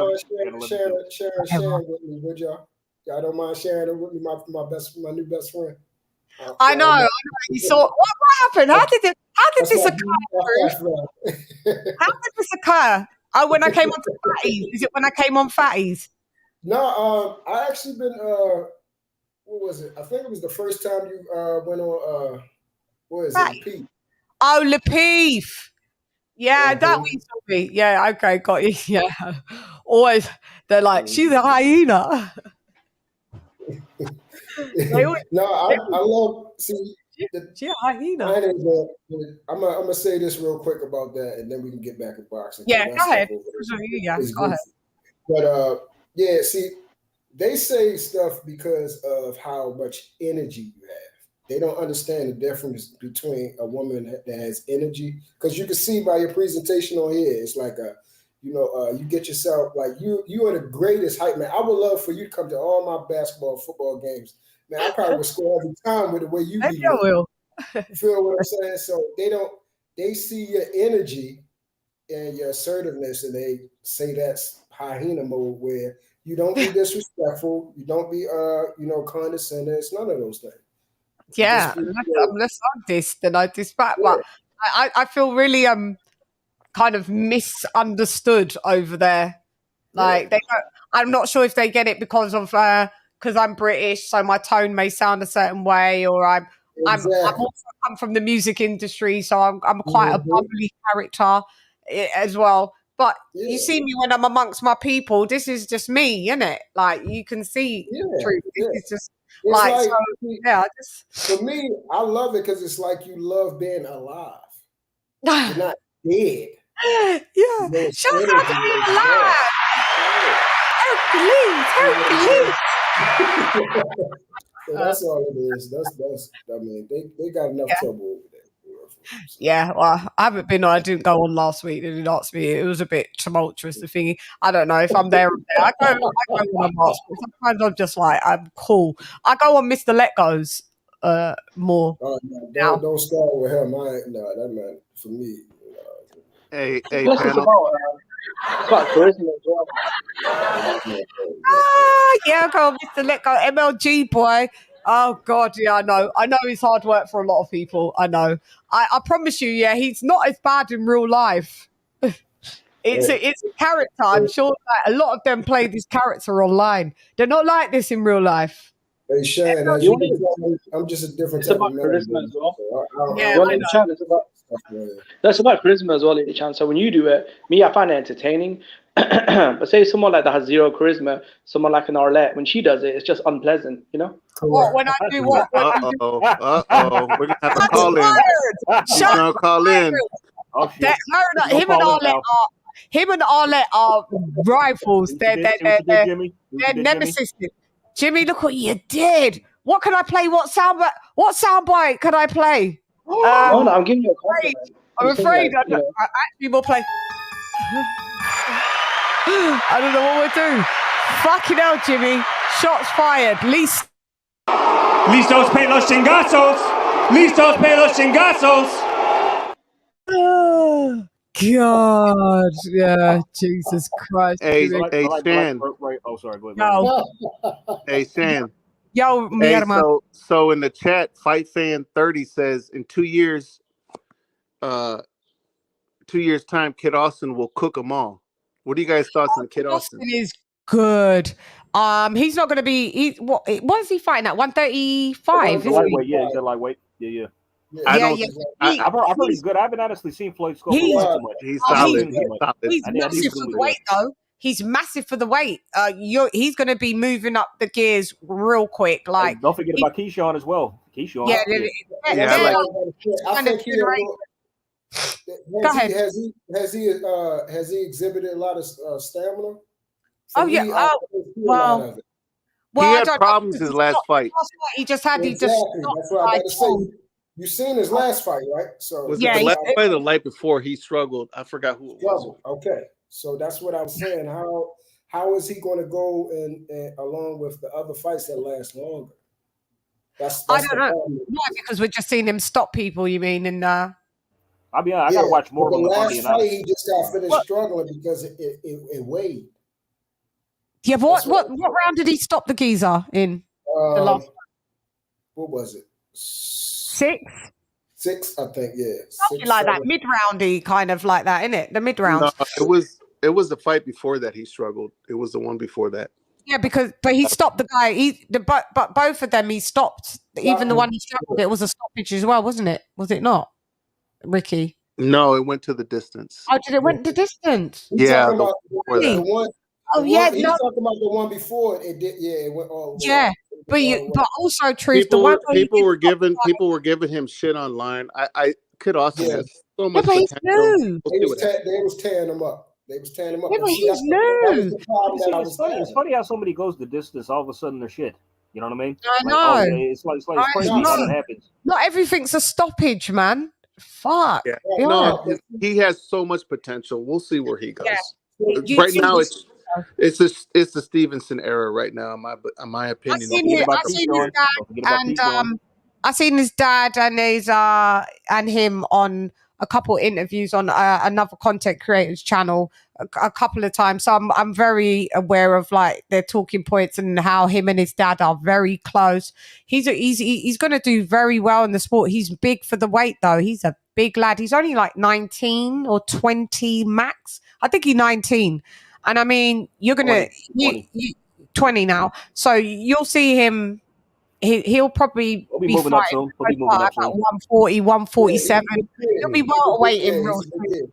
Yeah, because he's big. He's already too big for that weight. What I've realized, these fighters already like, you know, when we're seeing them like doing the damage at 135. But they've already can't make that weight for the last 2 years. When we saw Teofimo Lopez beating Lomachenko, he had already been struggling for 2 years to make that weight. That was already taking its toll 2 years previously. So these guys stay in these weight classes. Like we're seeing them like at 23, at 135, but they've already physically really grown out of 135 by the time they're 20. So we're seeing that. So Shan, take that consideration when in this upcoming fight with Devin and Loma.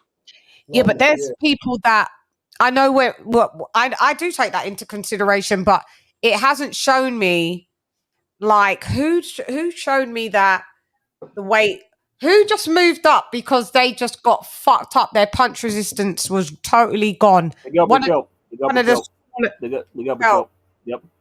That's an example. When if I see a fighter like that, if I see Devin like that anything that touches him, his punch resistance is totally shot, then I'd be like, okay. But he does struggle to make the weight, but he makes the weight still with a nutritionalist, and it hasn't shot his punch resistance. I mean, So the crazy thing about that is like when Bichel lost to Valdez, he moved up to lightweight, but then the guy he fought, he got stopped again, didn't he? Or outpointed? Well, it was Shakur beat him, and that was at 130, and he moved up too. They both moved up to lightweight. He got beaten again, didn't he? No, he hasn't fought since then. No, he hasn't fought since then.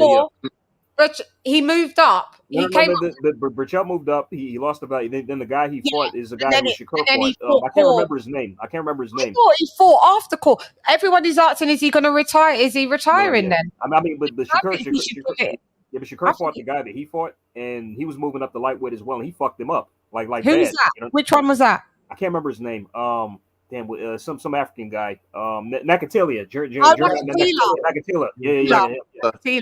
He was Nakatila. Oh my God. Yeah, do you remember? Because that fight, that was at 130 with Core, and that fight was so boring. Like Core won, but everybody criticized, including me, how boring it was. But then Nakatila. He said Nakatila could punch. He gave credit to Nakatila. He went up. Stop. So who did he stop? Nakatila just knocked. Bichel. He moved up to stop Bichel. Yeah. Knocked him out. I mean, but Shakur gave him credit because he said he could punch. He said because he said he did have that mad right hand. Yeah, he said he could. Yeah. But hey, he AJ, crazy legs. Hey AJ, one of the things after thank you after Haney beat Cambosos that second time, dude, I felt like I was like, dude, just go to 140. Yeah. Honestly, I felt that as well. I wanted him after that fight. I wanted him to go to 140 so he don't have any, you know what I mean, issues making weight. You know what I'm saying? Yes. And anyways, that's my opinion. I don't think there's enough. There's still Ryan Garcia's up at 140. I guess there is money. There's killers up there at 140 that'll wait them. There's killers. Yeah, 140 for me. It's no joke, man. There's no joke at 140. You know. Because of the, I always say, just because you don't got power doesn't mean you can't be great. Paulie Malignaggi, 0 power, 2 division world champ. Yep. But he struggled, as we could see. Paulie in the end, he got beat down. Sean Porter molly whopped him. They just passed him around at the end. Really. Yeah. This is what I'm saying. Them lads are bigger lads coming down to 140, and Devin Haney don't have no power. So he's going to have to be the super elusive. If I don't see him making a run without a defeat at 140. I don't. He gets beat at 140. Could you imagine Devin Haney against Regis Prograis? With Josh Taylor and Prograis? No. Are you kidding me?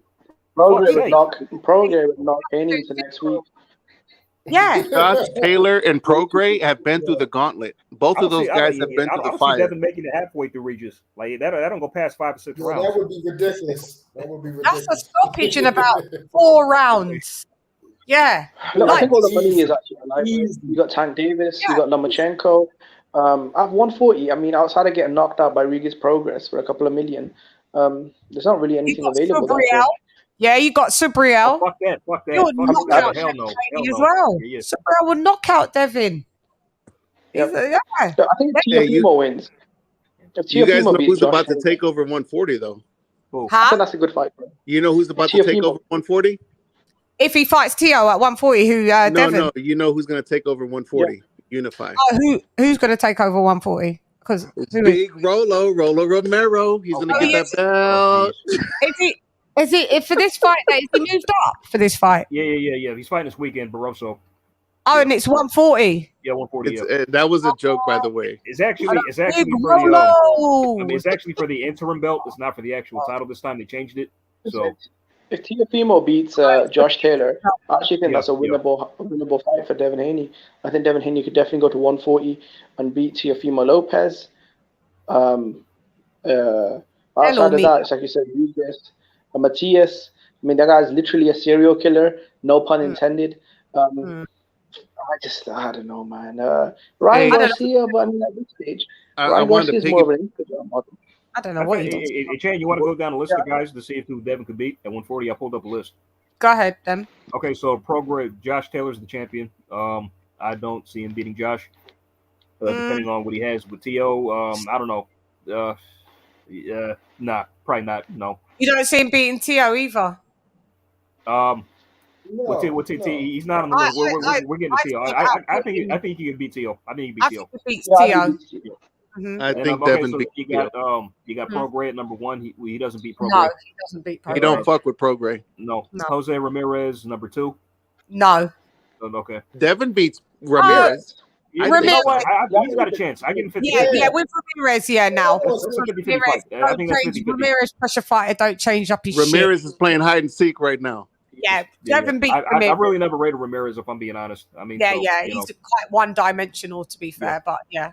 Subriel Matias, he doesn't beat him. No. Jack Catterall. Matias is not.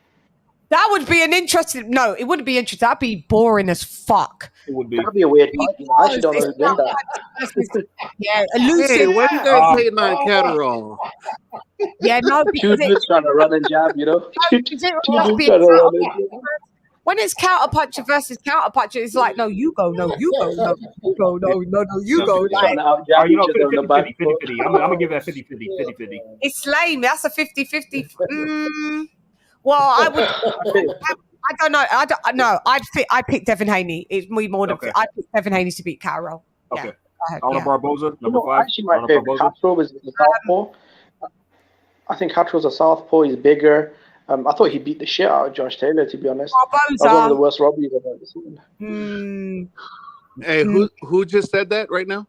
Barboza, number 5. Jimmy. Jimmy? Hey, Jimmy, I had Catterall winning that fight, man.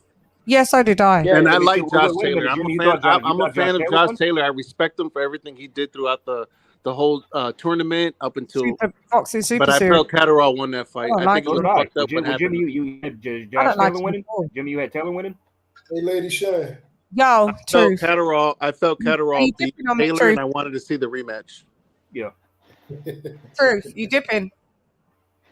No, I was going to ask you, what made you get into boxing? I'm always grown up with it, with my dad, then my stepdad, and my mum. We grew up watching Mike Tyson, and that was it. I just was always tapped in and out. Then Floyd Mayweather's my all-time favorite. So I left it for a while because I was doing I was touring, so I wasn't always sometimes tapped in. But for the most part, I kept up on what's going on. And then I think it was when the pandemic hit, I really just was honed back in on it because there was you didn't do anything else, and I just thought, shall I do a channel? I saw a couple people that I knew that was in the sport that I'd grown up with, and I was like, oh my god, guys, like, can I interview you? And they was like, you come over, we interview you. So and then that was it. So my channel. Here we are. Here we are. Anybody in your family box? Nobody, not one person. No. I know it's quite strange. It's that I do this. Yeah, everyone. No. I mean, it's a lot of people I know that are lovers of the sport and everything like that, and they follow it. Like, my father was a first-degree black belt and everything like that. And, he loved boxing. Yeah, he loved boxing and everything. There's not many women that do boxing. There's not many women on YouTube that do boxing.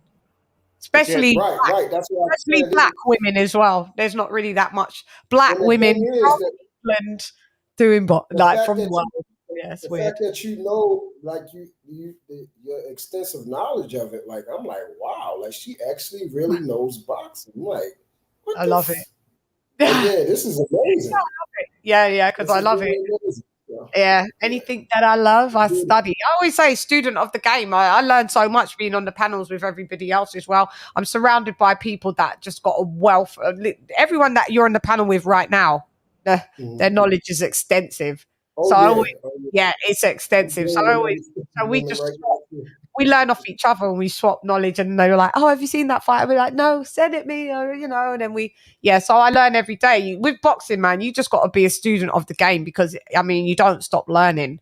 It's just so much in there. But I like data and stats. So I do more of that. So doing these breakdowns and retaining stats in my head, it's quite easy. I have a very good memory. So I tend to remember most of the things. You need quite a good memory in boxing to remember fights, to remember The thing is, you like hearing you speak is just not about just numbers. You actually know technique, fundamentals. Yeah. I do. I heard you talking about historic fights and everything. I'm like, whoa, hold on. Yeah. Like, That's even down to the rounds, like the rounds that they were stopped, what happened in the rounds, who was there, like, for the most part, yeah. By the way, is Jimmy still here? I'm Jimmy I'm a nerd, truth. Yeah, that was beautiful. It was beautiful. I'm a nerd. I'm a boxing nerd. Jimmy still here or no? Jimmy always falls on and off. Jimmy, you're annoying. Jimmy, are you there? No, Jimmy, you're here, aren't you? I can still see. Jimmy, you're on, aren't you? I was asking earlier. Did you have Josh Taylor winning the Catterall fight? I was trying to ask you. I love him. No, I thought Catterall beat the brakes off of Taylor. That's actually the worst robbery I've ever seen. That was one of the worst robberies of all time. But anyway, Barboza, I don't know if Devin Haney beats him. No, I don't know. Okay, Arnold moving Barboza. on. Jose Cepeda is number 6. Next, Cepeda. Jose Cepeda. Okay. I give Devin a chance on Cepeda. Yeah. Devin, yeah. 7, Gary Russell. Gary Russell Jr. Yeah, or the third, or whatever his name is. Yeah, so. Yeah, I would have Devin. Okay. No. You mean Antoine Russell? You're talking about Antoine Russell, Gary right? Antoine Russell. Yeah, Gary Antoine. Sorry, yeah. Gary sorry, Gary. Oh, okay. The big one, not the that little one's one. 126. Yeah, the little one. No, I'll I don't think so. No, I'll have Devin.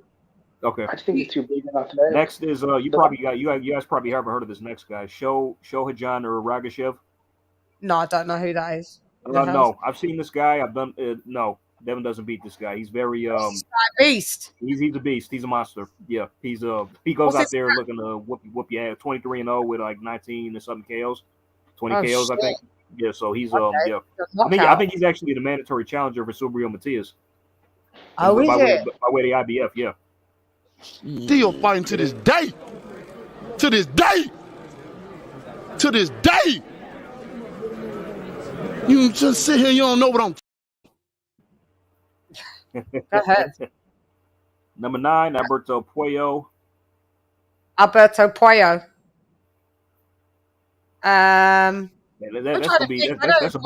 boring fight. That's a boring fight, man. They just stripped him. Rolly was going to fight him. They just stripped him. Hang on, what just happened with Puello? Something just happened with Puello. He just got stripped. Rolly was going to fight him, but they just stripped him. That's it. Why did they strip him? Peds. That's what they said. Peds. Oh, did he pop? Yeah. Oh shit! I thought that was suspect, if I'm being honest. So. Oh yeah, that's what we were saying because we were saying that on the last week's show, weren't we? They're trying to set up Rolly to win that belt for Tank to get it. So yeah. Yeah. You know what? Does Devin beat Puello? More fight. Yeah, just boring. Yeah. And number 10 is Tiafimo, and we said let Devin beat him. Yeah. So yeah, that's it. So yeah. Top 10 so guys. there's a few people that he could beat. Yeah. There's more losses that could still incur. Yeah, and correct. Just because we said he can beat some of them doesn't mean that he does. He will. Yeah. So. Yeah, do you know what I mean? So he could still lose to these people, but for the most part, a couple of people. But I don't see him have been undefeated in the when he reaches 140. I think that all stops. That's why he boils down Ricky, I think that's why Devin balls down for 135. It's safer for him there. The power is less, unless you've got a Jorge and Linares, you see. But the power's less that you have to deal with. The lads are not coming down so far. Like I know it's only a £5 difference, but them guys are coming down from about 165. Yeah, they're welterweights. They're welterweights. Then 170. The welterweights are coming down from. Look at Errol Spence. He said that he's at 185 walking around. Good God! Did you see LadyChann? Did you see the last interview with Errol Spence? Yeah, I just saw clips of it. I'm totally disgusted with him. I mean, let's be honest. I'm not trying to be rude to Errol Spence. What I'm trying to do. He literally looks like a. Go ahead. Sorry, go ahead. I was saying, like, most of these 140. Oh, hold up, Jimmy. I'm saying most of these 140 pounders are just welterweights on the diet. They are that ball down. They're coming. They're probably coming down from fucking 180 themselves. Yeah, that's why I don't. Did you say once Josh Taylor walks around like 190 or like in the 180s or 190? Yeah, Josh Taylor walks around. He's a bit. Yeah, man. Josh. I don't know. Would I say 190? I would probably say in probably high 170s, low 180s. Okay, that makes sense. Yeah. Well. Yeah. No, with Errol Spence, when I saw his interview, it actually took me a minute to realize it was Errol Spence. He doesn't even look like the same human being anymore.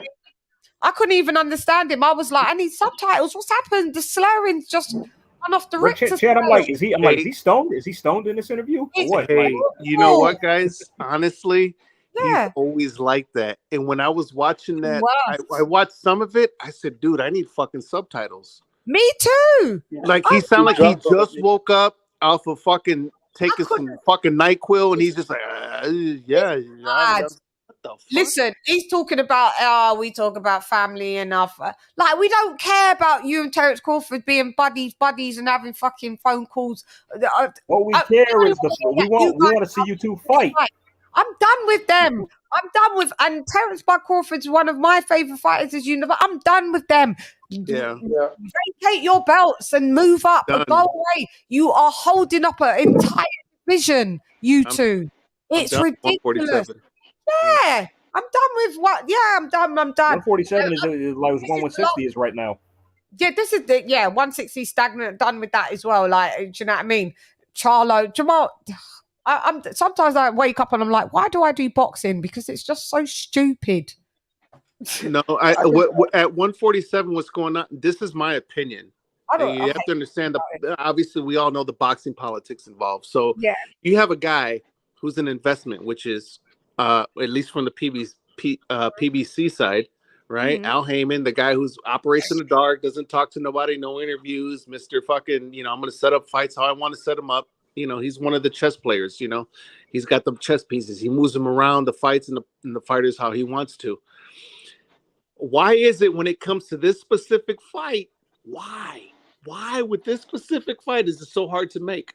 It's not happening. Why is it so fucking hard to make? You know why? Because Bud will take all them belts. They can't, and if Bud wins, I'll tell you why. They're trying to age him out. That's all it is. It's an age out. It's an age out thing. It's solely trying to age him out. Look, Bud's en route to being 36, right? He's 36 already. My bad. He's 36. He's 35. He's 35. He's turning 36 this year. Right? So he's going to be 36 this year. Yeah. I guarantee as he hits 36, they'll make the fight. They're aging him out. They've been waiting to what? They've been talking about this since he was 34 after he left bloody Bob Arum. And nothing's been done. We've seen 2 undisputed or 3 undisputed fights in that time being. I'm done with them guys. I don't care whose fault it is at this point. Leave us alone. You lot are too old for this shit. You're holding up. People are turned off. We're all turned off. Yeah. Yeah. I mean, Errol Spence as well. He fights once every 2 years against guys no one's asking for. I didn't ask for Danny Garcia. I didn't ask for Ugas. No. And his fanboys. His fanboys, you call them aerosexuals, they're some of the biggest dick pullers in the history of sports. So I'm done with him. It's sickening. I mean, the fanboy. Hey guys, can I throw out a quick joke? Huh? Danny Garcia is gonna fight Erislan Lara at 155 for a 160 title. Yeah, leave me alone. Good God. What the fuck? Foolery. What you talking about, mister? What you talking about, Willis? What you talking about, Manny? What you talking about, Dad?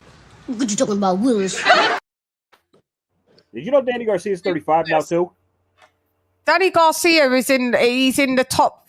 He's ranked in as a 160 pounder. Yeah, he's never fought there. Make that make sense. WBA is number 4. How? Ridiculous. Because the sanctioning bodies are crooked. Yeah, but he's never fought. Bodies are crooked. They're for sale. They're for hire. They're for sale. Fought at 160. Exactly. He's Sergio Martinez is still ranked number 3 in the WBA. Why is he still fighting? That man And is he's like 87 years old. That man is pushing 50, bro. Like, I mean, like, what? It's that catch rate, 155. It's at 155. I'm done boxing. It's just crazy. Danny Garcia, I couldn't care. I don't care about what he does. He's boring to me. Yeah, sorry. Him, Keith, and Errol, they're all semi-retired. Him, Errol, and Keith are all semi-retired fighters. That's the way I see it. Yeah, that's all they do. That little batch of them. Him, Errol, and that little Keith Thurman batch. Lames.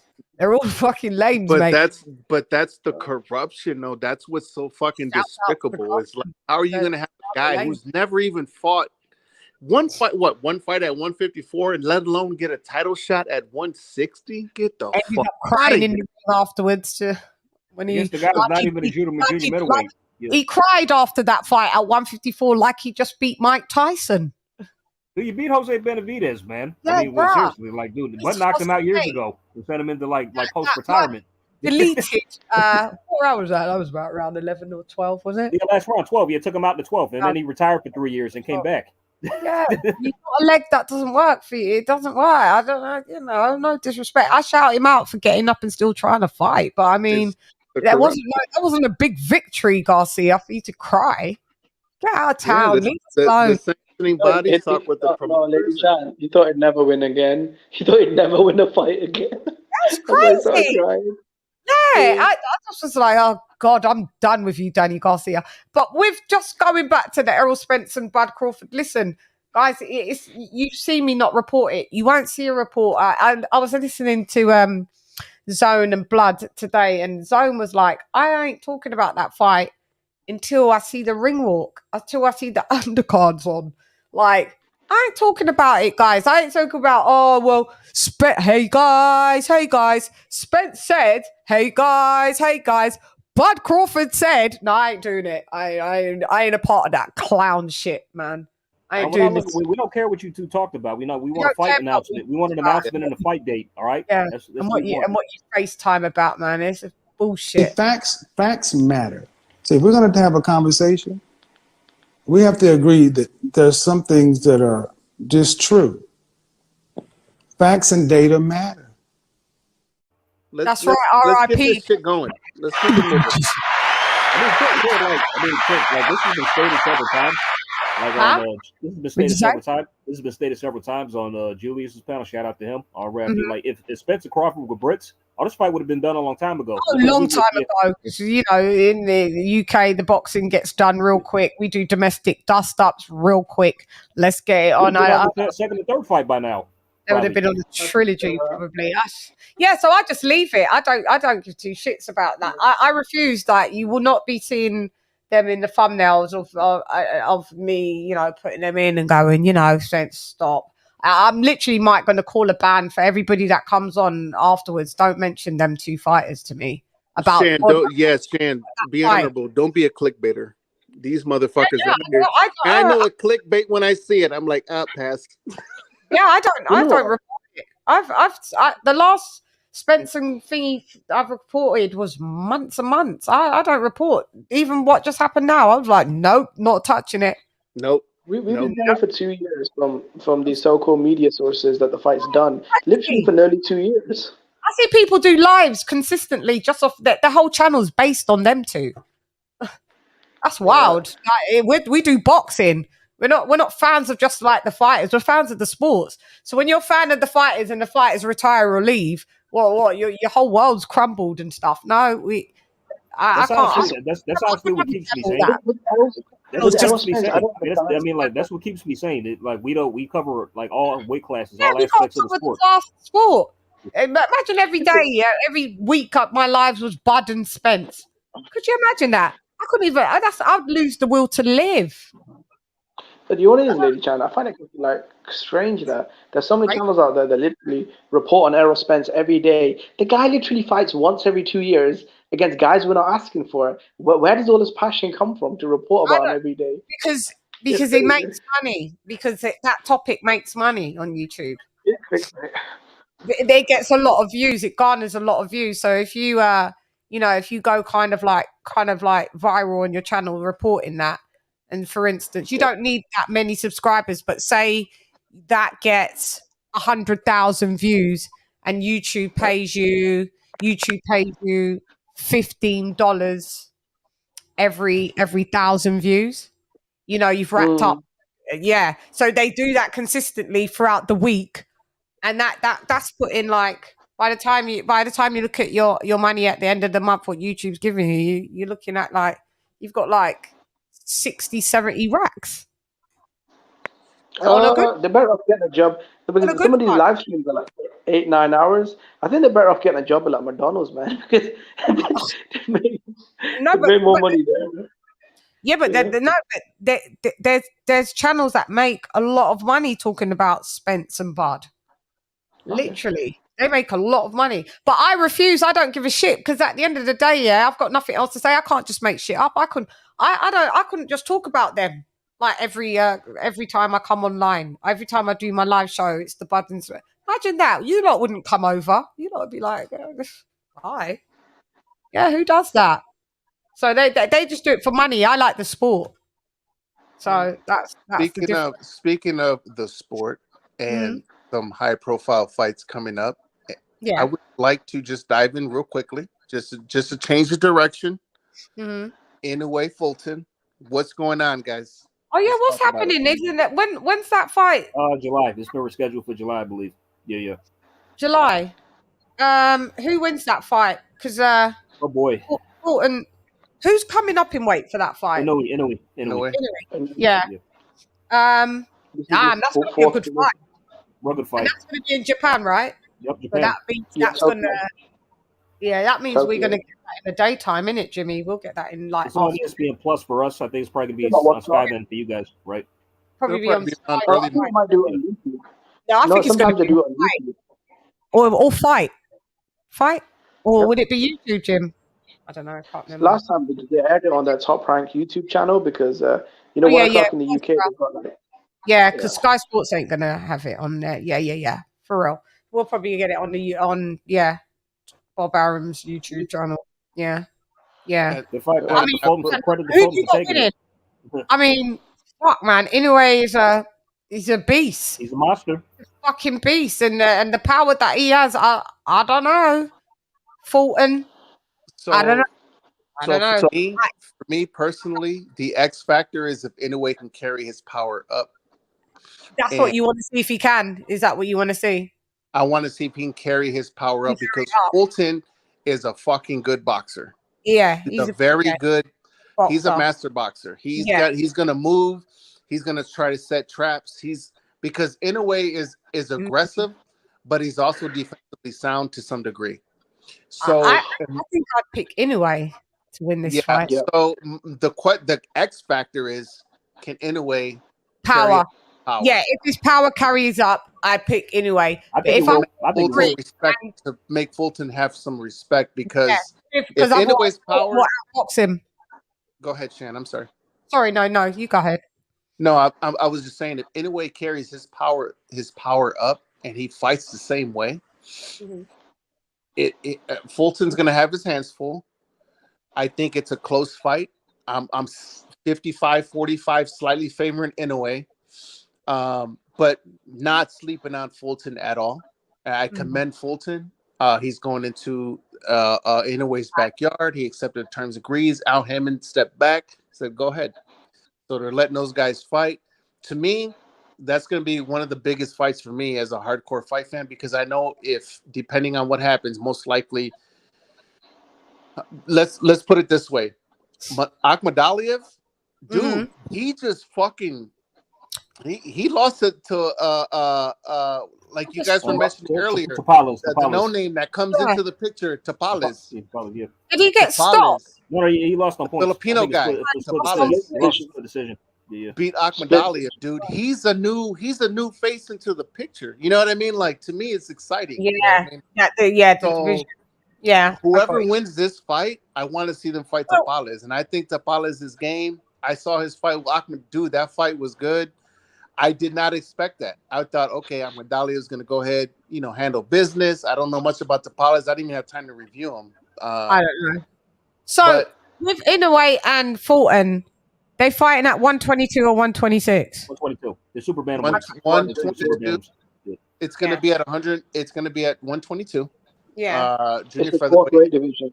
Super Yeah, it's his fourth weight division. So I think that's the same concern I've got, because once you go past 2-3 weight classes. So Inoue's come up from 118. Yep. Yeah, from 118 to 22. But it'll be his fourth weight class in total. And the thing I love about this fight is the number one fighter from 118 versus the number one guy from 122. So for me, this is definitely a pound-for-pound fight. I love Fulton's mentality. He's going to Japan. And I love Inoue. No tune-up. Straight away, I want the top dog.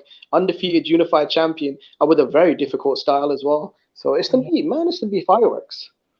Yeah, we've got some good stuff. Jimmy, I agree with Jimmy. Like, that's exactly what I'm talking about. I want to, man. I'm excited for this fight. Who's fighting this weekend? Anybody? Rolly. Yeah. Oh, I'm not going live. No fucking Romy. I'm not even watching it. I'm not even going to watch it. I'm not even going to watch it. Rolly Romero. Al Heyman. How did he get a fucking title shot at 140? Somebody please, that's crazy. Please explain that to me. After you just got stopped by Tank. I mean, they changed the minus price for the interim title now. It's not for the official belt. You know what? People complain about the WBC, but we're all going to watch it, so let's not cap. We will watch it. I'm not. No, I'm not. We will. I'm gonna be watching Yanni Beck's knock out Stephen Butler on ESPN. That's what I'm gonna be watching. So this weekend too. This is weekend too. Listen, Butler. Shouts out to you, Butler. Nice little brick there, but you're getting knocked the fuck out. Yeah. Wait a minute. What was the caveat that you added, AJ, about that fight? No, what was the caveat? You said something about Romero and fucking Barroso. Oh, with the interim belt. They changed it, he said, from title to interim. Oh, so it's not going to be a title. No, not anymore. They probably realized I did not know that. They probably realized, we're getting away with murder here, so let's just make it an interim belt. So, Please get the fuck out of here, man. Get the fuck out of here. LadyChann, question is obviously she's the only other British panelist right now. What do you think about the Chris Eubank Jr. and Liam Smith fight being moved? Yeah, changed the date. That's changed because I thought they canceled it. No, it's been postponed. It's postponed. I thought it was canceled. Because from sparring, he obtained an injury from sparring. So yeah, that's possible. He's got that adds an extra 2 weeks of recovery or something like that. So yeah, the fight's going to be postponed. It is postponed. So I will tell you guys this. this. I'm going for Liam Smith, win or lose. I don't give a fuck. I don't know. The first fight, I'm just going to go for him. I think Chris might do it this time. Chris might get him this time. Chris has got the capabilities to do it, but I want to think about it when it comes closer, so I can really analyze it. I don't know, because a part of me is just usually the person that wins the first fight wins the second, I was so pissed off because I bet somebody. Well, wait. I was so pissed off. I bet somebody money in that fight that Chris was good, bro. Just imagine how furious I was when Liam knocked him out in the fourth. I'm literally just cursing at the TV. I'm serious. Like, no, I'm shocked, man. Hey, Liam's got dog. The truth, he left the booth. Truth has gone to hang out with the homies. Shouts out, Truth. Thank you. Yeah, Spencer Crawford might be in negotiations on Snap. I thought you were going to have some real breaking news in the chat there. I was like, oh, God damn. There is breaking news with them suckers. Yeah, what was you just saying about? Who was you just talking about? No, Liam Smith. I lost my bet. I don't know who I'm going to pick. I'm literally, after Chris lost, I'm literally screaming. I'm like, motherfucker. I don't know. Yeah. I was sick as a dog, when Chris Eubank got knocked out. Because I did bet a lot of money. Only because I bet I lost money. That's why. That's the only reason I was upset. Oh, you little gamblers. You gamblers. Betting's bad. It wasn't a lot. I mean, it wasn't a lot, but still, it's still money I could have used for gas and some shit. It's still, I don't even care about the money. I don't even care about the money I lost. He's actually one of my favorite fighters. So how did this guy go from an iron chin, taking the best shots from Spike O'Sullivan, George Groves, Arthur Abraham, to suddenly this guy's got a glass? He's got a glass jaw now. Oh, come on, LadyChann. He was jabbing Liam Smith's head off. He was hitting him with uppercuts. He looked great. And out of nowhere, he gets hit by a shot and his chin. I mean, I've never been high on Chris Eubank. I think he's one of the biggest underachievers in the sport. I mean, this guy could honestly fight for titles. He can fight for titles, but he just chooses not to. He's never had a world title, nothing. He's been a pro. This is what's going to make you guys laugh, though. That first fight did 800,000 pay-per-views, though. I've been telling everyone, this kid's a star, man. What did 800,000 views? Eubank and Liam Smith, the first pay-per-view. It broke the domestic record for a middleweight title fight. Yeah, 800,000. Holy shit. That's more than Tyson Fury versus Chisora. Yeah, we love I like Liam. I'm going for Liam Smith. Yeah, me too. I guess I got no choice, but I'm with Chan. I'm gonna probably make I'm done with middleweight. Wait a minute. We got to think about it. I got to think because I don't want to just say Liam. I'm just saying it. I'm going for Liam. I don't give a fuck. I feel the same way in the Lara Wood rematch. I mean, like I know I want to go with Lara the second time because I picked Wood the first time. I mean, but it's like but this time Wood could win the rematch too. Honestly, like he could punch himself. So it's like it's like I'm going Lara again. Yeah, I know. Well, I got Laura. I'm going with Laura. I think I've got to go. I think I just got to stick but with that was more easier to make. I mean, Lara's got the Bronco power. So Wood could win though, but Lara's got the equalizer. Yeah, he does. He's got that Bronco power, man. Like, and that's the mad thing about him. So I have to maybe just go with Lara, mate. I have to go with Lara. Yeah, I do. That's going to be interesting. We got some good fights coming up on there. But even if fucking Eubank Jr. wins, let's say he wins this fight, right? Let's say he beats Liam Smith as we all expected the first time around. Mm-hmm. Let's say he wins. Where does he go from there at 160? Is he going to go for Falcao? Is he going to go for that vacant title? Is he going to fight fucking Alim Kanuli? Is he going to try and get Charlo? What the fuck? Munguia? He did say he wanted Triple G, but then he'd have to go to 68. And Triple G gave up his belts. He don't give a fuck no more. He's looking for a big money fight. And then he's going to retire. Yeah. That's it, Fight Charlo, the hype job. Charlo, man. He'll beat the shit out of Charlo. Chris Eubank Jr. ain't doing nothing unless it's like Garner's mad money. He's only motivated by money. Like, I'm not saying that other fighters are not, but I mean, he's not really here for legacy. He's not really here for massive achievements. As you can see, he was down to fight Conor Benn, and he's still down to fight Conor Benn again. Like, he's not reason he was going to fight Conor Benn because he was going to get paid a lot for that fight. That's it. Yeah, he's just a disappointing geezer, in my opinion. I'm just not down with Chris Eubank Jr. I'm not either. You know what? So I've seen him in real life, and he's a handsome lad in real. He is. He's a handsome lad in real. I kind of got a soft spot for him because his troll game is hilarious. I mean, he dude's a master troll. He be making me laugh. I started to like him a bit more when he was doing the for the lead up with 40%. You have the skills. Eubank Jr. has got everything it takes to be probably the second biggest star in UK boxing after Joshua. Potentially the biggest. He's got the look. He speaks well. He's exciting, and he's got massive fan base. Yep, that's the problem, though. Yeah, that's the problem. That's the one problem. I mean, Jimmy, if what you say, Jimmy, if what you say is true, Jimmy, if what you say is true, like if 800,000 people did pay to see him in that fight, it's probably most of those people paid to see him lose.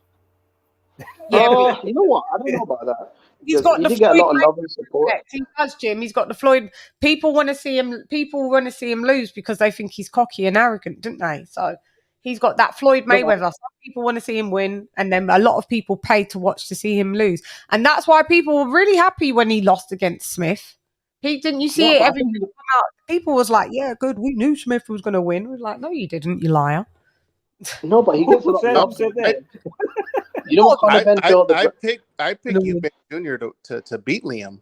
Me too. Liam surprised me. I was like, "This is okay, cool. Fuck it." Liam made himself known.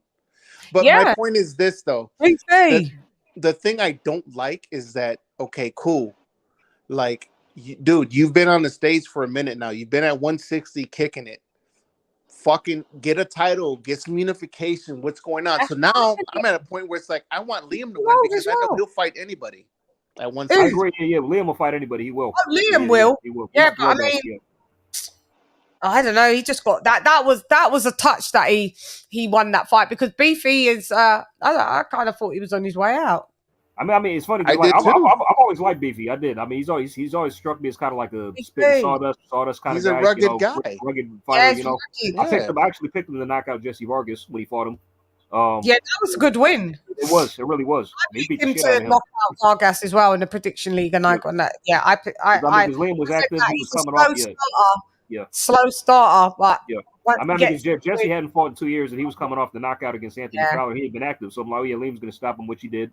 Then, I just thought that Chris would have enough in his toolbox to deal with Liam. That's just what I thought. So yeah, me too. I think he's looking good though. You know what? Dude, I picked Eubank Jr. by knockout, bro.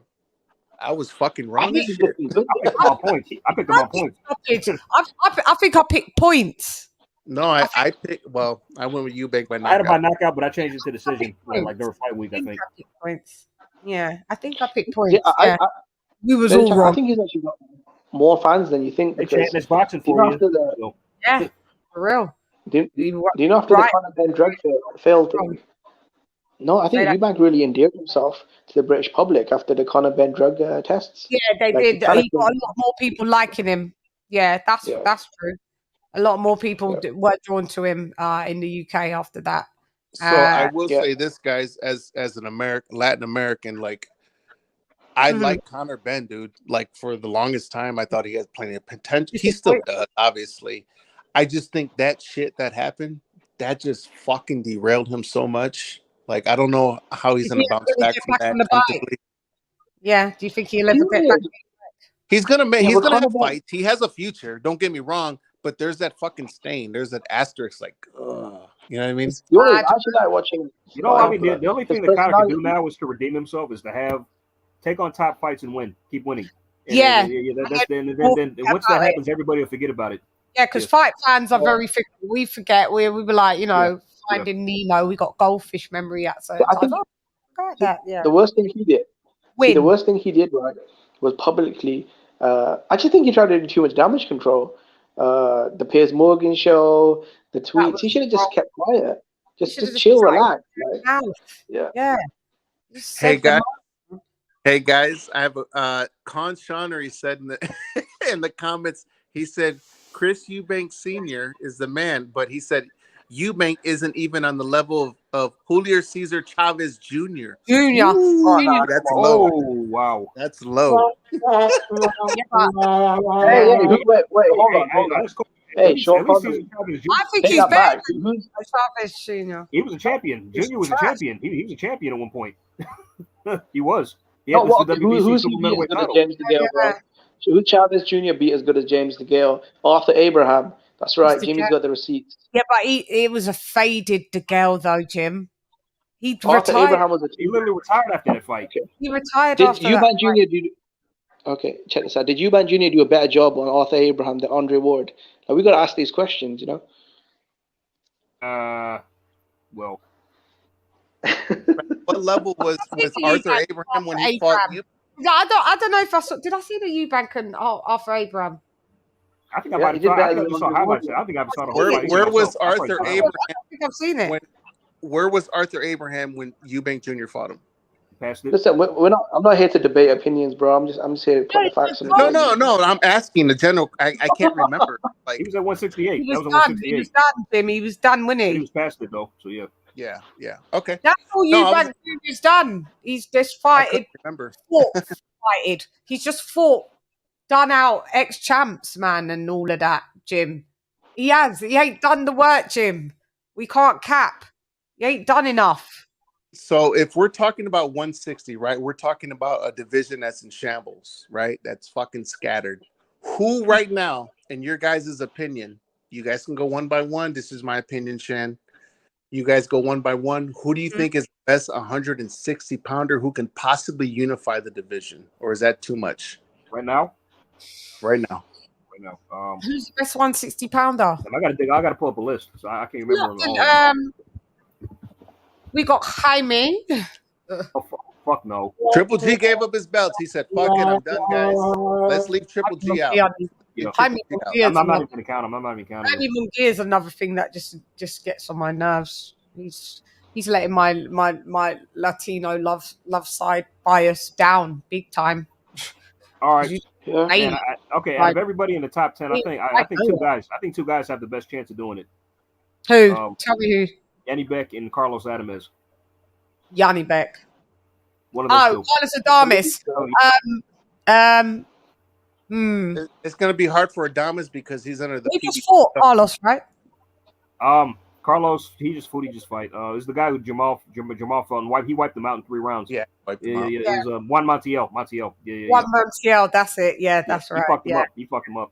Yeah, Carlos Adames. Yeah. He did what I thought Jamal was going to do to him in their fight. He went life and death with him. Where the fucking? Oh God! Had his eyes. He went to had his eyes swollen, and he got hurt by him twice, and all that. Like, bruh. Yeah. So before that, you put Baraboff. That's not signs of regression. I don't know what is. So at 160, them two, Ricky, yeah. Adames and AJ, you have Alim Kanuli. Yes. Is that Johnny Beck? Yeah. Yeah. Johnny Beck. Yeah. Alim Kaluni. Yeah, Johnny Beck. Who do you guys, Jen? Johnny Beck. I can't. Okay. I can't say Jimmy. How about you, Ricky? Bro, How about you, Ricky? I got Eubank, bro. If you beat Smith, yeah, Carlos. I got Eubank in the more. Funny. That was a joke. Oh. What did you say? Who'd you say? I didn't hear you. Charlo. Oh God! Oh Father, yeah. He showed no interest in having any unifications at all. I mean, even when Eddie offered the money. Like a Phoenix. Look, I predict like a Phoenix. Eubank will rise from the ashes and clean up the middle. Ricky, who you got? Who you got uniform? This is you know what? Okay, so there's some things going on at 160, right? Even though it's fucked up, it's in shambles, right? Can we get okay? So hold on. They decided to take off the training wheels. They gave Munguia Derevianchenko. Okay, cool. I faded Derevianchenko, but okay. Yeah, you're right. But they still took the training wheels off. Let's throw that out there. They took the training wheels off finally, right? Yay, confetti for fucking Munguia. What's he at? Almost 50 fights or something like that now. What is that? 41-0. We have Alim Kanuli, right? Alim Kanuli. He in his last fight, he didn't look like the guy that we thought he was, but he's of course you're gonna run into those guys, right? He fought Bentley. Who we got out there? Falcao. We got Falcao, right? Adams is after that. There's a vacant out there. We got Charlo. Other dude, the boring dude from the UK, 160, black guy. Who? He fought. He's under Eddie Hearn. Boring, mad boring. Oh, I know who you mean. What's his name? Forget his name. Is it Lamar Richards? Yeah. He actually left Matchroom. He's not with Eddie anymore. Oh, did he leave? He left. Yeah, he's gone. Yeah, I don't know why. Because he's not doing anything now. He should have stayed there. Like seriously. Boring though. Go ahead though. I just so looking at the landscape. I think the biggest fight right now at 160 because Charlo's gonna. Heyman has him waiting on that. He has him in the fucking Canelo payment package for fucking Canelo, right? So it sucks to dismiss him, but he's inactive. He doesn't do anything. He's, whatever. I'm gonna have to roll with Alim Kanuli, but I think Kanuli and fucking Munguia would be a damn good entertaining fight. Yeah, it would, but it would be an entertaining fight to see Munguia fight anyone with a fucking pulse. Very true. Very true. But I'm looking at those two with their styles and who they are. Charlo's not even in the top 10. He's not even ranked in the top 10, y'all. That's because he's been inactive. And he's a champ. Wow. Strip him. I don't understand. Man. I don't know why they're letting him hang on to that belt for. I really don't. I just don't get it. It's pathetic at this point. Hey guys, Alim Kanuli and Munguia for fucking not all the titles, but just for a fucking good fight. Ricky, you know the WBO ordered the fight, right? And then McGee he turned it down. Yeah, he turned down several fights. Not him, but his team. It's his team. It's really his team that they turned it down. They turned down Charlo. They turned down Charlo. They turned down Alim Kanuli. They turned. What's that? No, I just said see. Yeah.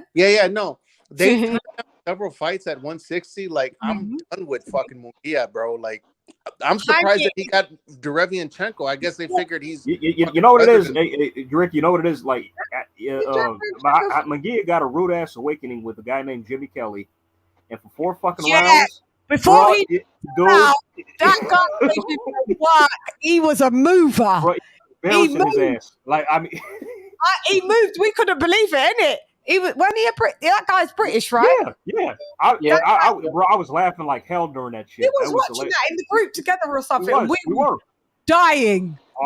Bro. I think it was like round 6, isn't it? He got him. He caught him in round 5 or 6. He ain't got him out of there. But bro, Jimmy was working his ass. Yeah. That guy, He was like, anyone called Jimmy, man. He's bound for. He's a serious player. And after that, they're like, "Oh yeah, we're not putting Hammy in with anymore." No, yeah, we're not. They're gonna be real careful now with him. I'm done with Jaime Munguia. Yeah, I think right now the best guy at 160, it's Alim Kanuli. I mean, is as much of a version as in the division. Yeah. Look, the zone. Charlo hasn't done shit. He's been. I'm telling you, the zone. I just can't believe he's got that fucking belt for real for that long. He's not fought for 2 years. The sanctioning bodies are crooked. We know that. Yeah, it's bad. Yeah, but go ahead and keep it, bro. Me and Al Heyman talked. Keep the belt. Keep the belt. We're making a new one. Yeah, we're good. Keep the belt, bro. We don't even want it back from you. That's how lame this is. Fuck it. He's made our belt lame. There's no he's brought no value to the belt. You understand? He's devalued the belt, man. It sucks. That is all striking. That I can't believe he's been allowed to be in that position to hold that belt like that. That's why I'm done with 160. That's why I'm done with the WBC. 160's in shambles. And the WBC is just, they're all in shambles, like the sanctions, but the WBC, Mauricio, man, do better. Do fucking better, man. It's not going to happen because it's so corrupt. It's so fucking corrupt. They do what they want to do. They move how they want to move. Yeah. It's in your face, though, Ricky. It's like blatant now. Oh yeah, there's no fucks there's no fucks given. The fucks that are given, they're for free. They don't give. Hey, here you go. You give a fuck. I don't give a fuck. You give a fuck. You can have a few of my fucks because I just give fucks away because you get a free. Yeah, you get. Oh, fuck you. Fuck you. Fuck. Charlo, you just sit on that title, Michael.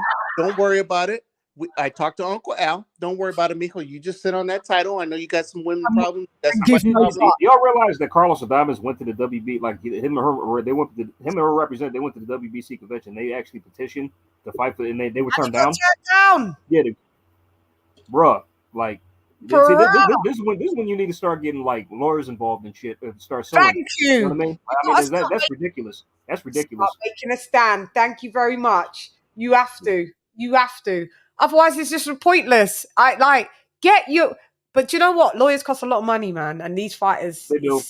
Yeah. They're not cheap. So it's like, honestly, is it really worth it to go through all that? Like, you know what I'm saying? And then you can still not. Yeah, and it's still. But sometimes sometimes you got to bet on yourself. Sometimes, all the time. I don't understand. Like, Dylan White has made a lot of money, and I don't understand why he never took the WBC to court like years ago. But when they started first jerking him around, that was annoying. I thought he was going to do it, then he wasn't. Then remember, I even reported he's going to take him to the court, and then that stalled out about 4 years of his career. It did. And honestly, if he took him to court a lot sooner, he probably would have got his title shot. Yeah. He should have did it from like year 1 after you lot was doing this bullshit. Definitely by year 2, he didn't. He kept.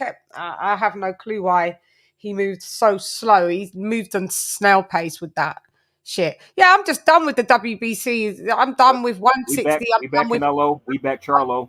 Yada yada. We back Charlo. We back Canelo. We be crooking. We be capping. We be capping. We be capping. And we be crooking. We be cunts. Whatever. Yeah. You guys ready to have some fun? Yeah, go ahead. Let's climb up to heavyweight. What's going on with the whole Saudi, the fucking heavyweight tournament? Go. I have no idea. I thought of that while you was talking. I thought, no, will I not mention that? And I was just like, because it's another lame one. It's still, we don't know if it's really happening. Tyson Fury seems to be kicking up sawdust as usual. I want your opinions. I just want your opinions and your thoughts on the whole. If it happens or Wilder versus AJ? I think it's going to happen. I mean, all right. Here's where I stand with Saudi. They've got the bag, and if you're a fighter, you want the bag. But for us, especially as Brits, we don't want to go to Saudi where we can't drink, where I can't wear a tank top. It's mad. It's mad. Like, the whole ambiance is not a boxing vibe. Like, I want to go in December, but the fact is, it's just going to be like, how you got to move there. It's either you show a bit of skin, you may be stoned at the town square. Like, you're frowned upon. Like, you can't, like, as a woman, I couldn't just go outside a hotel and say, let me just, take a stroll, No, you're not allowed. That's a imprisonable offense. You get lashes for that. You get lashes, like public lashes. So I don't know how I'm going to navigate in Saudi Arabia to try and go to this fight. But anyway, besides from that, yeah, they got the bag. Shouts out to them. So I'll backtrack from that. Let's backtrack. Zile versus Fury, because that's been thrown out there. That's a conversation right now. I know, but Joe Joyce has activated the rematch clause. So checkmate. Really? Oh, that I did not know. That he is. That. He is. Mm-hmm. Oh, I mean, seriously, what else is he going to do? I mean, like, he really doesn't have a choice, in my opinion. So I was interested in the Zhang Fury fight, actually. So that means Joe Joyce is doing it as in, pay me step aside money, or I fight him. You got to pick someone else. You go back to Andy Ruiz. Okay. I didn't know he reactivated the clause quickly. Yeah, only yesterday. There was a break. Only yesterday. Hey, Wu-Tang Zhang took him through the 36 chambers, man. He fucked that dude up. Yeah. Wu-Tang Zhang ain't nothing to fuck with. Mm-hmm. We underestimated him, though, man. We really did. I mean, like, we did. I feel bad for doing so. Yeah, so do I. In hindsight. Yeah, I feel bad for doing so. I do.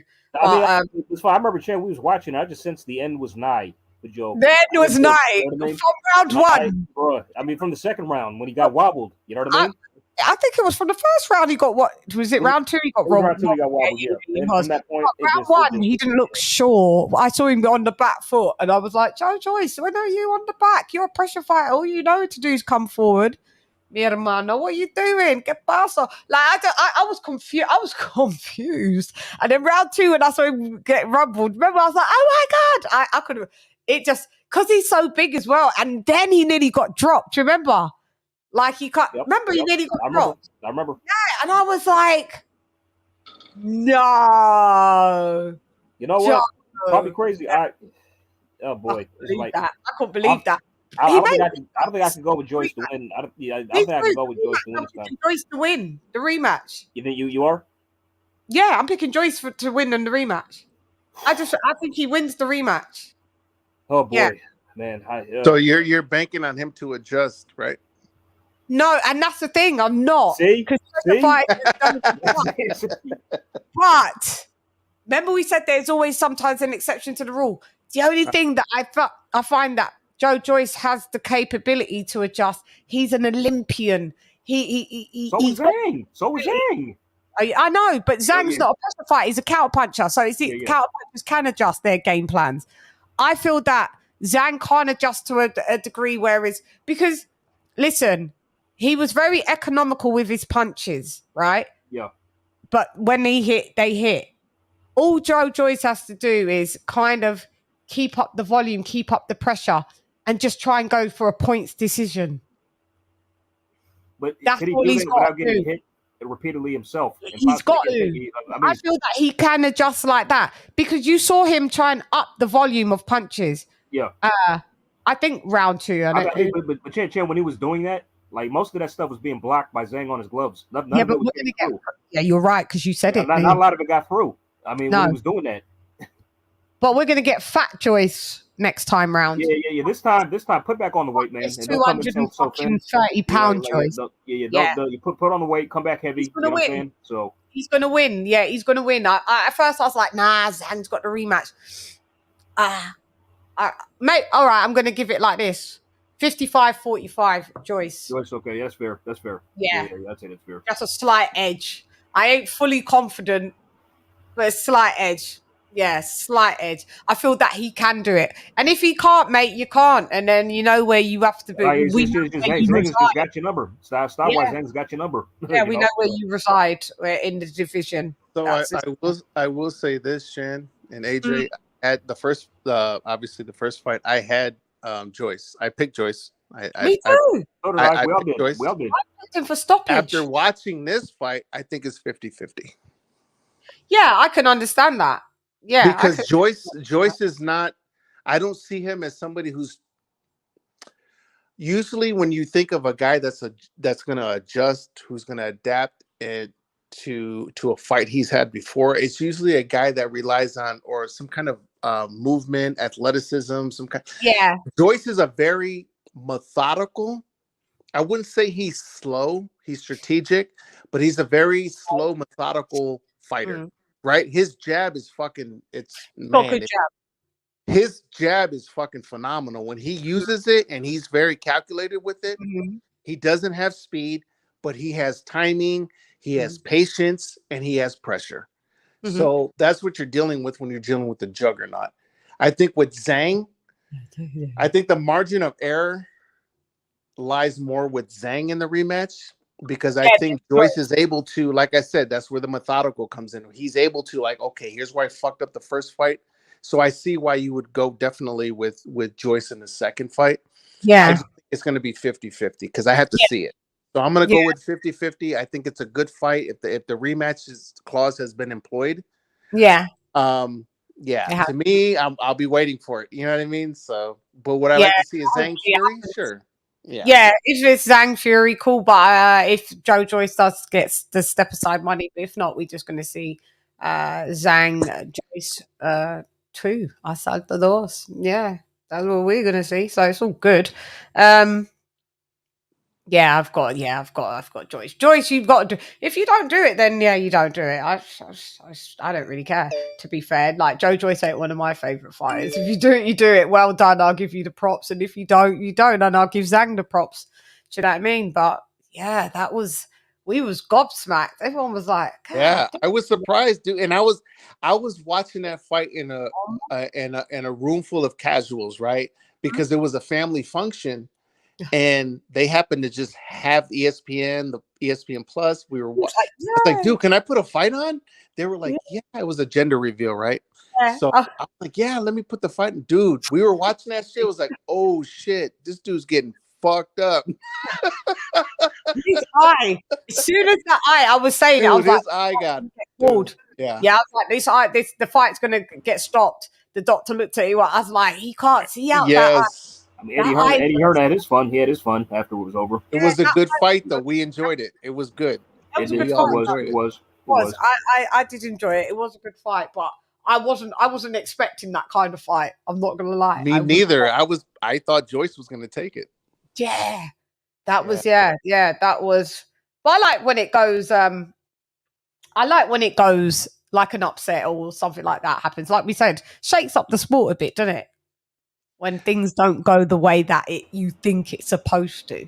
That's what I'm saying. That's what I love about the fucking sport, man. You just don't fucking know until you know. You know. Just imagine if Yanni Bet got knocked out this weekend. It's not going to happen, but just imagine if he did.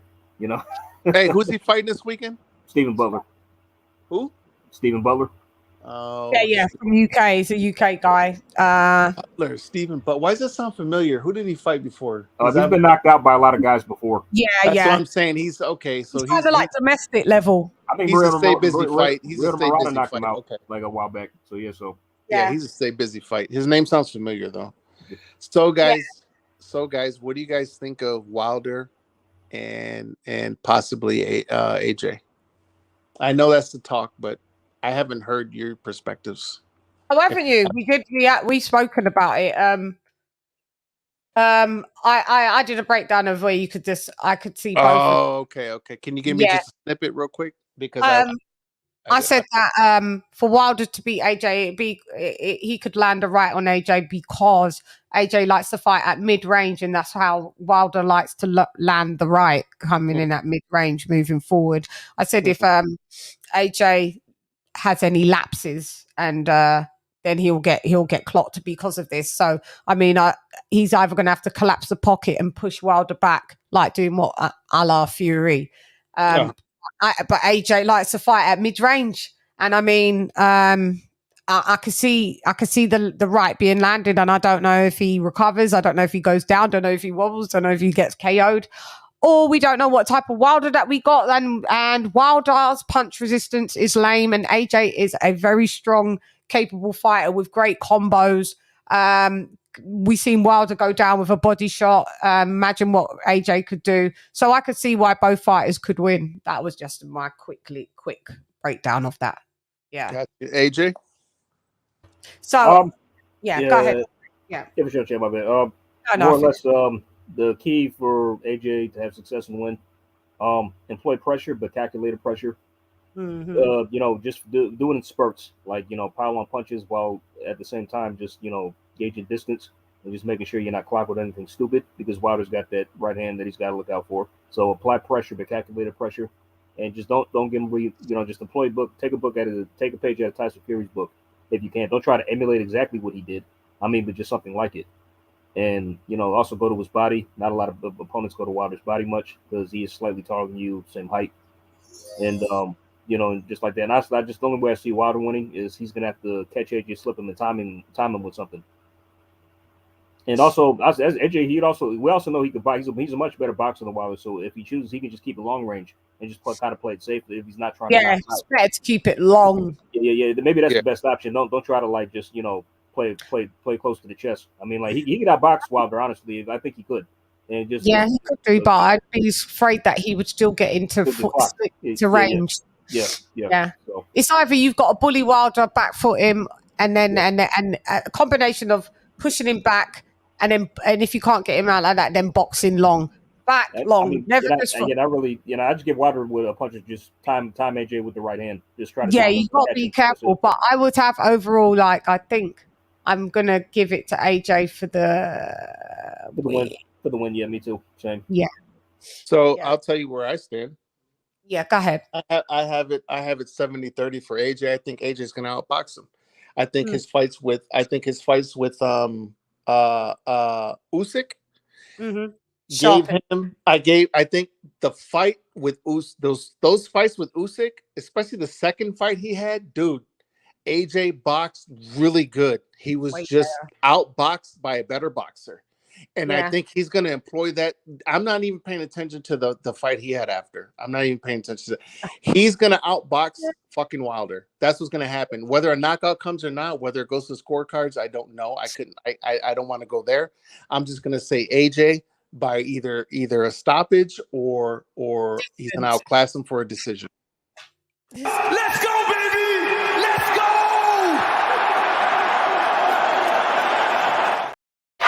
I don't see Wilder beating AJ. I don't see Wilder beating AJ. I don't see Wilder beat Usyk. Yeah, you can rely on that one punch. It's a one-trick pony, but there's a lot that goes into the whole art. So for me to rely on just one part of it, which is a power shot, that's not going to happen. So I'm going to bank off of AJ with intellect, and I think he's going to outbox him. I think his career is revived a little bit after that, and then we'll see what happens with Usyk and Fury. Yeah, That's my opinion. I'm with you on that take as well. I get where you're coming from that, because I said that like the two Usyk fights, the losses had actually sharpened him up. Mm-hmm. You could take that. You've went 24 rounds with arguably, like I said, number 1 or 2 pound for pounder. Right. And so also looking at the total body of work, AJ has been with the better caliber of opposition overall. All day. Experience and intelligence. We're doing a deep dive on AJ. We're doing a deep dive on AJ and Tyson Fury. That's next as well, actually, on their resume. Oh, yeah. Okay. we're going to be doing that as well. So tune into that. We already know the answer, but it's going to be fun to do it. We know the answer, but yeah, it's going to be fun to just let the fanboys of Tyson Fury know that their leader ain't shit. I mean, as far as Ricky, as far as Fury versus Usyk goes, I don't see the fight happening because as long as Tyson Fury's involved, he'll find a way to fuck it up. I mean, I got Usyk winning anyway, me too. But it's Usyk like beating him. I mean, Totally at boxing. Yeah, but Fury will find a way to fuck it up like he usually does. So how convenient is it that he? By the way, if that fight happens, I got Usyk. Whether he's a favorite or not, I'm rolling with Usyk. Yeah, I'm only doing that just on principle. So does Fury. That's why he doesn't want to take the fight. So why is it so easy for Fury to make a fight with Zhang or to make, you know what I mean? Like, why is it easier for these other fights to happen, but when it comes to somebody who's difficult, there's a fucking obstacle? Why? I want to fight those guys. It's the same thing with Crawford and Spence. How come when it comes to this one fucking person, there's a fucking obstacle? You can do the same thing with Tank. When it comes to these certain people or fighter or persons, why is it hard to make these fucking fights? Why is it? Because that motherfucker's a threat. And your team, your management doesn't want to, they're skeptical about risking it. Ricky, Floyd said that Devin and Shakur leave Tank alone and fight each other. That's what Floyd said. Yeah, yeah, he came out real quick with that shit. Yep. Because he knows what Tank's capabilities are. He knows. He knows. We just don't know. He do. They don't want to risk their investment. They don't want to risk the investment. That's all. Nobody. That's all it is. Yeah. That's it. Mm-hmm. One. Yeah. Mm-hmm. They know Tank's ceiling. They know his capabilities. They know as far as he can go. That's about it. He just beat a weight drained fighter and they put him on a pound for pound list, for God's sakes. I mean, geez, make sense. That was a sympathy move. That was a popularity move. That was just something. Yeah, that was a popularity move. Yeah, that's garbage, bro. Like, you can't. On now, we can all hardcore fight fans. We know what the fuck is up, but for the general public and the casuals, that's what they're appeasing to. That's what they're appeasing to. You know what I mean? Popularity lists, popularity ESPN shit lists. Yeah, I mean, fuck their list, man. Hi, Christopher J. What up, Joe? What up, Joe? Yeah, they're ESPN lists. I don't go by them lists. Like you said, that's the casuals that be going by them lists. It's popularity lists. It's based on nothing. It's based on zero facts. It's based on zero stats. It's based on zero data. I have opinions just like anyone else. You got opinions. But unlike what you're doing is I bring facts, data, statistics, things you can go look up yourself. That's out Kevin Samuels. R.I.P. Yeah, they ain't got no. I fucking hate that list. The list that they do, and then they had the cheat not to include Devin Haney on it. I think they've just put him on it now. I mean, Chan, they got the list. They got Lomachenko on that list, right, at number 7. Bro, it's like, how can you put in there, but you don't include Devin Haney or Shakur Stevenson, who's a little 2-division former unified champion? I don't fuck with pound for pound. I retired doing it. I retired doing pound for pound, my own self, because all it does is too subjective. Nobody goes by. Nobody knows. Nobody goes by the rules. Nobody knows what the actual real rules are. You know, it's a mythical list. It's mythical, guys. It's mythical. It's your preference. What you I mean, first criteria. Everybody in that list, they should all be champions, hands down. Yeah, they're all supposed to be champions. That's on the fucking pound for pound list. Yeah. And then, no disrespect, you've got non-champs. No, that doesn't. No. So you know who's not? You know who's not on my pound for pound list? I don't have a pound. And trust me, I put no stock in the pound for pound. But what I did was I used my criteria for daring to be great. So my criteria for daring to be great is number 1, caliber of opposition, career defining fights, activity, right, and dominance of division. Dominance of division is unifying titles or becoming undisputed. See, yeah. Guess who's number 1 on my list? Bud. Nope. Canelo. Yes. Nope. He's in there, but no. My number 1 is Usyk. Yeah, I thought as much. Yeah, actually, I should have got. Usyk is my number one, and you have to look at the career. You have to look at what some of these guys have been through. Usyk went through a fucking tournament. He went through a gauntlet of one weight fucking division, then moved up to guys that are much bigger, and then conquered, and then he got 3 belts and trying to establish himself to get the 4th belt. Yeah, And I've got that's me. I can interchange them. I got Bud at 1, Usyk at 2. But I don't see wrong where people have Usyk 1, Bud 2, or whatever, whoever. Like, right. Interchangeable for me. Like, yeah, I don't have a problem. But I have anybody who's unified, they're on there. That's my point.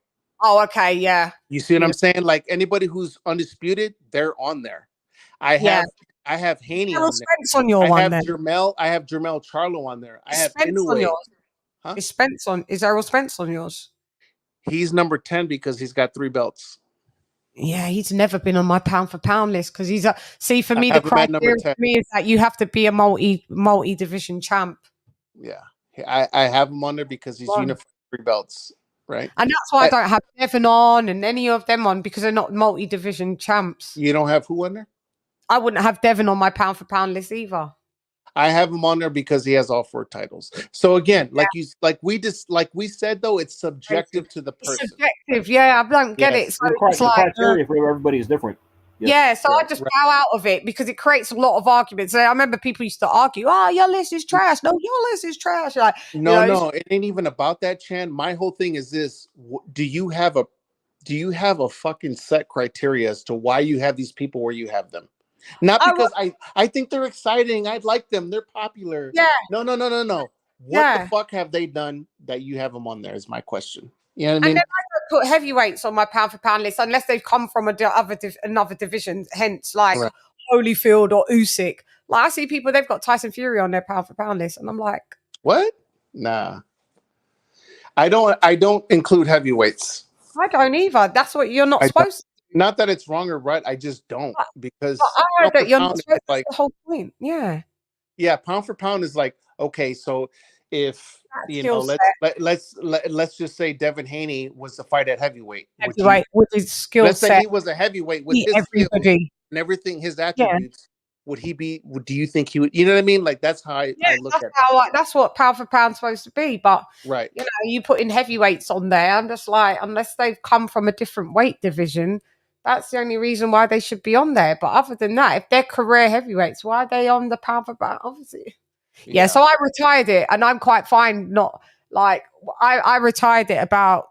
When did I stop doing pound for pound, AJ? We did pound for pound shows. Maybe that's all subjective. For a year. Yeah. I'd say yeah. 8 months or something. Yeah, about 8 months. Maybe about 8 months. I let it go, and it's freeing. I feel free. I have no attachment to it at all. Me neither. I don't put stock into it. I'm only letting you know the criteria that I use to at least create one. You know what I mean? Because it's always there. So I'm like, fuck it. Let me create my own and use my criteria of what I think is a fighter that's daring to be great. Right? Yeah. That's what I've used. And so to me, Usyk is number 1. But who are the other guys on my list? Off the top of my head, Terrence Bud Crawford. Why? Because he unified a whole division, moved up, grabbed some other titles. At 140. Undisputed, right. So we have undisputed. My undisputed guys they're there. You know what I mean? Yeah. All the way down to Bivol, Betterbeef, and Spence. Who else is in there? Devin Haney. Inoue's in there. Inoue's on. Yeah. So like I have. I'm saying like even though Inoue is like 3 division and undisputed, could he still be right? Because technically he's not a champion now.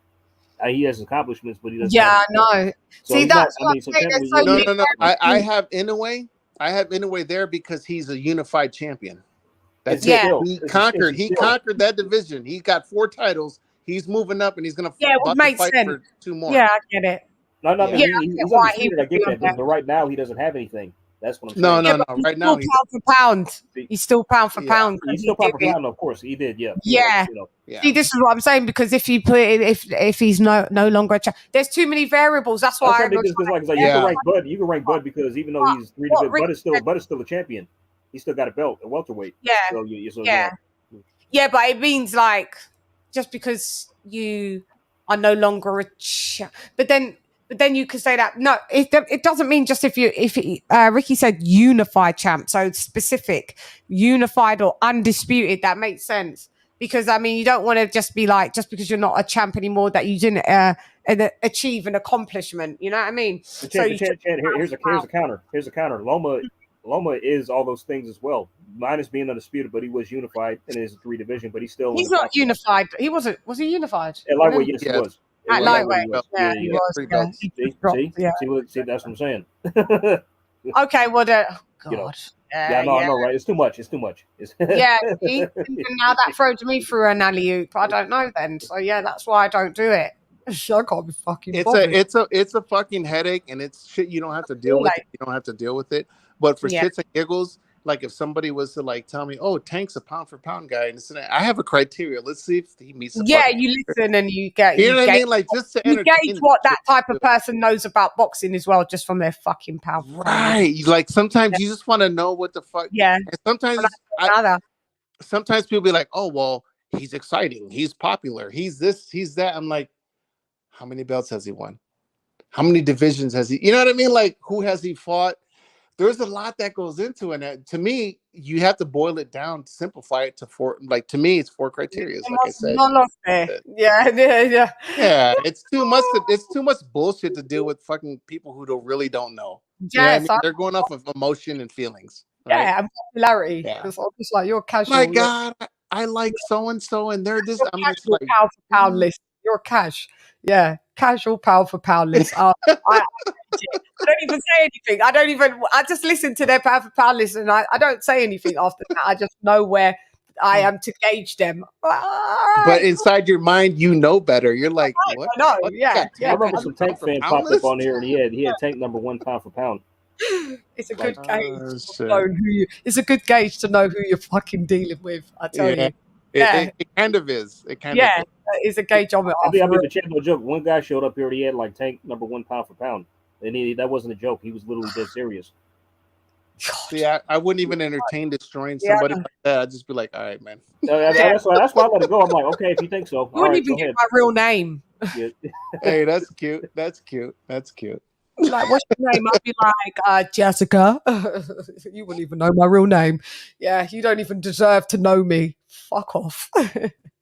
Thanks, pound for pound number 1. Leave me alone, sir. Yeah. People like that have to leave me alone. Yeah. And so I will say there's one person that I forgot to mention that's on that list. Who? Ken? Josh Taylor. Oh, yeah, because he's undisputed. Right. Or he was, yeah. So, he was undisputed. Yeah. I'm segueing into something, guys. Segueing. I don't like him, though. He's a fucking idiot. But he's achieved really good stuff. I'll be beats the brakes off of Tio, though, next month. Taylor versus Lopez. Go for it, guys. Oh, Taylor. I got Josh winning. Well, I'm points are going to knock out of the way. So. Yeah, I got Josh. So I'm gonna tell you who I got. I got Josh. No, you got Tio. I got Josh. Oh, you got Josh. Okay. Oh, okay. All right. I was about to say Tio.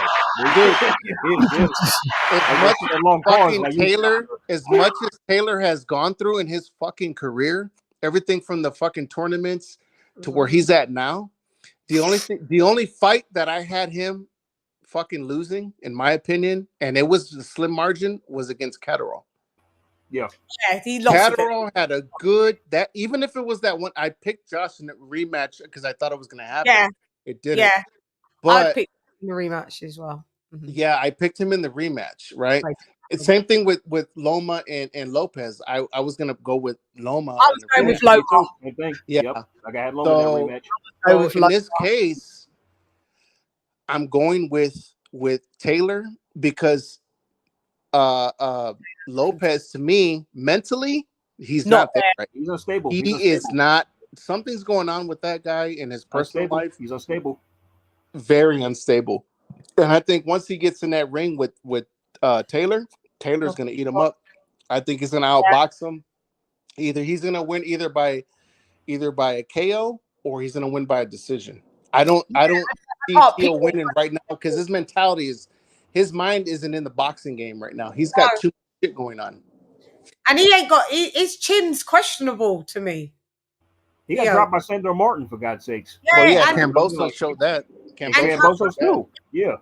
That's why I'm thinking, will Josh chin him and knock him down, or will it just go? You know what I mean? I don't know if it's points. Josh said the fight ain't going past 8 rounds. That's what he said. So yeah, but still, that's still big talk. But we still don't know what you have left, Josh. Do you know what I do know? Tio cuts up, man. Oh yeah, he bruises badly. He does. Yeah, he messed. Yeah, cuts up, and I'm just thinking, does Josh Taylor cut him up like after the camp? His face looked like a crime scene after that Cambosos fight. Oh my God. Bad boy. And that's what I'm thinking. Will Josh do that to him? If Josh does that to him, does the fight get stopped because or does he lose because he can't see out of one eye? Does the fight? Who does Top Rank want to win? That's the thing. Because after Teo made his controversial comments, it's like, but then you got Josh, who honestly, what's he gonna do if he wins next? Well, Bob Aaron said that he can say Teo could say all he wants, but he's got 2 years left on his contract. All right, exactly. Yeah, so what the hell is he talking about? Oh, it's my last fight. I mean, so what are you going to buy yourself out of your contract and leave? I mean, what are you going to do? Bob was on Beeb's channel. Shouts out to Ringside Reporter Live. Oh, he was on there. Yeah. He said 2 years. He said 2 years. Yeah, he did a phone. No, he did a phone interview for about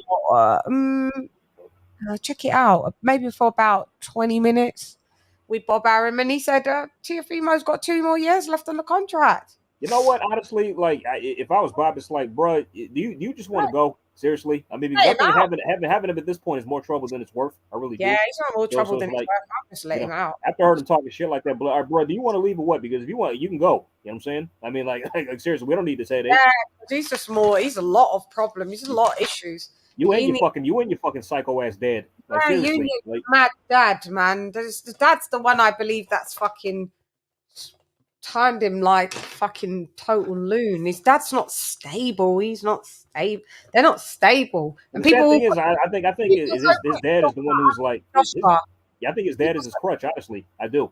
Yeah. People are so quick to talk about Anthony Joshua's not there mentally. No, look at this. This is the epitome of someone that's not there mentally. This guy, Anthony Joshua's not there with I know what they're saying. I think there's two differences. There's one that's not there maybe in the fight game because he got. Yeah, I mean, the difference is Joshua has accepted his losses. Like he's insane. Yeah. I mean, go to hospital.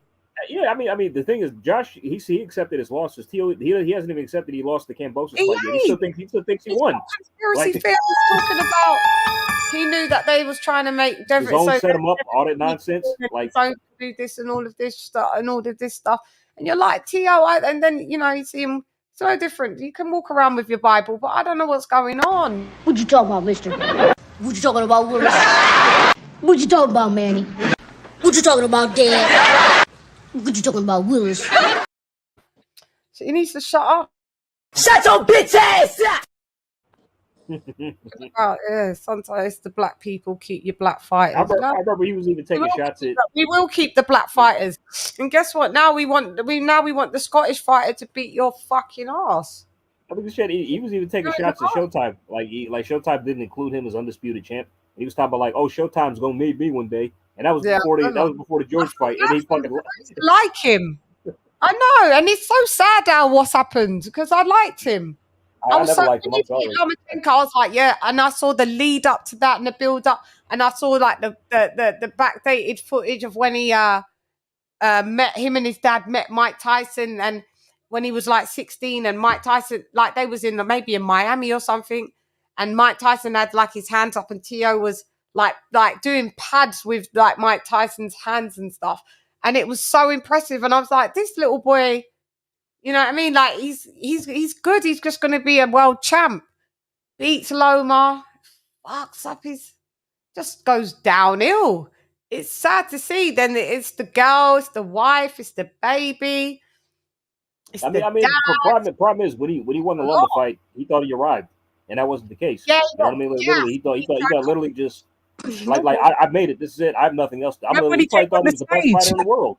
Do you remember when he came on the stage with Canelo and with all the belts? Oh my God! Like with Canelo. And when I saw that shit, I'm like, oh, he has lost his fucking mind. I'm like, bro. Bro, I wanted Eddie. I wanted him to kick his ass off stage. Like I was seriously, embarrassed. I was it's like so embarrassed. I'm like, bro, you literally brought your fucking titles to the Connect. What? Oh, it was the Canelo Caleb Plant. Talk about like photobombing and stuff. Jesus Christ! I mean, it's like So I have a question for you guys, and this is something that made me chuckle a bit. So Floyd Mayweather wants Tank. He made a statement about Tank fighting Teofimo Lopez. And so my thing is, I'm like, why would he say that when Teo has a fight coming up with Taylor? What do you guys think was the reasoning behind Floyd Mayweather saying that? What is it? What's your opinion? Clout chasing. What did Floyd say? Floyd made a statement. Yeah. It's out there. You can, I don't know what, you can, I remember where I read it, but he made a statement that Tank versus Teofimo Lopez. Mm-hmm. Yeah. Tank versus Teofimo Lopez. And what did he say? That is not to happen. No, he wants Teofimo versus Tank. Oh, he wants clout chasing. He's clout chasing. I thought it was interesting because I'm like, dude, he's got to get past fucking Taylor first. Yeah, no. I don't know why he would say that. But Ricky, you know what this reminds me of? Every single time, like a relevant fighter wins a big fight in his division, they clout chase them. No, They've done this several times. Like what Wilder did to AJ. Yeah, like when Josh Taylor won the when he won the World Boxing Super Series, right? Tank jumped on Twitter and started, talking like clout chasing Josh, and Josh put him in his place. Then when Oscar Valdez knocked out Berchelli, did the same thing to him, and and it's just another example of that. So Garcia did it as well. He's the same. Yeah, I mean, after Cambosos beat Teo, I want to fight Cambosos for the titles. But then when Devin's got the belts, now they don't matter no more. You know belts don't matter no more. Like, all right, son. All right. Okay. So when you, I'm right. Sorry, go ahead, Chan. No, go ahead. I'm finished. No, I was saying when you guys get a chance, just look that up. I mean, I thought it was interesting why he would say that. I was like, what the fuck? That's right. I mean, he's Lopez clout is at chasing. 140. He's clout chasing. That's all. Yeah. I thought that was interesting. Clout through out and out clout bars. So we've got no boxing this weekend. The retard is fighting. Basically. Then we got Yanni Beck gonna knock out Butler. So yeah. Wait, so you retard? You talking about Rolly? Yeah, of course. Yeah, that's right. He's fighting Barroso. Hey, you guys. Hey, so Mad Dog H in the chat was saying, why is Danny getting a title shot before Adames? We talked about this earlier. Because the WBA is for hire, and so is the WBC. That's why.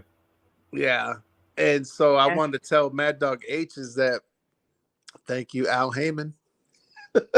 Yeah, he's a hell of a fighter. I'd like to thank Al Heyman. I'd like to thank God. He's a hell of a god. Bro, I'm telling you this: like, if the Adames was to fight Charlo next, like, if the Adames fought Charlo, if that fight was next, not only does Adames win, he knocks out Charlo. Yeah, that's why they're not putting that fight up, bro. He's been in the queue for so long. Like, leave the PBC. I don't know what his contract looks like, but bro, get the fuck out of there. They're not giving you that fight. He was wearing my T-shirt, my Dundee season T-shirt. Like, he devalued it. I was so chuffed when Jamal Charlo was wearing my T-shirt, and now I'm just like, I feel ashamed. I can't even advertise it. Is that because of the Ronnie Shields affiliation? Yeah, so him and Uncle Ronnie. She's got a soft spot for Uncle Ronnie. Yeah, they're cool. Yeah. No, Ronnie's cool. He's a good guy. And I like Ronnie Shields. Now I can't show it all around. Like, it's just like people be like, "Yeah, he's a lame." So what if he's wearing the T-shirt? He's a lame. He's holding up a division. And you know what you should do? You should be like, can you tell Jamel to wear the shirt instead of Jamal next time? I sent one to Jamel. He had it. Uncle Ronnie said, I sent 4. One for Dylon. He's got a little amateur that he trains. He sent me the picture of the little 14-year-old wearing it. So he wore it. Uncle Ronnie wears his. Mal wore his. He said send one for Mel. Mel hasn't wore his yet. Mel did. Yeah, I like man. Ronnie's old school. He's a really chill dude, man. I like Yeah. him. Yeah. Yeah. But Chad, keep me posted in the chat this weekend if you check it out. I'm not going to tune in for that Showtime fight with with Mr. Ed. So who's the buck teeth with what? With I'm talking about Rolly. So yeah, you know. About Rolly. I thought we talked about someone with the horse teeth. So wait a minute, hold on, guys. We ain't even talking about who do you guys think's gonna win. What's the prediction? With who? Rolly and fucking Barroso. Oh, Rolly's gonna win that belt, bro. I mean, Rolly. he's gonna get that belt. So yeah. I haven't seen Barroso fight, I don't think. Rolly's Barroso's like 40 years old. Rolly's gonna knock him out. Rolly's gonna stop him. It's not gonna go the distance. He'll probably just clout him and with that stupid quack voice he does when he throws punches. We all know that belt is gonna be sitting there for a Tank fight at 140, so they can say, "Oh, Tank's this division." That's their plan. That's what they're trying to do. That's exactly what they're trying to do. Yeah, That's exactly what they're gonna do. We already peaked their stupid game. We're already 2 steps ahead there of them. They're lames. We knew what we see each other. I need to create a guidelines to being a PBC fighter. One, as soon as you get to the PBC, be prepared to clout chase every single fighter in your weight class without the intention of fighting them. If you become a champion, hold the belt hostage and hold Don't it. fight anybody relevant at all. No unifications, no undisputed fights whatsoever. Number three. Second, as soon as you get offers, turn them all down. Reject and thank them. Al Heyman publicly after every shitty, trashy fight that nobody wanted to see. That's what you're to do. So we're gonna get the Tank Davis versus Israel Cruz rematch. They'll try and pump that up, and then we're gonna get Rolly Romero at 140 for a title. Yeah, I don't want to see no Isak Cruz again either. You know what? No. They'll probably just drag his ass up to 140. They're just like that's part of the problem. That's part of the problem end up doing. I'm telling you, Tank fights Rolly again or Isak Cruz. I am not going live. I'm not going live for those. Yeah, let's see what the pay-per-view buys do for those. Let's see how many people buy those. Or how many people buy those fights. I'm sure they're going to be on pay-per-view. So I've got zero interest in that. Yeah, I'm not. Yeah, zero interest in that. I will not go live. I'll watch it, from my bed. I won't be going no live for that shit. Like, no, fuck that shit. I won't even pay for. If that fight is pay-per-view, I wouldn't even pay. I ain't supporting that type of shit. Still want my money back for the last fight. Yeah, I know. I ain't supporting that shit anymore. Like with money. Tank's got to do. He's got to put his. The fans need to start hitting him where it hurts. Seriously, it's like don't buy his bullshit. You know what I mean? Yeah. Seriously. Any fight that you're not feeling, guys, it's just better to just fucking. No, we're gonna see once this next fight. Once Tank does his training at Calvin Ford's house for his 90-day sentence for Isak Cruz, we're gonna see the pay-per-view results. I'm just saying, like that's what's gonna happen. Like that's what we're looking at. Either Isak Cruz or Rolly Romero fight at 140. It's gonna be both, one or the other, or both. Yeah, I mean, Rolly's gonna be first, probably. Then he's gonna drag up Isaac. Yeah, then he'll do the next one. So. Just all and then when we blink after that, he's 30 years old.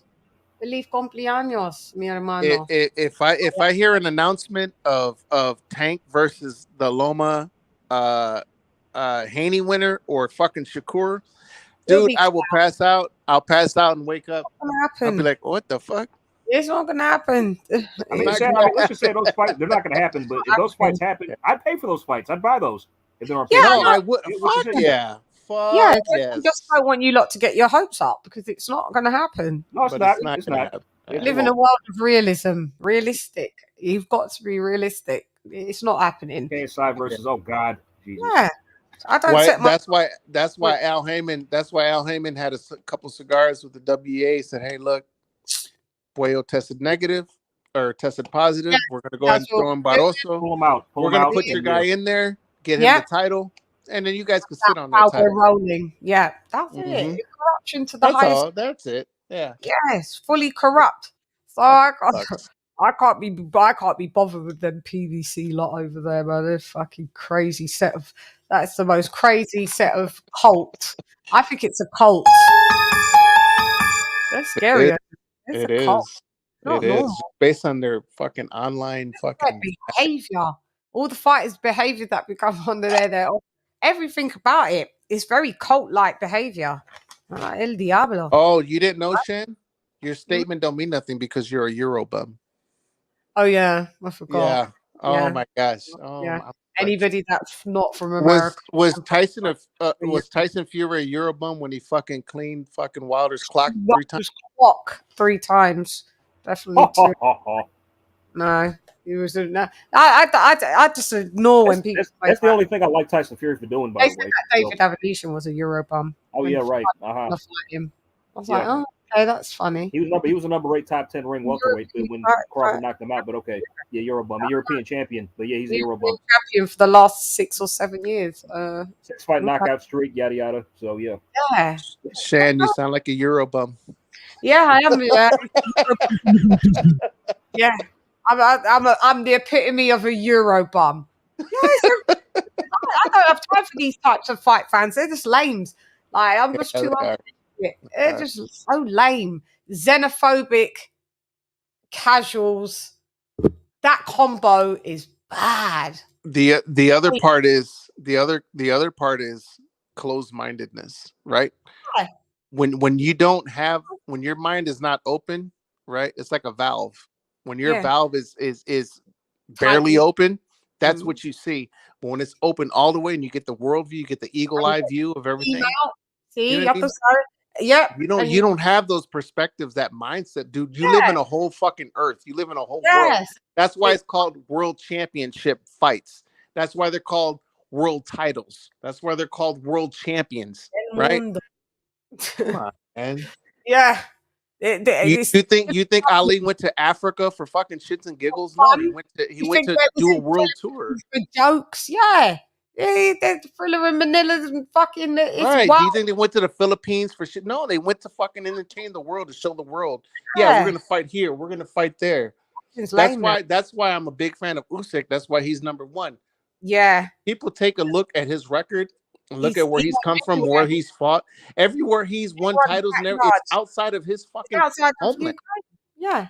I think he's only did that run. I think he's only fought in the Ukraine like on his pro career once.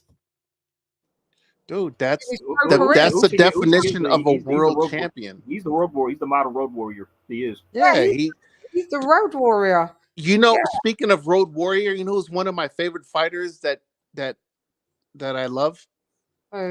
Glenn the Road Warrior Johnson. Oh, yep, Glenn Johnson. Yes. Glenn Johnson. He knocked out Roy. He knocked out Roy. Oh my God, he fought Roy Jones Jr.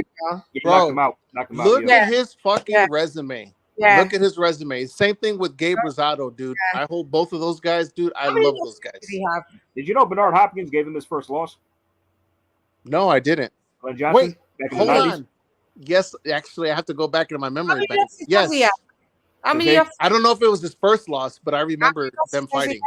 Let me check. Hold on. Let me see. Glenn Johnson. He's probably got in like maybe 20 or something like that, in the 20s. But really, that much. Hold on. Look at Glenn Johnson's footage, and then look at some of his post-fight interviews and how he carried himself. Let me put Glenn Johnson. He's got 21 at 77 fights, 21 losses. Only was stopped 2 times. And let me see. Bernard, Bernard, he was the first to stop him. Yeah. And he lived up to his fucking name, bro. Yep. Glenn the Road Warrior Johnson. The Road Warrior. Yes, he lived up to his name. One of my favorite fucking fighters. Oh, snaps. Alinga Makabu stopped him as well. And so he went all the way up to cruiserweight. And he's Jamaican. Shit. Yep, Jamaican, yep. Look at his fucking resume. He fought everybody. 54-21, yeah, and 2 draws. Look at the names on his resume. Bernard Hopkins, Murphy Sosa, Spenatke, Sid. Oh my God, he fought Yildirim and lost. In his last fight, on points. UD, God. Eric Harding, Clinton Woods, Roy Jones, Tarver twice. Abu. Montel Griffin, Chad Dawson twice. Tavoris Cloud, Carl Froch, Lucian Butte, Andres Fafara, dude, Cloud, Butte, dude. Keep going. Keep going.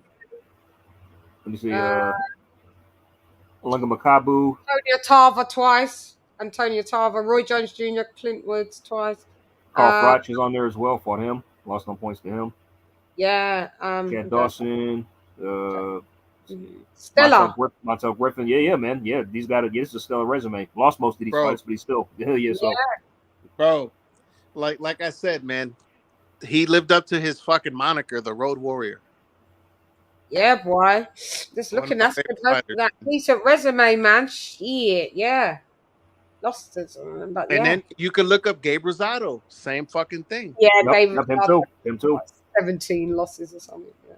I'm glad he finally walked away for that, and I just like to see these motherfuckers go out there and show heart. So he beat Tarver on a split decision and then lost on a unanimous. Yeah, the rematch. Yeah. Rematch a year later.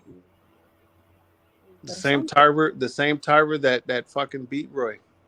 Yeah, I knew Tarver, the Magic Man. Yep. Mm-hmm. And Hopkins went out there and schooled him. Interesting. I remember that. I'd be out of school, Tarver. Man. Oh yeah, Hopkins is his own, nominee. Yeah. The alien fucking. He's a hell of a fighter. He's an alien for real. Resume. I like to thank. Yeah, it is a hell of a resume, sis. It is. By the way, hey, Chad, how you have that fight with Floyd and John Gotti 3 going? I think Gotti could upset the apple cart. Oh my God, I forgot about that. That left my head. It left the Buddhism. You just bring it back to the Buddhism. I forgot about he's fighting John Gotti III. I'm not speaking about it. We'll do that another day. Fair enough. Yeah, we'll tackle that. We'll tackle that another day because I absolutely need to look. I absolutely need to go and look at the John Gotti, like who this geezer is, because I see a picture of him and I know he's the gangster's grandson or something. John Gotti, the great gangster, John Gotti. Yep. Yeah, I need to give me time because I need to see Speaking of AJ, speaking of shits and giggles, what are you guys' thoughts on number one, Jake Paul and his fight with Nate Diaz? No, don't ask me. We don't cover that here. We don't cover that here. No, we don't cover that here. Unless he was fighting, he's fighting Hasim Rahman Jr. You don't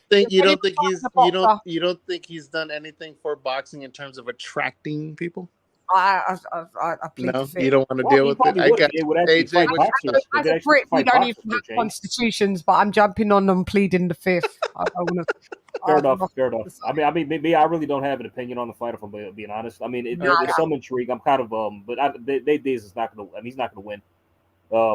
It's just going to be business as usual. Jake's going to probably go out there, knock him out or something, and just do whatever. And it's going to be, it is what it is. I do want to thank him for exposing Tommy Fury. I don't even know how that thought was in your mind, Ricky. I threw it out there because realistically, the guy's in the business. He's promoting. He's promoting Amanda Serrano. Yeah, he's putting fights on his undercards of real fighters. Like he's in the business, but I don't mind his business. I mind my business when it comes to him. You would rather him. So would you rather him being? He's more of a promoter. Be a promoter. Right. Yeah. That's where I'm going. That's what I'm getting. That's what I'm trying to get. Anything else, you're lame. Yeah, lame. I mean, it was funny. He did expose Tommy Fury though. So yeah, but can I just say he's lame? Just again. Yeah. Lame, mate. Yeah, I'll just be a promoter. I shouts out for what he did for Amanda Serrano all day. I've said that. Anything else, lame. When he does press conferences, lame. He came up on my timeline on YouTube today with his fucking. I was disgusted. I scrolled past like that. Ugh. You started swatting at your watch, like what the fuck? Like that with my phone. Get the fuck out of here! I did a Canelo. My phone, get out! Yeah, I was like, and it kept coming up. Like Amanda Serrano's actually on the undercard of that though. She's fighting Heather Hardy again. Who? What? Serrano. She's rematching Heather Hardy on the undercard of that. Oh, is she on the undercard for that? Yeah, she is. Yeah. This is a stay busy fight. She beat Heather Hardy already. Yeah, I remember. She's probably gonna knock her out this time. I see Jules actually talking about it. I think I see Jules. I think she's gonna stop Heather this time. This is just a stay busy fight, I think. So shouts out to her. Okay, so we've been on 5 hours and 36 minutes. A bitch has got to sign off. It's 4 a.m. here. Yeah, Hey, hell of a show, man. This is I fun. appreciate it. Thank AJ, you. it's only like 8 p.m. Yeah, it's 8:04 for me. To me, so hey, I'm Central wild. Time. I'm 10:04. 10:04. It's only 10 o'clock for you. Yeah, for me it is. Yeah. When I started, where you it at? was Where you at? 10 What state you at? What state you when at? I started, it was 10:30 in the night for me. Damn. I do it because my demographic is American, so I can't start really too early because the British people don't watch me. Oh, come on, y'all. They don't know. I'm in Central Time, so I'm originally from Yeah, Chicago, but I live here in Texas right now. San Oh, Antonio. okay, Texas got it. So you're CT at that part of Texas because some Texas is EST. Well, yeah, Central Time all the way from Chicago down to here. My time frame never changed. Yeah. Yeah. Mm-hmm.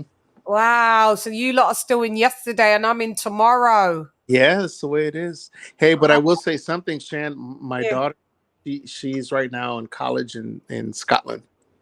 Oh, is she? She's in Glasgow. She's up where they play the bagpipes. Where's she? What part of Scotland? She's in Glasgow. Glasgow. Yeah. The University of Glasgow. What's she studying? International relations. Oh. What does that mean? I know, right? It's like, what? International relations? So that pretty much has to do with like if you're working for an ambassador or you're working for yeah, I just thought about that. Yeah. Yeah.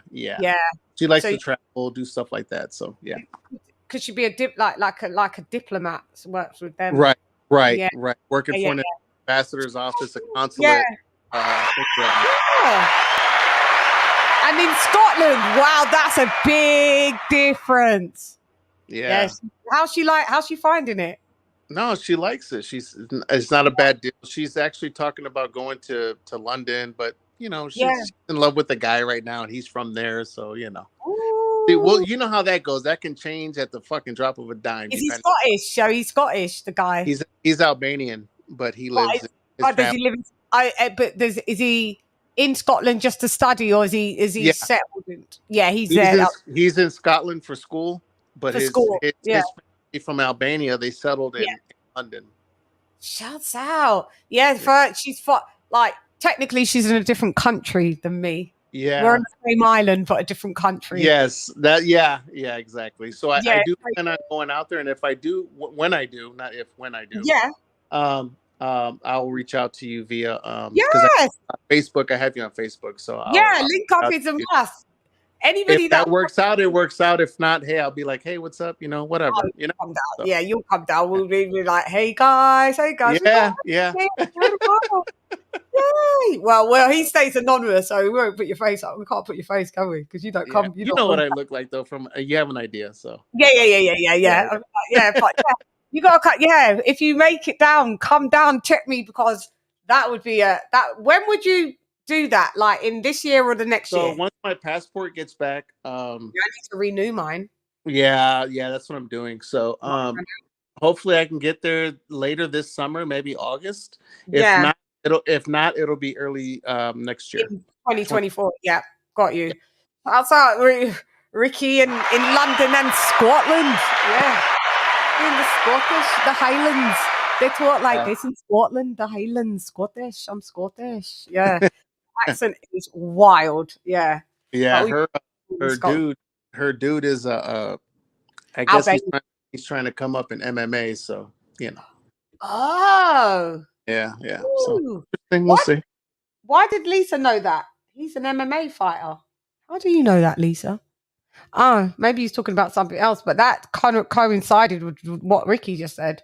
He's an MMA fighter. I'm like, does Lisa know? She's probably talking about somebody in the comments. Yeah. I'm just trying to see where that link back. Okay. Oh, Ricky, what happened? You fell off. I'll drop off. Maybe his battery died, or maybe his Wi-Fi went. But anyway, I was signing out. Anyway, AJ, you've been fucking amazing. Thank you for rocking me. Nope, you've been fucking amazing, Chan. Always. This is a good show. Thank you. It was a good show. And shouts out to the 13 people that are still hanging on in there. There's mi hermano. Yeah. Sorry, I accidentally hit the wrong button. No, I thought it was. I was like, maybe his Wi-Fi went down, or his battery died. Yeah, no, shouts out for you guys for rocking with me. I appreciate it, mi hermano, and also AJ, appreciated. And I'm just thinking, when will I be back? When will I be back? When will I? Give me a couple of days, and we'll see another topic. What's going on in the sport? Carlos Takam, shouts out to Takam. Oh That's boy. what he did. He just FaceTimed me like day before yesterday. I was sitting at the kitchen table, and he sent a message. He went, "LadyChann," and I went, "Oh, hi, Carlos." And then I was typing to say like what, and then he just FaceTimed. Then he had his baby with him, the 4-month-old. I had to melt. I was like, "All right, Carlos." He's like, "I'm going to Africa on Monday, but I do show for you from Africa. It's okay. I do it from Africa." I was like, all right, when you get there on Monday, which is just gone, I said, like, set yourself up and let me know what you want to do within the week, because he's there for the week. And he said it's kind of like, where's he going? He said it's like a nice part. He's going to like, it's kind of like the Dubai of Africa. Because I was like, well, you have good Wi-Fi. And he went, yeah, it's going to be like Dubai there. Like, I was like, okay. Say nada. Come through. So I'm waiting for him to shout me. So he should hopefully come through this week, because he feels really bad about last week. And so you should. But we do love our Carlos Takam. Carlos is my guy. So yeah, so we should maybe come through. Oh, what up, Dow? What up, Dow? Hap, hap. El primero. Where are you? I saw you. Yeah. There you are. In the booties. What up, El primero? Yeah. You came at the end, El Primero, at the end. Yeah, I remember Haplo from back in the day. So I did videos.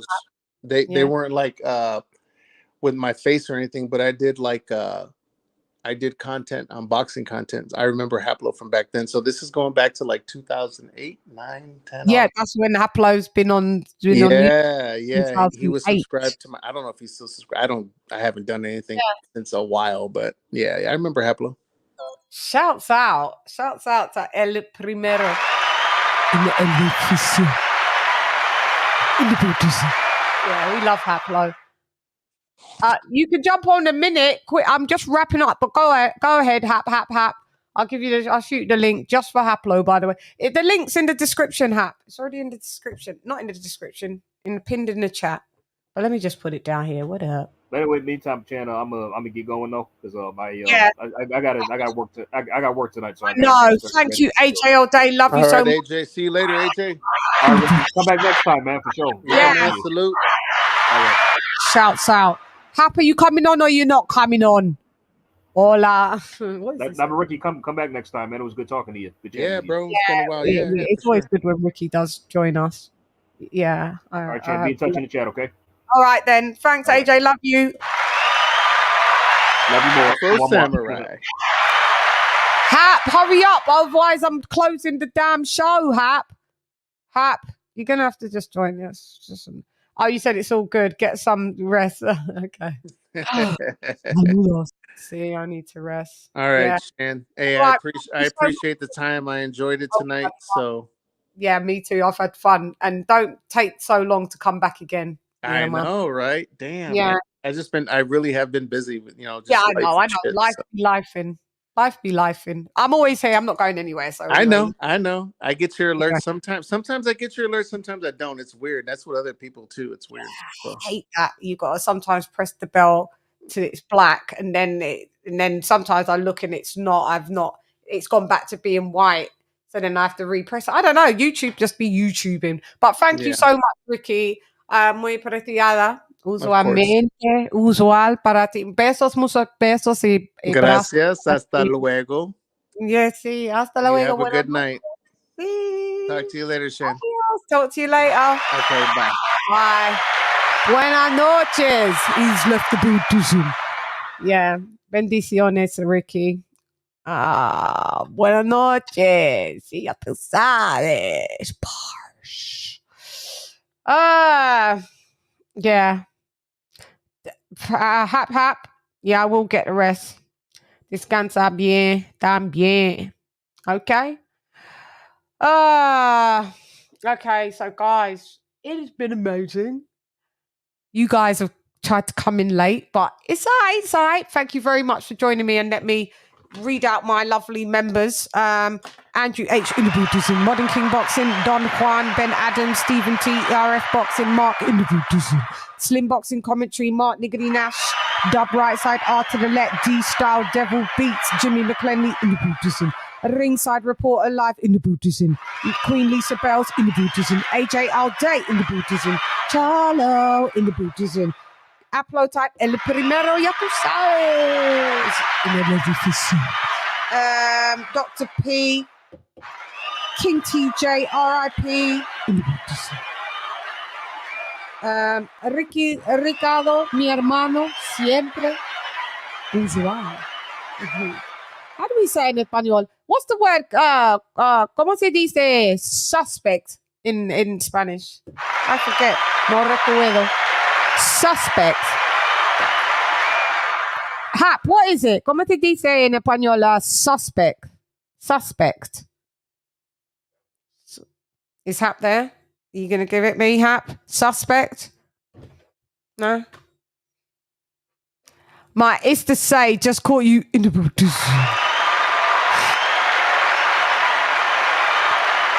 Maybe Hap's gone. I wanted the word, Hap, for suspect. Or is that Hap there? Suspect. No, hang on. Sospechosa, sí. Sospechosa, sí. It's because I wanted to say usual suspects. Would it be sospechosa usual? Or usual sospechosa? Sospechosa usual, see? Yeah, because I wanted to call Ricky that I'm going to call him that. Let me put that near his name. Sospechoso. Oh, okay, no, he's sospechoso. Sí, ya tú sabes. Sospechoso usual. Yeah. Haplo, yeah. Haplo is he's the guy. Usual suspects, yeah, classic music. So, sospechoso usual. Ricardo, mi hermano.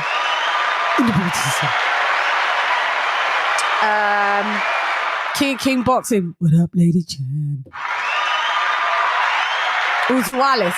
Sí. Sospechosos. Usual suspects. Oh, yeah, because it's plural. Yeah. It's plural, see?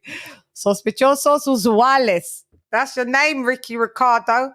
Sospechosos usuales. Tu nombre ahora. Sospechosos usuales. King of King Boxing. What up, LadyChann? Thank you, King of King, for stopping by. I want to thank all of the people that was on the panel. AJ, Kenny Ken in the Buddhism, Truth, Granville, Ray Midnight in the Buddhism, King of King, Zone in the Buddhism, Red Axe in the Buddhism. Thank you, Red Axe. And sorry if I've forgotten anybody else that was on the panel. Sospechosos usuales. I like it. Sports. Who have I met? Pitbull in the Buddhism. Boxing God in the Buddhism. Zara in the Buddhism. Sports Heaven in the Buddhism. Don Juani in the Buddhism. Ahmed Hector Garcia, mi esposo número uno, ya tú sabes, in the Buddhism. Zandy in the Buddhism. Donald Banks DB in the Buddhism. Con Shaunery in the Buddhism. Karma Serene the Queen in the Buddhism. Our money in the Buddhism. Guys, so if you want to join the Sospechosas Usuales, join us. We're the usual suspects. Maybe I'll change it from Shannaholics to me bar brain splatter what's the matter just start don't try move the body try scatter pick pattering up all over your body know your bruise and batter tap shatter you never should do Allah in the Buddhism Sospechosas Usuales. Yeah, that might be my second level tier. You know, I've got Shannaholics and then Sospechosos, also Alice. Yeah, that may be a good one to have. Muchas gracias. And that's I'm gonna have that as palabra del día. Sospechosos de usuales. That's the word of the day. Muchas gracias, el primero. Anyway, guys,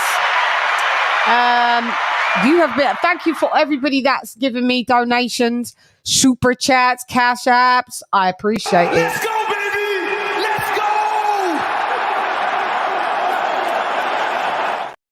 Really long weekly wrap-up show.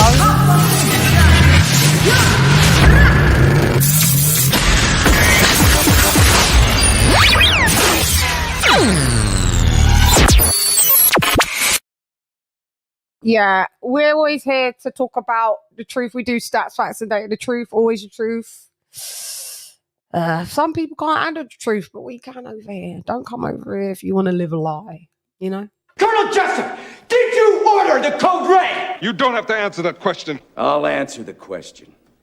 You want answers? I think I'm entitled. You want answers? I want the truth! You can't handle the truth.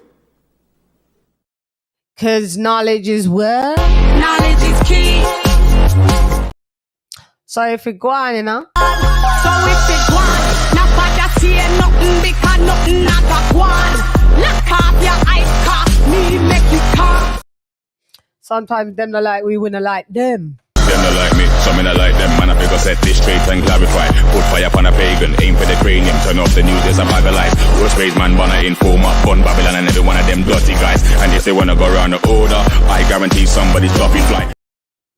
Pero estoy lista siempre para ti.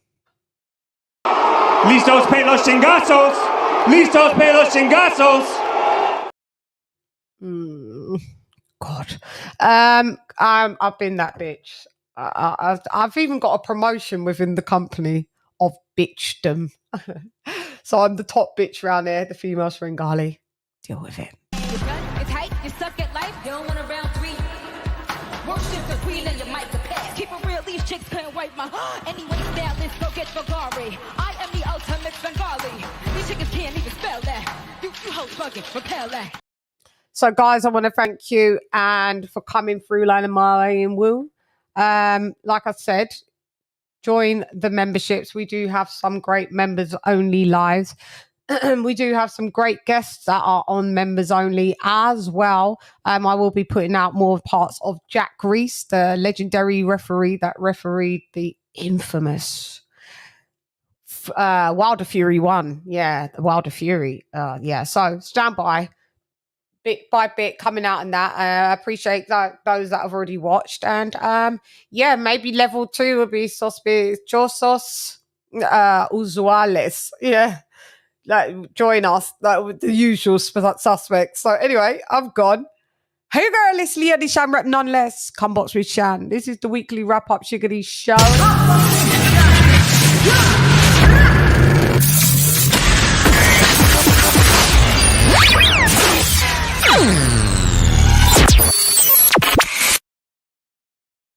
Remember, you can follow me on Instagram and Twitter at LadyChann. You always have to put the 2 N's. That's how I spell my name. So it's LadyChann on all platforms. Yeah, so LadyChann has left the Buddhism. Sospechosos usuales. Adiós. Buenas noches a todos. Bye. Chan. LadyChann. Fight.